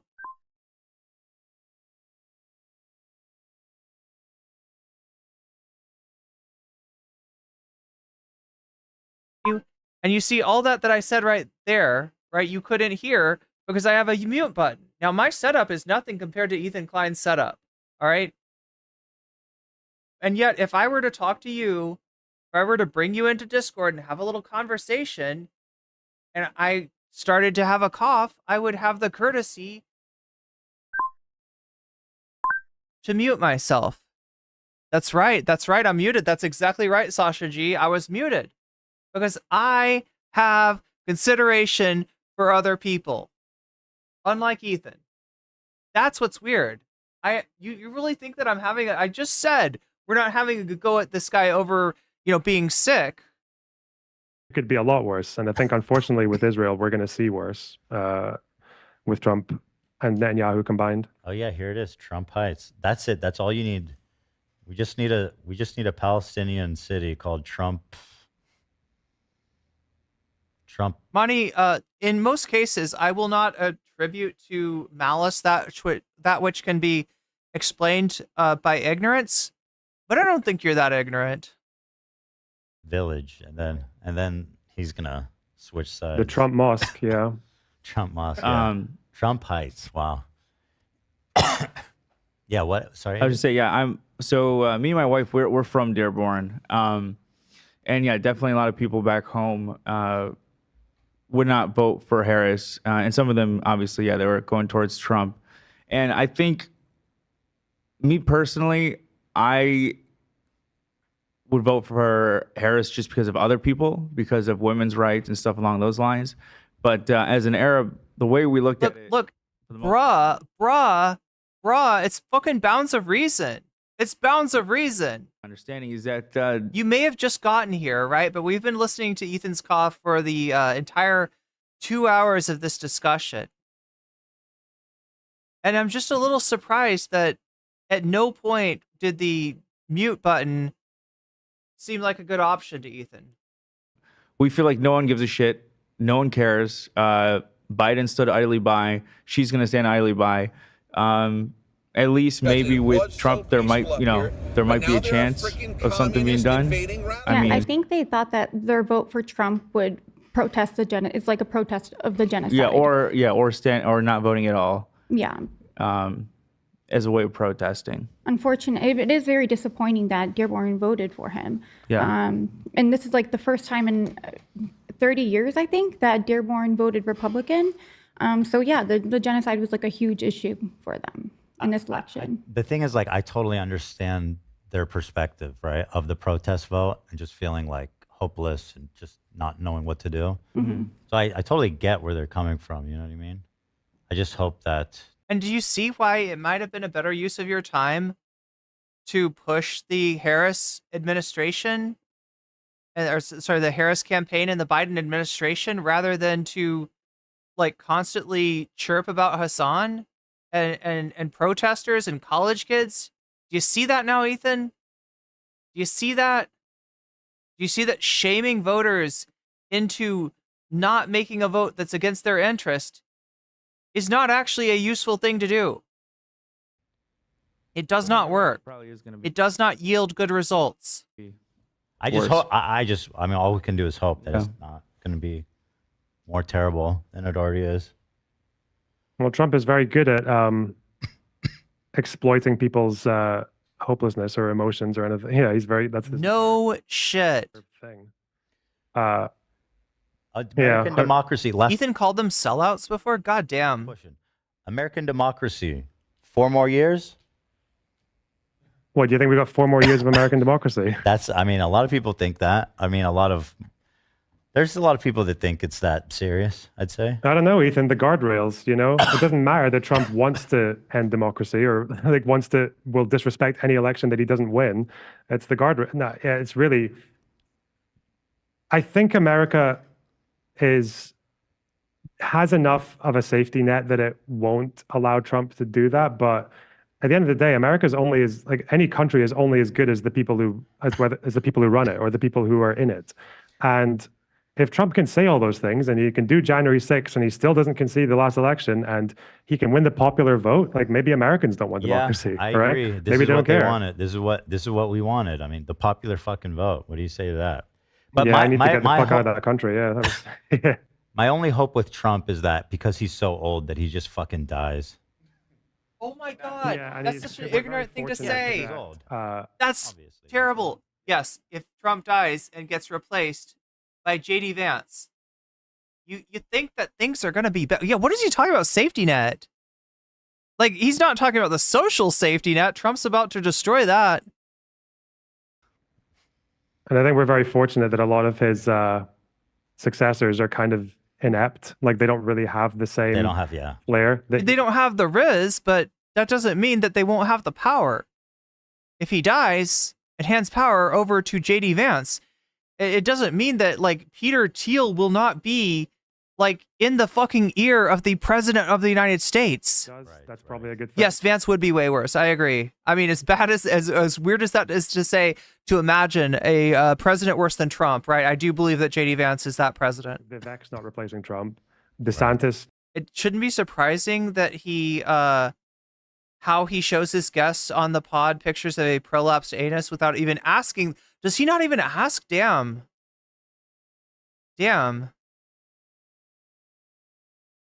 No, like Trump Jr.? Fuck that. Honestly, Trump Jr. might maybe if they can sell it like on a dynasty. No maybe shot. they He's can such a get Trump creep. in. I don't see it. Yeah, Yeah, because Trump's definitely not a creep, eh? Like, no, but he has swag. Where he does have swag. Trump Jr. is just a whiny bitch, fucking cocaine addict. I think you're trying to say aura, not swag. I mean, Trump is a big fat man who eats a lot of McDonald's, so opposites. One does cocaine, one does McDonald's. Yeah, it's I don't know. That is probably. Look, Andy Boob. I wish you were right. But fucking, like, Vance is worse. Vance is more ideological than Trump is, and is more capable of getting stuff done, and is more connected to somehow worse people, despite the fact that sounds impossible. Yeah, if you don't think Trump could get worse than Trump, or if you think that Trump is some kind of a black swan event, right? In terms of getting reelected, if that's what you're saying, yeah, I guess I agree with you. I don't think that DeSantis or Vance or Ramaswamy, I don't think that anybody's got the aura that Trump does, or the uncanny devil's luck that Trump has. As far as like the future and just like any democracy, it's just the fact that disinformation and like just alternate realities can have that much of an effect on the population. Sasha G says Eric more likely than Don Jr. That's quite a scary thing looking forward. Yeah, it is. Yeah. So everybody, that's our time. Thank you for calling in. I appreciate it. And thank you to everyone who participated. Lena and Avi and Olivia. I appreciate the conversation we had. And thanks for calling in. Guys, if you want to, he's Lonerbox on YouTube. Is there anything else to say? That he is, Ethan. That you want to plug? I mean, it's Lonerbox. Yeah, you can find me on YouTube, either Lonerbox or Lonerbox Live is where I do most of my content now on live streams. You can see me on Twitter if you want to see me fighting with people. But how often do you go live these days? Pretty much every day, maybe 6 days a week these days. So Lonerbox Live. Cool. Okay, wrong purple for Twitch and very good. Yeah, thanks a lot for having me. No URL. Thank you. I appreciate you calling in. You're all fired in the morning, right, Sarah C? Good evening. I know it's late there. Enjoy and yourselves. sleeping. Yeah, take care. Bye-bye. Bye. Excuse me. God. Okay. Okay. I mean, I like that we could talk. We had like a pretty, I don't know. I know a lot of people probably disagree with his perspective, but I thought it was good the way that we were all able to have a conversation about it. I saw a lot of appreciation for that in the chat during the good. combo. And Because I'm honestly so fucking sick of this shit where and soul to soul. we have to like, everyone has to fall in line and nobody can argue. And it's like, even if you attempt to offer a different perspective, you get accused of this and that. And it's just, I'm so fucking over it. I wonder if Ethan would even care if he knew that Lonerbox ran Apologia for Vosh's Dude, I'm not doing that shit anymore. sick folder shit. I'll hold you to that. Not doing it. I'm holding you to it. I'm not doing it anymore. Anyway. All right. I have some Monty, anybody who reads what you're saying can see what you're doing. cooking to do this evening. For our I hate to break it to you, but we're not buying your bad faith bullshit. laugh you lose tomorrow. Like, oh yeah, I know this chat is being completely terrible. Oh, they're criticizing a man for coughing. Oh, and he has Tourette's on top of all that. Oh, are you making fun of his are you making fun of his medical issues? You what? I got to make the turkey. All I want to know is, are you a fucking Fupa Troopa, and are you part of the losing team? Look at this, Team NCC, 91, H3 Fupa Troopa 6, but maybe you're not. Maybe you're part of the Taliban. I don't know. You gotta make You're the gonna turkey. prep. All I can say is, whatever fucking rock you crawled out from under, could you go back? Could you go back to that rock? Could you go back to that Discord? Could you go back to that subreddit? Wherever the fuck you crawled out from, just go back there. A whole turkey No, tonight. I'm not That would be fucking awesome. turkey. It'll have turkey in it though. Okay, cool. I'm Gobble, gobble, gobble. So everybody was assigned a dish from the classic Thanksgiving lineup. I'm doing the what should I say? I guess who cares, right? Yeah. So I'm doing Is the it? green bean casserole. He's doing the turkey. What do you got, Liv? Mashed potatoes. Mashed potatoes. Nice. AB, what do you got?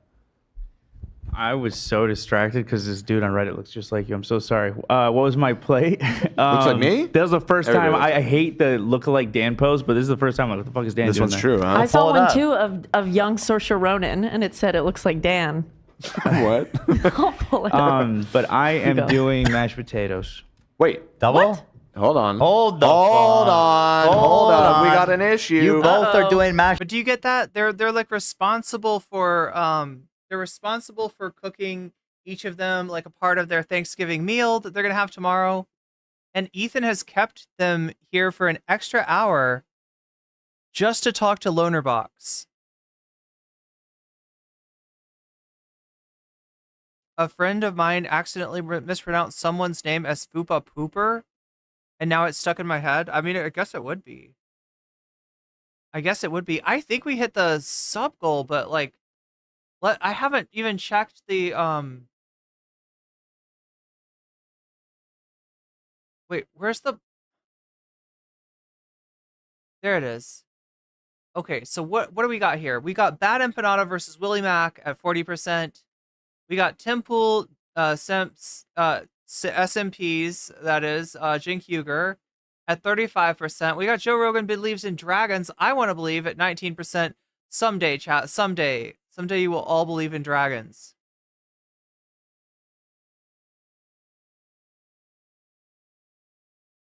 All right, so Tim Pool got 5 points added by the donors. That's 5 plus 35.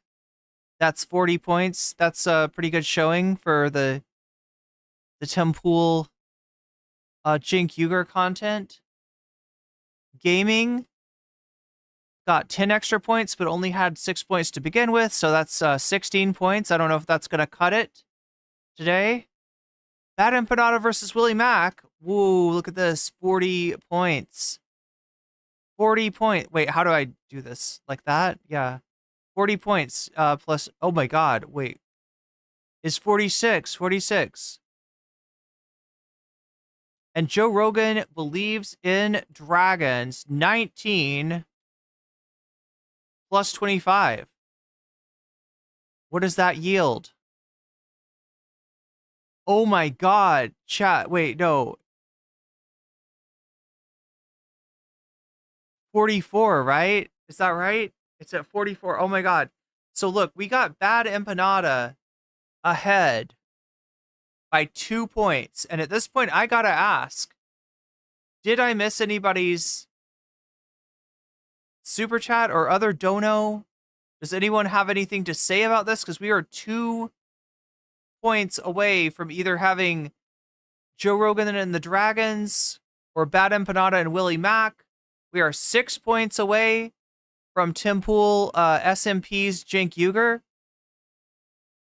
So I got to give it a little second here. If anybody wants to make their voice heard, anybody wants to get those last votes in, 176 votes today. 40% of you voting for Bad Empanada versus Willie Mack, 35 for Tim Pool versus Jink Huger, 19 for Joe Rogan believes in dragons, and only 6% for my excellent gaming skills that you are not allowed to make fun of at all. That's where it stands right now. The question is that where we're going to leave it?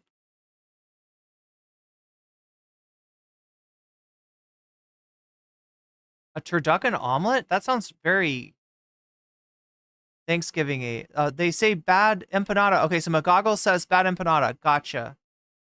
Let's take a look and see what that means.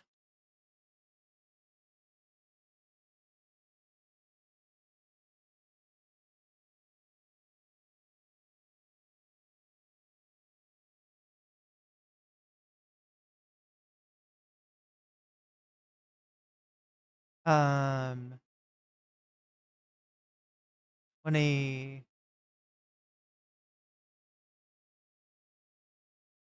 think that's 20 for Bad Empanada then. So let's see. Bad Empanada is actually getting not just 6%, but 26%, which pushes this to 66%. Can I say Willie? Yes, you can. But that's I got your okay. So it's the same thing, right?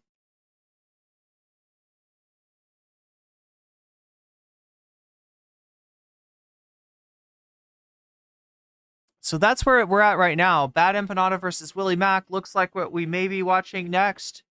Good for Gabby with the further story. We're getting to know a lot about this lemon. All right. The story of the lemon and the lime, the musical lemon, and the lemon blowing a heart.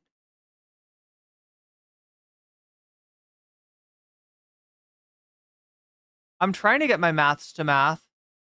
Are my mathing okay? As a Minnesotan Midwestern, slot food has a special place in my heart. Are you talking about like a hot dish kind of thing, or? Damn, chat, we were so close to the dragons. I want my super chat, says Crotchy, to go to Temple SMPs off Jink Yuger. Okay, Crotchy, I will make it happen. Oh, let's see.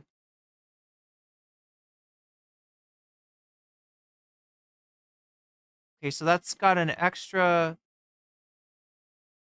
like point for Tim Pool. Put all my bits and stickers on dragons. Omega Star with the dragons.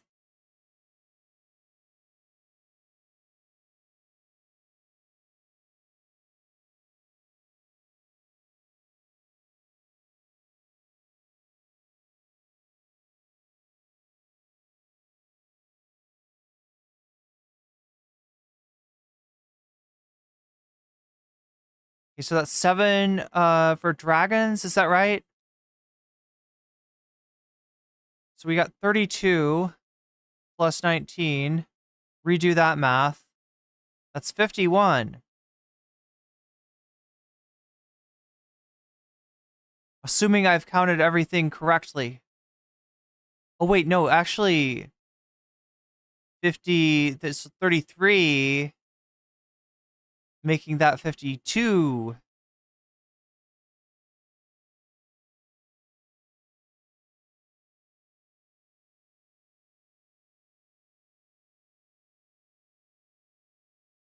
And again, since we've had some resub and gifted sub activity today on Twitch, I will remind you on Twitch that if we hit a concurrent number of, yeah, we're at 52 subscribers. God damn, we keep on losing them as fast as we're getting them, right? But if we ever make that 52 into 100 on Twitch, we will turn off the ads entirely. I don't know how much the ads are on, but I would love to have an excuse to fuck with Twitch. I think I've been undercounted. Wait, Sasha G, what did you say?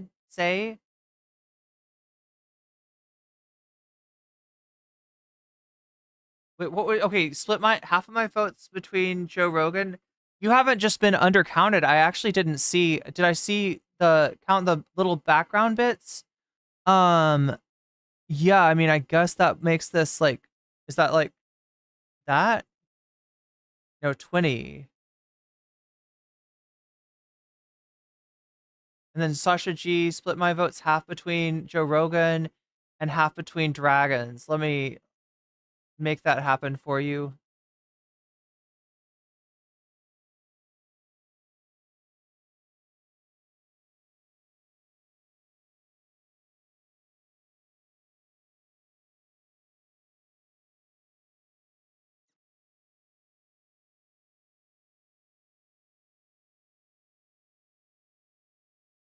Yeah, it looks like was okay, so 8, so that like half for dragons would put this at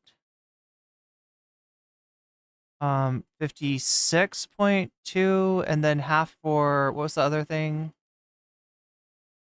And half for Bad Empanada and Willie Mac, which puts this at 30. It looks like Bad Empanada versus Willie Mac is gonna win. Unless there's something that I'm missing. Or anybody wants to tell me different. Gabi says Vox Populi. Okay, that could change things. That might change things. I don't know. There's only one way to find out. Okay, so Vox Populi has got 7. And that just like takes like 7 points off of everything.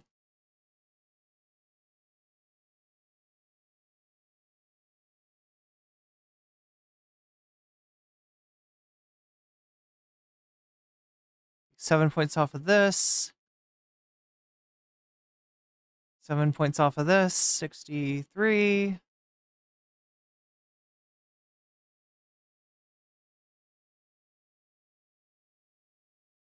Seven points off of this. Brings that down to 9. And then that zeroes this out, making it 35. I think that's what's going on. Speaking of ads, the ads are coming right now. So yeah, maybe someday I'll get to turn those ads off. That would be a great day.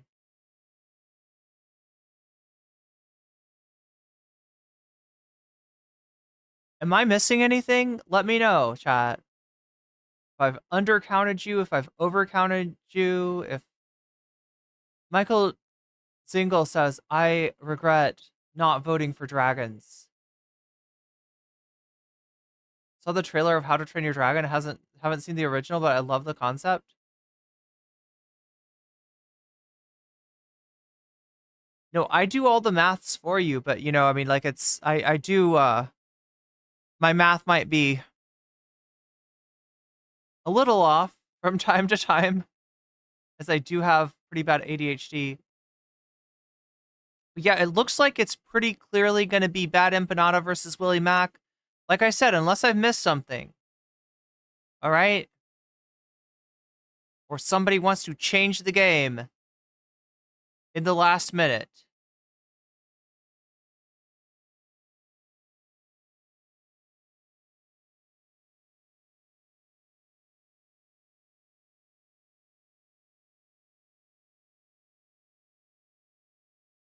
All right, going once. Going twice. It's like one of those wedding movies where it's like, if anyone has any reason why these two shall not be legally wed, speak now or forever hold your peace. I don't know why the priest has like a slight British accent in my imagination, but I guess they do. Let's see, Bad Empanada. Nada. Billy Mack. We got Sir Billy Mack over here. Mr. Billy Mack. You got something to say about Mr. Hasan, but Bad Empanada comes and says you're wrong. You're wrong, Mr. Villy. Mr. Villy, you're not correct in your assessment of streamer Hasan Piker. I don't know where that that became German, but it's German somehow. All right, well let's give the devil his due. Let's see what Bad Empanada's got to say about Willie Mack and what Willie Mack has to say about Hasan. It's just gonna be slop on slop. So I hope you're ready. Check. A slop YouTuber. Check. Microphone check 1. Microphone check 2. We got the slop incoming. Chat, prepare for slop. Prepare for eggs erroneous to be shot upon you by a cooking machine.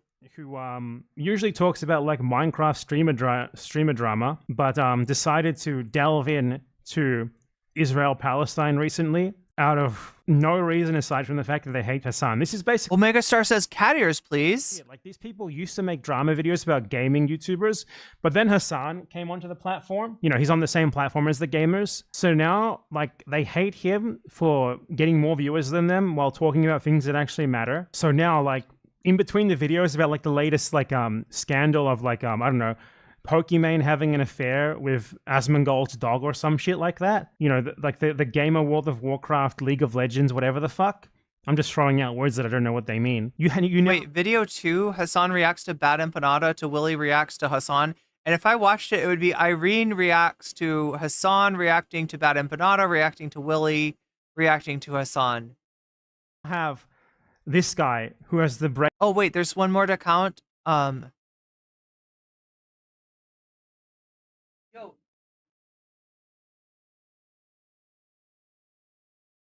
Gabby, I almost missed.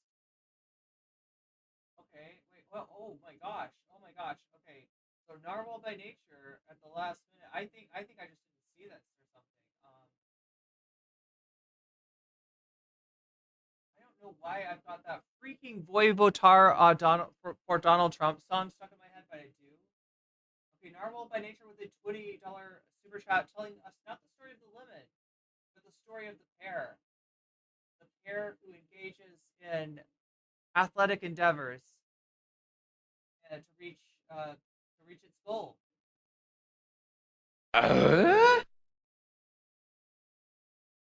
Jaster with the $2 cat ears pro that.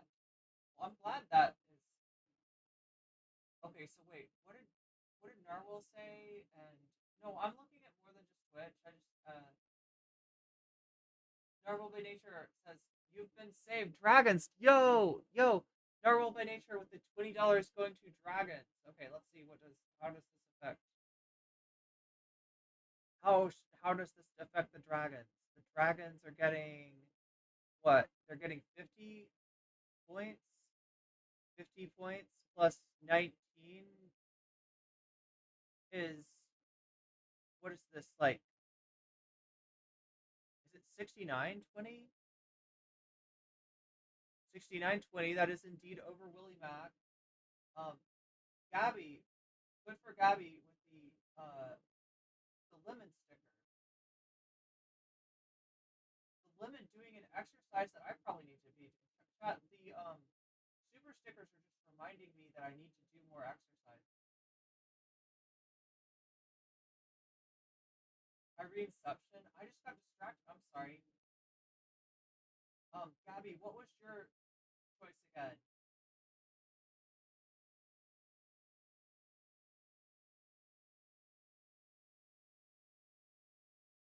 It was like half for each, right?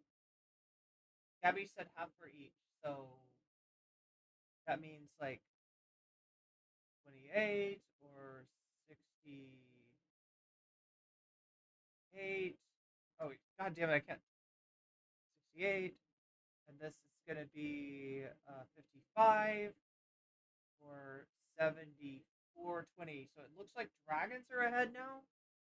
Is that right? My mic is off. Oh my gosh, my mic is off of my face. Sorry about that.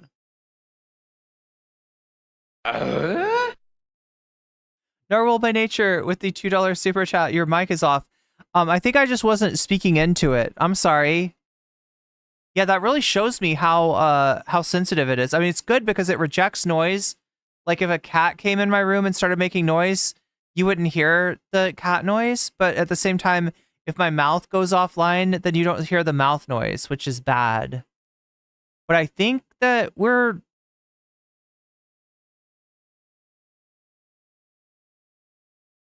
Seven, 76. It looks like the dragons. Are we gonna do the dragons?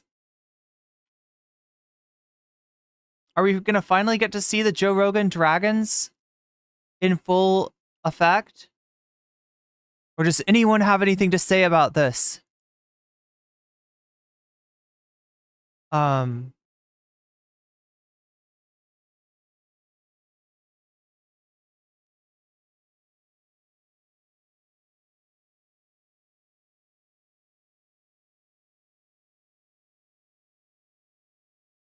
Wait, there's a controversy between Joe Rogan and The View about the dragons? I didn't realize the dragons were controversial. Maybe Hasan can help us out with this. 2 days ago. I didn't realize this was a controversy. Chat, is this a controversy? Have we got a controversial situation here on our hands? Joe Rogan hits back after criticism from The View, dragon believer. Okay, let's get to some real news. Jesus Christ. Basically, to this guy, Joe Rogan, who believes in dragons.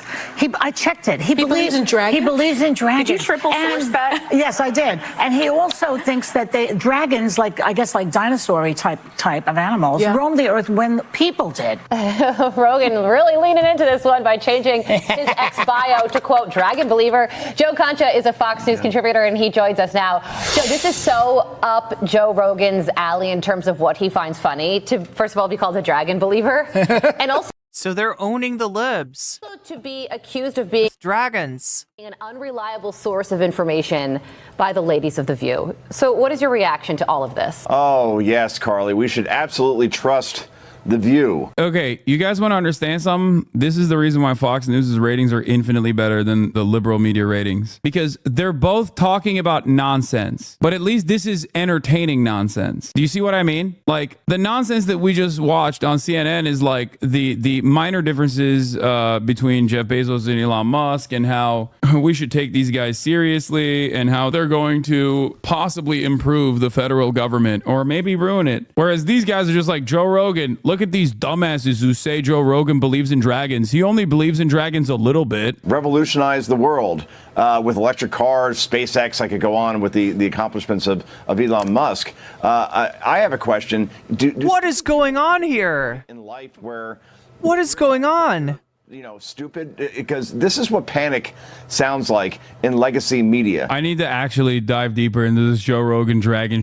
We're in hell. We might as well enjoy it. Does anybody have the clip? Where did this Joe Rogan dragon stuff come from? This is from his podcast. Okay, let's start here first. Were dragons real animals? You like these kind of far out there ideas. How do you like this idea? There's a group of people that say that dragons were real, and I'll explain. Ooh. So around the same time period, so to speak, and I'm not one of these people, so I'm probably going to get the details wrong a little bit. Matthew McConaughey movie right now. Yeah, seriously. But so around the same time period in, I think he's trolling, right? Evidence Dragons were real, full documentary. Yeah, Ulysses says he's a role model for me when I was a kid. I went from Goosebumps to Fear Factor for a couple of years later. Like, I don't think he actually thinks dragons are real. Yeah, South America, Africa, all these different Rome. And that's why The View sounds ridiculous. Like, wait, what? How did they pick a fight over this? Places, images. Aren't there a lot more ridiculous things that Joe Rogan believes in than this dragons shit? Depicted people fighting dragons, right? And every dragon was slightly different, but it was all a giant, scaly animal that could fly. So when you break that down, you think about the fact that large birds had a hard time being fossilized because their bones are so porous, right? So because they have like hollowish bones, they break down very easily and they don't fossilize. Wait, this clip is literally from 2019. I was gonna say Joe Rogan talking about like whether or not dragons are real or not doesn't seem like new Joe Rogan. It seems like good Joe Rogan, old Joe Rogan, classic Joe Rogan. Which is why I was a little confused. And when you scroll down, you realize, oh no, this is like, it's not the best Joe Rogan, because the best Joe Rogan. Levy says, I thought his stand-up was actually pretty good. I love the part where he fucks the chair. That's my favorite thing that he does in stand-up. Era, I think, before Milo Yiannopoulos. Pre-Milo Joe Rogan was hilarious. Like white supremacists always have an opportunity to come and speak to millions of people on my podcast, Joe Rogan. Definitely an older version of Joe Rogan. I want to know if JD Vance got the couch thing from Rogan. Still kind of, that was still kind of fun. So the group that says this, basically they're saying the evidence is the reason there's no fossils of dragons is because they had bird bones and they were actually very delicate animals. They had bird bones. They were delicate animals, damn it. But a handful of these delicate animals, a small population of these giant flying lizards existed and basically encompassed all these different countries where they all depicted fighting dragons in their own way. And they were all killed off by, knights or whatever it is. And then the person who's describing to him the dragon stuff is also not a believer or a committed believer to the dragon theory. What is this? Do you think he'll ever acknowledge you? How hard would you have to insult him? No. Joe Rogan will never acknowledge me because I have insulted him far too much. But I think this is like the exact type of conversation. That's kind of funny that Rogan's that sensitive. Rogan used to have. But honestly, he's probably right. That wasn't like damaging or dangerous at all. It was just like fun conspiracies that... Yeah, he changed his last name to Vance because that was the name of the couch. He took the couch's name. We all like to entertain every now and then. I've done it too. I've done the Mud Fossil University.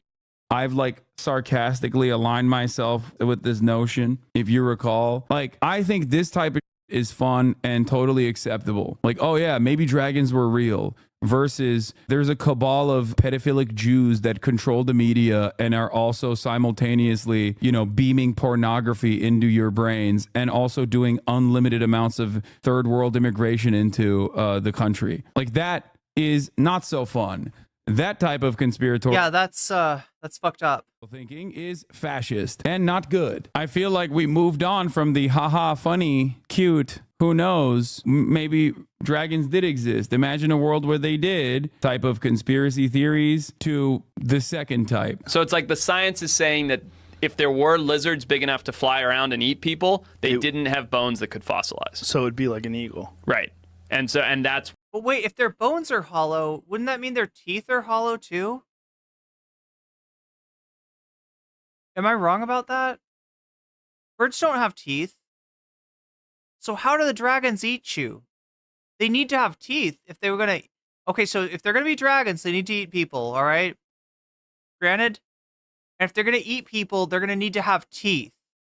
That's kind of my problem with this theory. That's my only problem with this theory, is I need dragons that could eat people. Why, that's why all these human populations around the world have depictions of them, because they did actually exist. George Jackson says, I used to think the alien stuff was really fun, but it got racist really quick. Now, are there any stories of dragons, like written, like in the times of people that they actually had the written word, or is it just depictions? I don't know. Not my field. That would be interesting, because like, are these depictions like ancient accounts told by... So you're asking, for instance, if dragons existed in the age in which Beowulf was written, something like that? Generation after generation, like passed I down? think so. I don't know. I don't know anything about dragons or whether it's real, but I think it's interesting to think, oh, well, the science... Are the aliens racist? I mean, some aliens could be pretty racist. Supports that if there were flying lizards, their bones wouldn't have fossilized, and these have been passed down, stories that have... So what about like pterodactyls? How the f do they exist then? Those are They don't have teeth, do they? Wait, do pterodactyls have teeth? Chat, that's gonna freak me out if pterodactyls have teeth. Do pterodactyls have teeth? Is that a thing? Flying reptiles? Bro, he just said flying lizards. How is that any different? I mean, he's not even arguing for this. He's not arguing for this position. He very... I gotta say, if pterodactyls have teeth, that's gonna freak me out, because in my mind, they got a beak. Clearly said he doesn't believe this, but he thinks it's like a fun, cool conspiracy. Could pterodactyls eat people? Also, what's hilarious about this is that, like, the current existing birds are the closest, I think, genetically to dinosaurs. So I don't really understand where we're going with that one. You're out of your depth on this, bro? Yeah. Special Forces vet Evan Hafer and Joe Rogan on Trump declaring war on the cartels. It's going to get wild come January 20th. Oh my God. Dude, you don't understand. America has such a good, long-standing track record fighting against well-entrenched insurgencies. Like, they are so good. Famously, America... Wait, pterodactyls have teeth? Is so good just mopping the floor with insurgency movements, especially when they're fully funded. Urban warfare. Scout is taken. Something tells me you're gonna have not one VOD to watch, but two VODs. Famously, notoriously easy, notoriously great track record from America. I can't think of a single time where America's had a success in this, okay? Like World War II doesn't fit. Wait, they have like a hundo teeth? Wait, so what is their mouth like? Is their mouth not beak-like? Pterodactyls did have teeth. What is their mouth like? Is their mouth like a beak, or is their mouth something else? They have teeth in the beak. That's freaky. That's so freaky. Yeah, I mean, I guess they would have to eat. Do they eat people in Jurassic Park? Got bit by a goose once. I don't know if you've heard that story. Did the goose have teeth? The standard. It's long. It's a long mouth, but not. It is a beak. A beak and teeth? Never been a moment where America has ever, in its history, successfully conducted a counterinsurgency operation. And this time, it's literally dudes with our guns. It's our guns that we gave them. Vietnam? What do you mean? You think Vietnam was a success? That's a crazy way to look at Vietnam. Vietnam was like the easiest to think about. Like Vietnam was the quickest answer to the proof of what I'm saying. I was thinking about this from the thought exercise where I'm like, because I know these units. I'm intimately familiar with them. Bro, if we declare war on the cartel, like these dudes are not going to understand what going on. No, like, of course not. They are going to be God. You'll God stop the bless those distribution. guys. That's going to be They are in for a world of like ultra violence they've never actually felt before, because obviously this is a very capable ultra violent organization. They have no clue if we organize these tier 1 units against them, this is going to be what I would be doing if I was down there. I'd be like, I know all those shoe boxes in my my walls that I'm going to have to collect up. I'd be getting ready to retire right now. That's what I would be doing. Because if Delta Force was hunting me, bro, I would be so terrified. Is that a real thing that they've proposed doing? Yes. That is a real... It's funny to be like, wow, cartels are not ready. It's funny how much these assholes are like anti-war, except when it comes to war with Mexico. They love that. They fucking love that. For ultra violence. It's like, we trained them. What are you talking about? What are you saying? He's like, I can't wait to see my homies that I trained. Wait, so no teeth in the beak, but no, the bite still hurts? But the pterodactyl does have teeth? Long time ago, using newer weapons that I didn't even know they had. Who proposed that? I'm almost positive either JD or Trump had said something with the new guy from ICE, like we're going to move. Omega Star says they're eating the geese. WB says pterodactyls had teeth, birds do not, though. Tier 1 units against the cartel. No, what they're going to do is kill a ton of Mexican civilians, because the only way America knows how to wage war is carpet bomb entire villages and call it a day, as all the tier 1 operators piss in their pants because they encountered sniper fire from the tree line. Okay, yeah, that's what we're gonna do. Great example, great argument. This time it'll work, surely. It's stupid. Yeah, they're gonna crash a Black Hawk into a village. Retire. They're gonna lose like a substantial amount of special forces, and those are not cheap to train. If you guys got some money, man, I would like put that away. Yeah. Like maybe move Jamaica. I don't know, go somewhere. Yeah, buy a restaurant. Like try to go legit, because go legit, dude. If those guys are hunting you, yeah. By the way, like you're done. This is such a funny, like, my dad will beat your dad type situation. Oh, dude, have you ever played a Call of Duty campaign? I mean, it's easy pickings, dude. Do you not understand? Like, rated up Delta and DevGru guys getting down south of the border to get some cartel scalps, only to find a CIA SAG guys already there holding big signs. Yo. So we have nothing to do with him. Funny that these. No, that's real though. That's real. Three-letter agents. That I believe. That conspiracy I believe in. Season IRL Bond villain guys aren't allowed to talk to each other and also don't really care too. So you end up with Abbott and Costello Green Zone style where Pentagon funded guys and CIA funded guys are trying to arrest DEA funded guys. That would happen. That's what would happen. His attitude right now is basically like, oh, there's a shiny toy that like my neighbor is playing with. I'm gonna burn his house down. Mexico's just chilling, doing partnerships with China, developing the nation. Not spectacular, but two relatively decent leaders in a row. People seem happier than they ever have been with their, previous government. I feel like they're just they're jealous of the Mañaneros, right? Mexico has developed the Mañanera as a antidote to the Fox Newsification of the media. It's time to destroy them. It's time to literally kill them dead. It's time to. I knew it. As soon as you got successful, you got the Morena being successful. You got AMLO, and you got Sheinbaum now. The U.S. is just not going to let that happen. They can't let it go. Everything up. Oh, it seems like they're doing fine. I hate that. I'm gonna kill them. And then when people are like, oh my God, you killed my entire family and you destroyed the remains of like whatever wasn't the narco economy, you've completely destroyed it. Now I have no other option but to cross the border. And then you go and you spit on the people that cross the border. You're like, you want to rape and murder my wife. And that's the American success story over and over again. It's like such a wild thing to say that we have to, bomb Mexico and engage in war with a sovereign nation while simultaneously complaining about undocumented immigrants. Like, how the do you think undocumented immigrants happen, dude? Like, people don't want to leave their homes, man. I don't know how I can describe this to dumbass Americans, okay? Like, I came here as an American citizen, right? And even then, it wasn't super easy. You just leave your whole family and you leave your culture, your home, your friends behind to come to an entirely different country. And I am at the tippy top of privilege. At the tippy top of privilege. And even then there was like, you know, some hard choices. These guys are fleeing the death and destruction that America has created in their homes. So much so that they have to leave everything behind and trek on foot through treacherous terrain to go and work for pennies on the dollar to get ritualistically humiliated and abused and be outside of the legal system so they don't even have any sort of protection whatsoever. And then they Who or what is Willie Mack? I mean, doesn't it sound like some kind of a pasta dish? Willie Mack? It sounds like it, doesn't it? Like, I don't know, maybe pasta with little cocktail weenies in it? Or sorry, not pasta, but like maybe like macaroni and cheese with little cocktail weenies. That's what I would call Willie Mack, but no. Willie Mack is a YouTuber.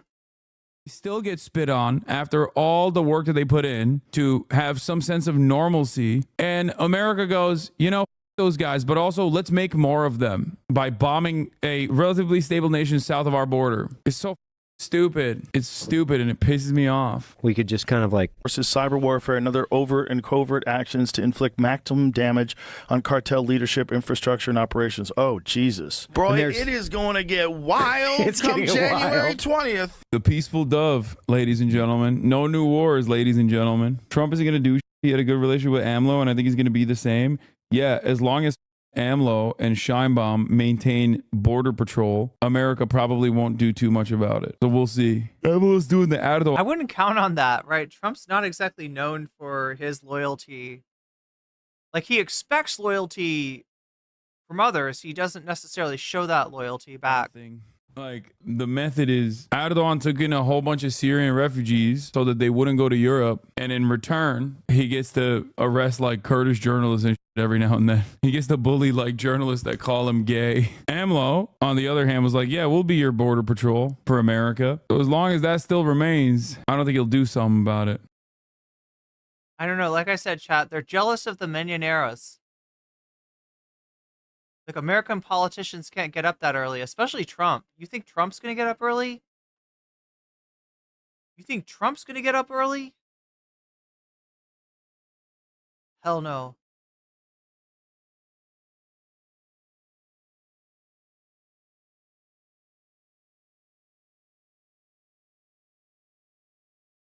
God, the debate Is space is there more to this? It's like such a this joke. Dude. reads It's as a like, parody, this and they are reads as a not. parody, and they are not. What is going on? Parodying. They are unironically engaged. Parodying. They are unironically engaging in this like hyper intellectualized, very sincere argument about whether or not Jordan Peterson literally believes dragons exist. Wait, Jordan Peterson believes that there's dragons now? What's going on? Joe Rogan hits back after criticism from The View. Dragon believer. Okay, let's get to some real news. Jesus. I feel like we saw this part. Okay, so where's the Peterson? People don't want to watch liberal media, man. This just sucks. I mean, everything. Yet that hasn't stopped 700 people from liking this because nobody cares about the truth. He literally ran for office so that he could get others to realize that Joe Biden is too old and maybe give them the courage to run within. Oh, we were talking about Jink. Okay, we missed this part. Shaky Gurgas in chat. Can we get some Shaky Gurgas? Chat, I need some Shaky Gurgas. I need some Shaky Gurgas from you. Can we get some Shaky Gurgas? How do you defend what you clearly felt for a long time? This right here is the perfect demonstration of how right-wing mania works, by the way. Shaky Gurga, Chunk Weigert, okay, my uncle, was a very prominent critic of Joe Biden. Okay? Myself and Jank and many other BetBeat's recent interview with Gerald Horn commentators on the leftist sphere to the liberal sphere in independent media routinely yelled about Joe Biden being 800 years old. But this guy is fantasizing about a position that Jank never actually held. Now, all evidence points to the... Willie Mack sounds like a Fleetwood Mac cover band, but with all guys named Willie, maybe? Is that how it works? Can we get some Shaky Gurgas? That contrary of this. And yet that I know some of y'all have BTTV. Hasn't stopped 700 people from liking this. Shaky Gogurt, hell yeah. Because nobody cares about the truth. He literally ran. I love seeing those shaky Gurgas in chat. For office so that he could get others to realize that Joe Biden is too old and maybe give them the courage to run within the Democratic Party. Knowing is that really it, or did I feel like he just wanted attention? I don't know, Hasan. It was a constitutional battle that he would not win anyway because he's not born in the United States. He wasn't born in the USA. Biden was too old. I started a petition to get him out of the race 14 months ago and even ran against him in the primary. I'm pretty sure I did all I could. Yeah. And that's what they need to amend that song to make it so like naturalized citizen in the USA. That then Jink could run for. You'd be able to run for president then. Crazy. These people do shaky Gurga. Not care. Like people are double. And Nadia, thank you for the super chat. What primary? Are we pretending we had one now? This might be the biggest own I've ever seen for those in election cope. Wait, everyone's favorite Hebrew, Jew haters beware, found at Infowars band.video, DM from... Wait, who is this guy? The inquiries. This guy's... Is he beefing with Shaky Gurga? Infowars guy? Oh, I hate this shit, man. I hate it so much. What is Shaky Gurga? It's like some Manosphere podcast. They called, they couldn't pronounce Cenk Uyghur's name, and so they said Shaky Gurga. Like, they literally thought his name was Shaky Gurga. Oh, hell yeah. We got somebody coming into first-time chatter saying Shaky Gurga. People are... First-time chatter with those Shaky Gurgas. Legitimately, people are just, like, arguing against the truth, and they don't give a... Narrative is... Shaky Gurga in the USA. Significantly more important than the truth, okay? The dragon fight to well, how many dragons have Satan. you overcome in your life? I'm not interested in dragons. I'm interested in reality. Okay. Was there a dragon in Peter Pan or no? I read a book a while back that described the biological reality of the dragon. I feel like there should have been a dragon on that island. Say, well, there's no such thing as a dragon. It's like, okay, is there such a thing as a predator? Of course. Well, that's a meta category. What's the category of predator? Bear, eagle, if you're a primate. Fire? Is fire a predator? Is fire a predator? Is a taco a sandwich? Is fire a predator? No. Well, it's complicated because a fire kills you. So is there... For real, there's no dragons at all? Oh, I'm thinking of that other Disney movie, right? A worse predator than serpentine, flying, fire-breathing reptile? Is that not the imagistic equivalent of predator? If predator is real, in what... Fire-breathing, though? What is he talking about? What way isn't dragon real? So a dragon is a pictorial representation of the abstracted concept of a predator. Yes. But when you say the Dude, this is such a funny... I'm sorry. God, the debate space is such a joke, dude. It's like, this reads as a parody, and they are not parodying like the worst aspects of debate culture. They are unironically engaging in this like... Eagle is a predator to a primate? Yeah, if it's young enough. Hyper intellectualized, very sincere argument. Or like if it's small enough. Whether or not Jordan Peterson literally believes dragons exist, or if he's actually simply saying that the dragon is a representation of the apex predator. Like, I just don't like, how can you... They exist as symbols. I think that's what he's saying. Shaky motherfucking Gurga. Changing Born to Made in America to a nationalist anthem for the direction of the economy, and a dude who moved to as a kid and blew it up in America. His campaign slogan, Made in America. Wait, are we talking about Springsteen? Are we talking about the boss? Are we talking about... Sit down with Jordan Peterson and have a sincere conversation like this. It just doesn't make sense. It doesn't... Biology of a dragon. You must understand how that can be misleading. I don't think the category of dragon is any less valid than the category of lion. Any less biological? Well, it depends on your level of analysis. The fuck? I'm embarrassed to admit that I watched all of this and it's pretty much all the way through. Yeah, no, I saw clips of this and I thought it was really funny. Wait. Derive entertainment from this conversation that Alex Cooper So there's like a really good Jordan Peterson conversation about dragons. Okay, but not in a way, not in the way that other people I think understood it. Okay. Oh, this is a direct convo that he had with Jordan B. Peterson. Hold on. Yahweh is acting like a tribal war god. God is a delusion. Oxford Union speech. Ben Shapiro versus Alex O'Connor. Is religion good for society? Debate theism versus. Oh God, this shit pops off. By the way, this shit bangs on TikTok, I think, and it certainly bangs on YouTube as well. I don't know. It just it is so outside of my field of interest. I don't know how else to describe it. What is this? That's your problem. Dawkins versus Peterson. Okay, here, let's Richard look asked you before about the difference between a story or an idea. Oh, it's the same one. It's the same one. Okay.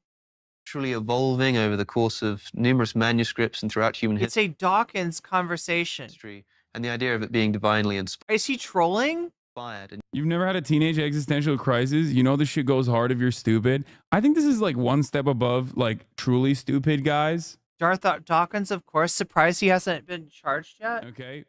I think like this is a stupid guy who's at least on a journey to not be as stupid, but thinks instead of reading books, you watch this video and you your takeaway is that you're smarter for it. If that makes sense. That's what the channel After School is all about.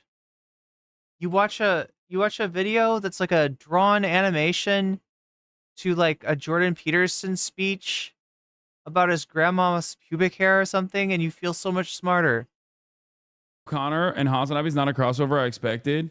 I should reach out to him when I'm in Oxford, when I'm in London, when I'm in England. If he's out there, I don't know. And do a sit down. Alex O'Connor's a smart man. I'm biased because I'm a Brit too, but he's all we have in this space. I don't hate him. I think he is. I mean, there's definitely a lot more. Is Alex O'Connor the other guy there? I have a long list of British people that I admire before we get to someone like him. I don't know the full scope of his commentary. But having said, love how you're always up late. Yeah, it always does happen like that. It's because I'm interested in dragons.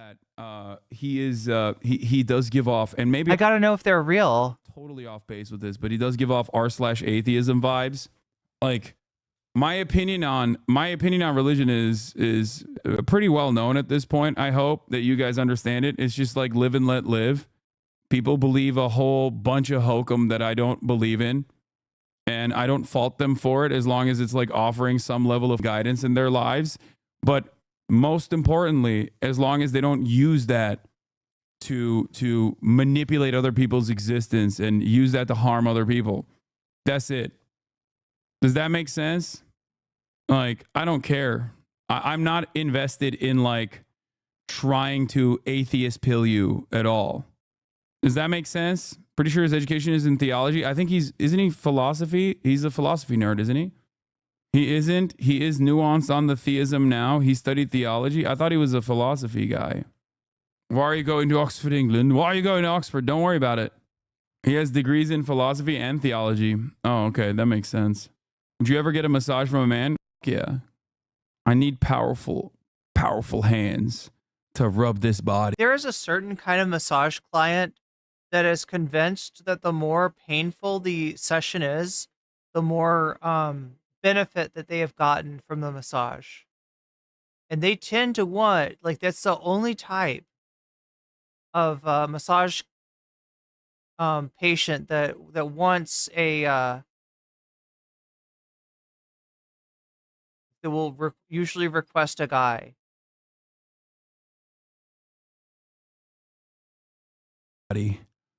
Up and down.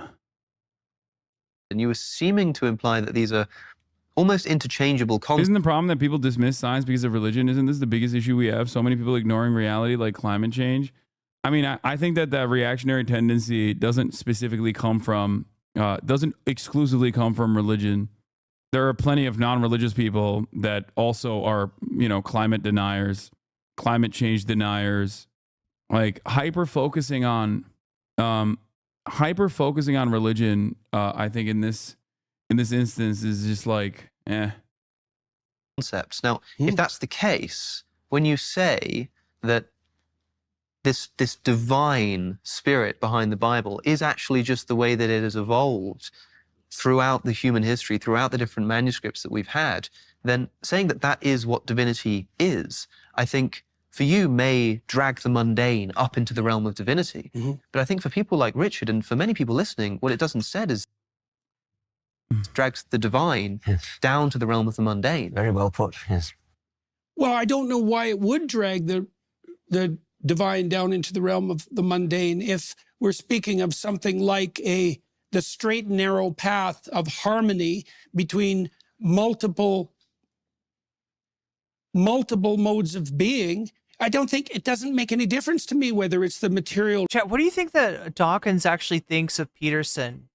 Like, cause like the old Dawkins from back in the day, I feel like would make fun of this guy or ridicule him or scorn him or look down on him. But obviously at this point, Peterson has so much more aura, has so much more cultural currency to him than Dawkins. That maybe than Dawkins even at his height. Reaching upward or the... I mean, Dawkins is an influential guy, don't get me wrong, but Peterson is far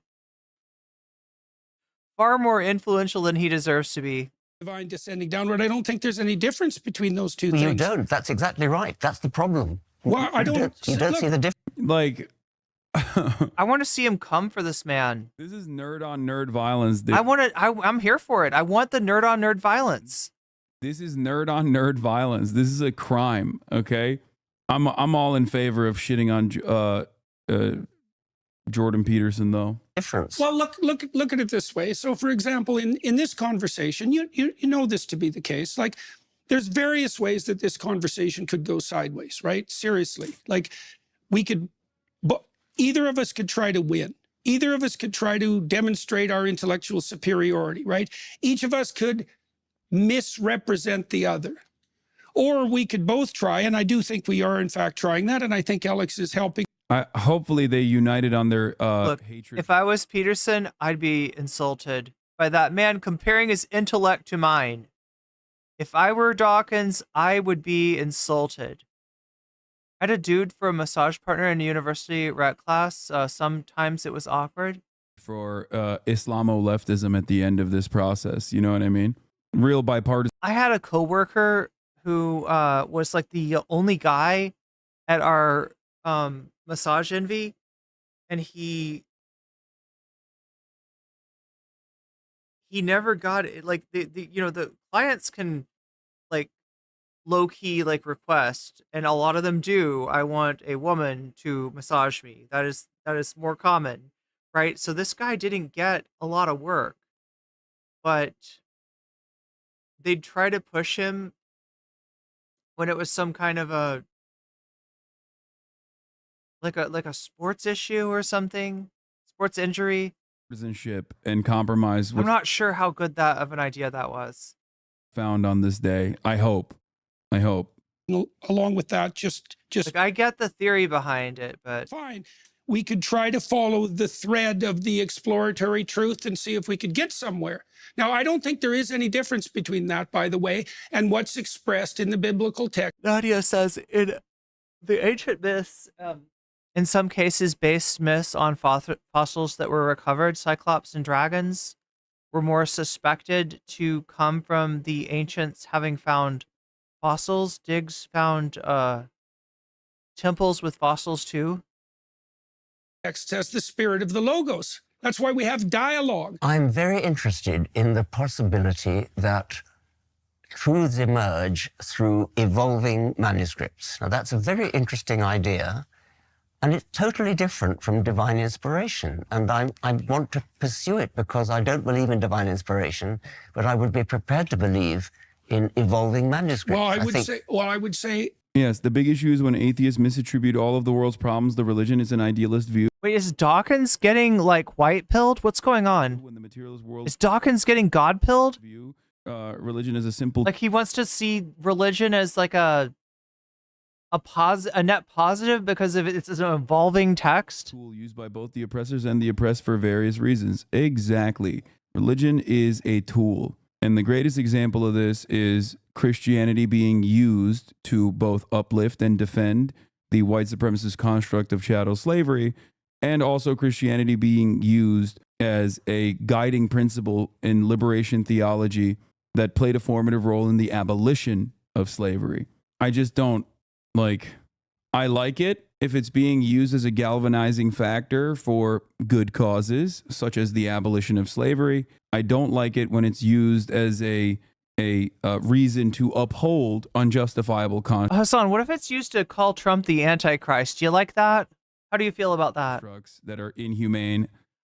Dawkins likes Christianity. He's basically just anti-Islam. I didn't know that. I hadn't kept up with him. Like chattel slavery.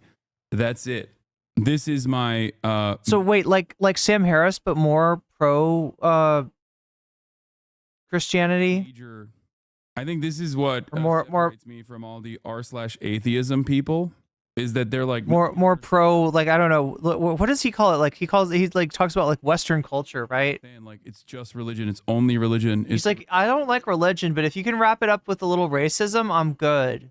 Religion, and also we're good. I don't want to fight over this again. Spain. Oh my gosh, I didn't know that.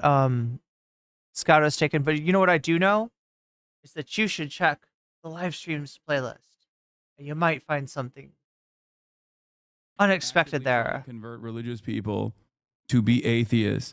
Oh my logic. Oh, Dawkins is vaguely a Judeo-Christian values type. God damn. oh my science. So there's no redeeming value in these fucking atheist shitheads. Instead of saying God bless you after you sneeze, I say science bless you. Antichrist means something in more serious theology different from common usage, like an anti-pope. An antichrist is the usurper. Well, I mean, doesn't that fit for Trump? Sir, it may not be a problem in California. As someone in Oklahoma, the religion is the problem. Yeah, totally. You're right.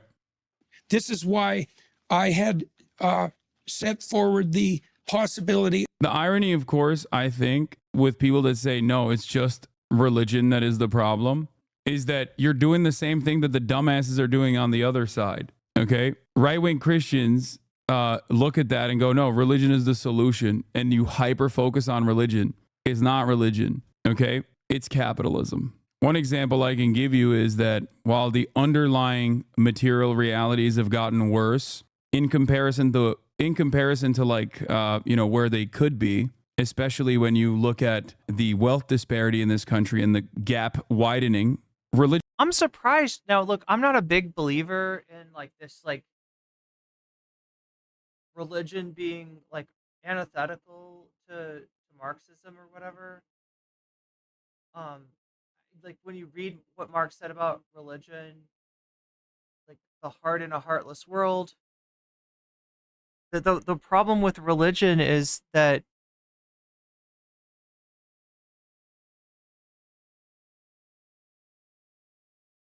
is like either when it's replacing something real, something material, it's used to like distract you from your material condition, your objective power relations, or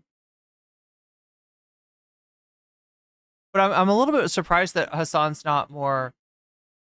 like so neutral towards religion. On the other hand, religiosity in America has gone down. It's actually gone down so consistently. Atheists, in spite of their annoying attitude, are winning this battle. But they're not necessarily winning this battle because they're making convincing arguments. Okay? That's because of Bill Maher's hit movie, yeah.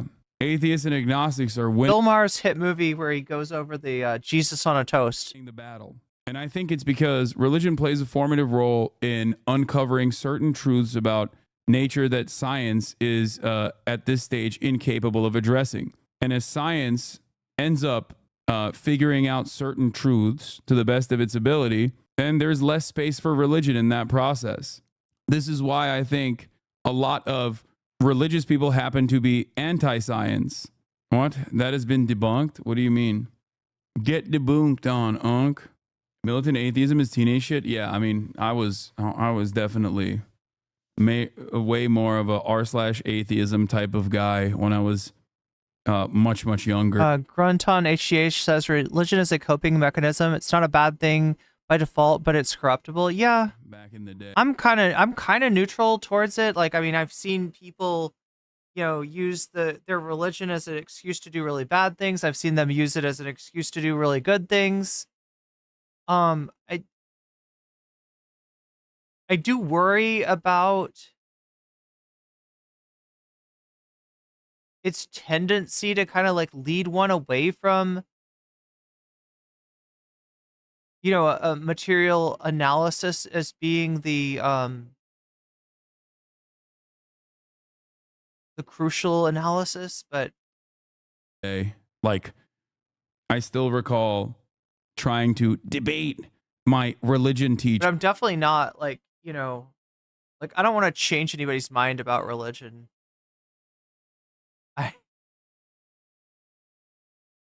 In 3rd grade in Turkey on why our religion class wasn't teaching any other religions and only teaching Islam, and even going so far as to fail said class. Most of the places that hate LGBTQ people do it because of Christian Christian missionaries.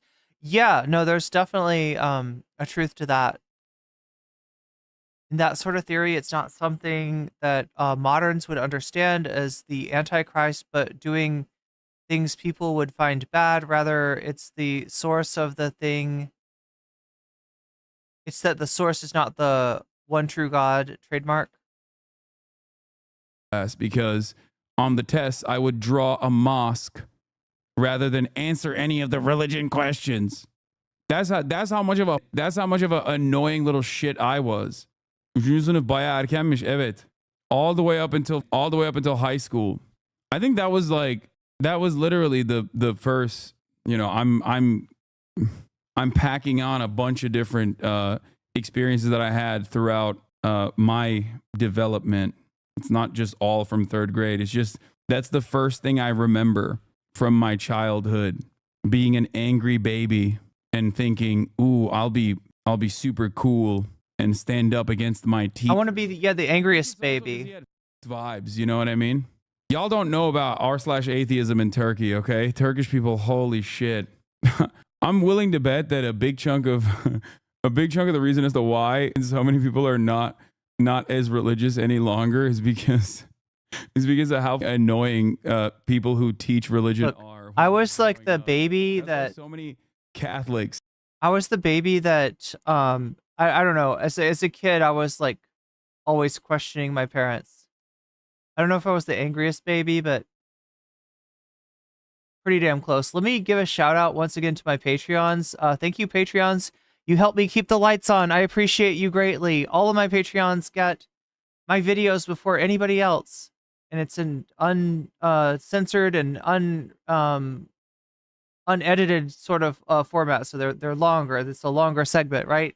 At the $5 level and greater, you get a fancy shout out. So let me do those now. Fancy shouts out to Temporal Insanity, to Funky Monkey, to Shakespeare, to Nadia, Yvette Chambers, to Moinoe, to Just Julie, to Jules K, to JR, to Hot Ham Radio, to Good for Gabby, and a fancy shout out to Zara Xerex, to Rachel K, to Crystal Saphira, and to Omega Star. We've been starting doing the Discord voice chats for like early in the morning when Majority Report is on. I am in there occasionally in the Discord in the Patreon Discord, which will soon be adding YouTube members and Twitch subs as well. So if you want to ever stop by there and watch the MR fun half with me, I am occasionally in there. So yeah, eventually that'll be a perk for just the fancy weasels. Right now we only have 4 fancy weasels, and I can't get them all together. So I'm I'm just throwing in that perk for everyone. Just for now, though. Don't get used to it. Anyway, we rated out into AB, Star Killer. Am I going to get... When did that happen? Oh, there it is. I think the food's here. One sec. Oh, Raiders. Who raided? Welcome, everyone. I'm so sorry. That's the worst way to enter raid. Hello. What's up? First time chatters. No comment chick. CC. Thank you for the gifted. I'm gonna go grab my food. It's at the front door. Here, look. This is my weird cousin Tim. He's a Titan. All right, so yeah, we actually rated an AB from the H3 show. I wanted to sort of feel it out. I'm still not sure what's going on there. I mean, obviously, you know, he is still Ethan is still his boss. He definitely asked some good questions, did some good pushing back. Today, I don't completely agree with everything that he said, but I thought we might give him the raid since he had to, you know, put up with that and everything. So that's where the Twitch raid went tonight. It's been nice having you all with me. I appreciate you all greatly. I especially want to give a shout out to the mods. I hate H3. I got raided, but I came back. Yes. Look, I mean, I'm hoping that AB is not H3 forever. All right. I hope that's clear. Right? If it was like Ethan Klein or if it was Zach or Dan, I would not have been raiding, but I thought it might be worth a try. Anyway. He was watching vacation videos earlier. But yeah, thank you, mods. And oh wait, speaking of which, What's up, Raiders? I'm so sorry. Also, I forgot I'm dressed like a jackass. How are boys and girlies doing? We're chilling. And we got KFC. what am I trying to do?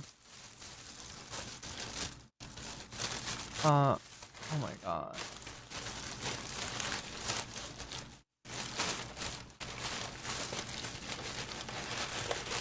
Oh, you do have. Okay.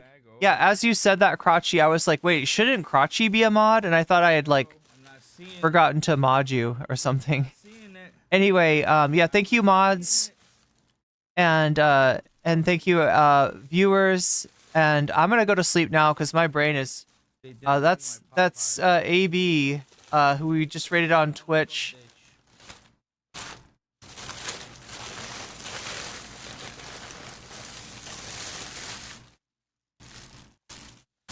Bastards. There we go. All right. Well, much love, everyone. Moe Moe Kyun. And I will see you again tomorrow. Have a good night.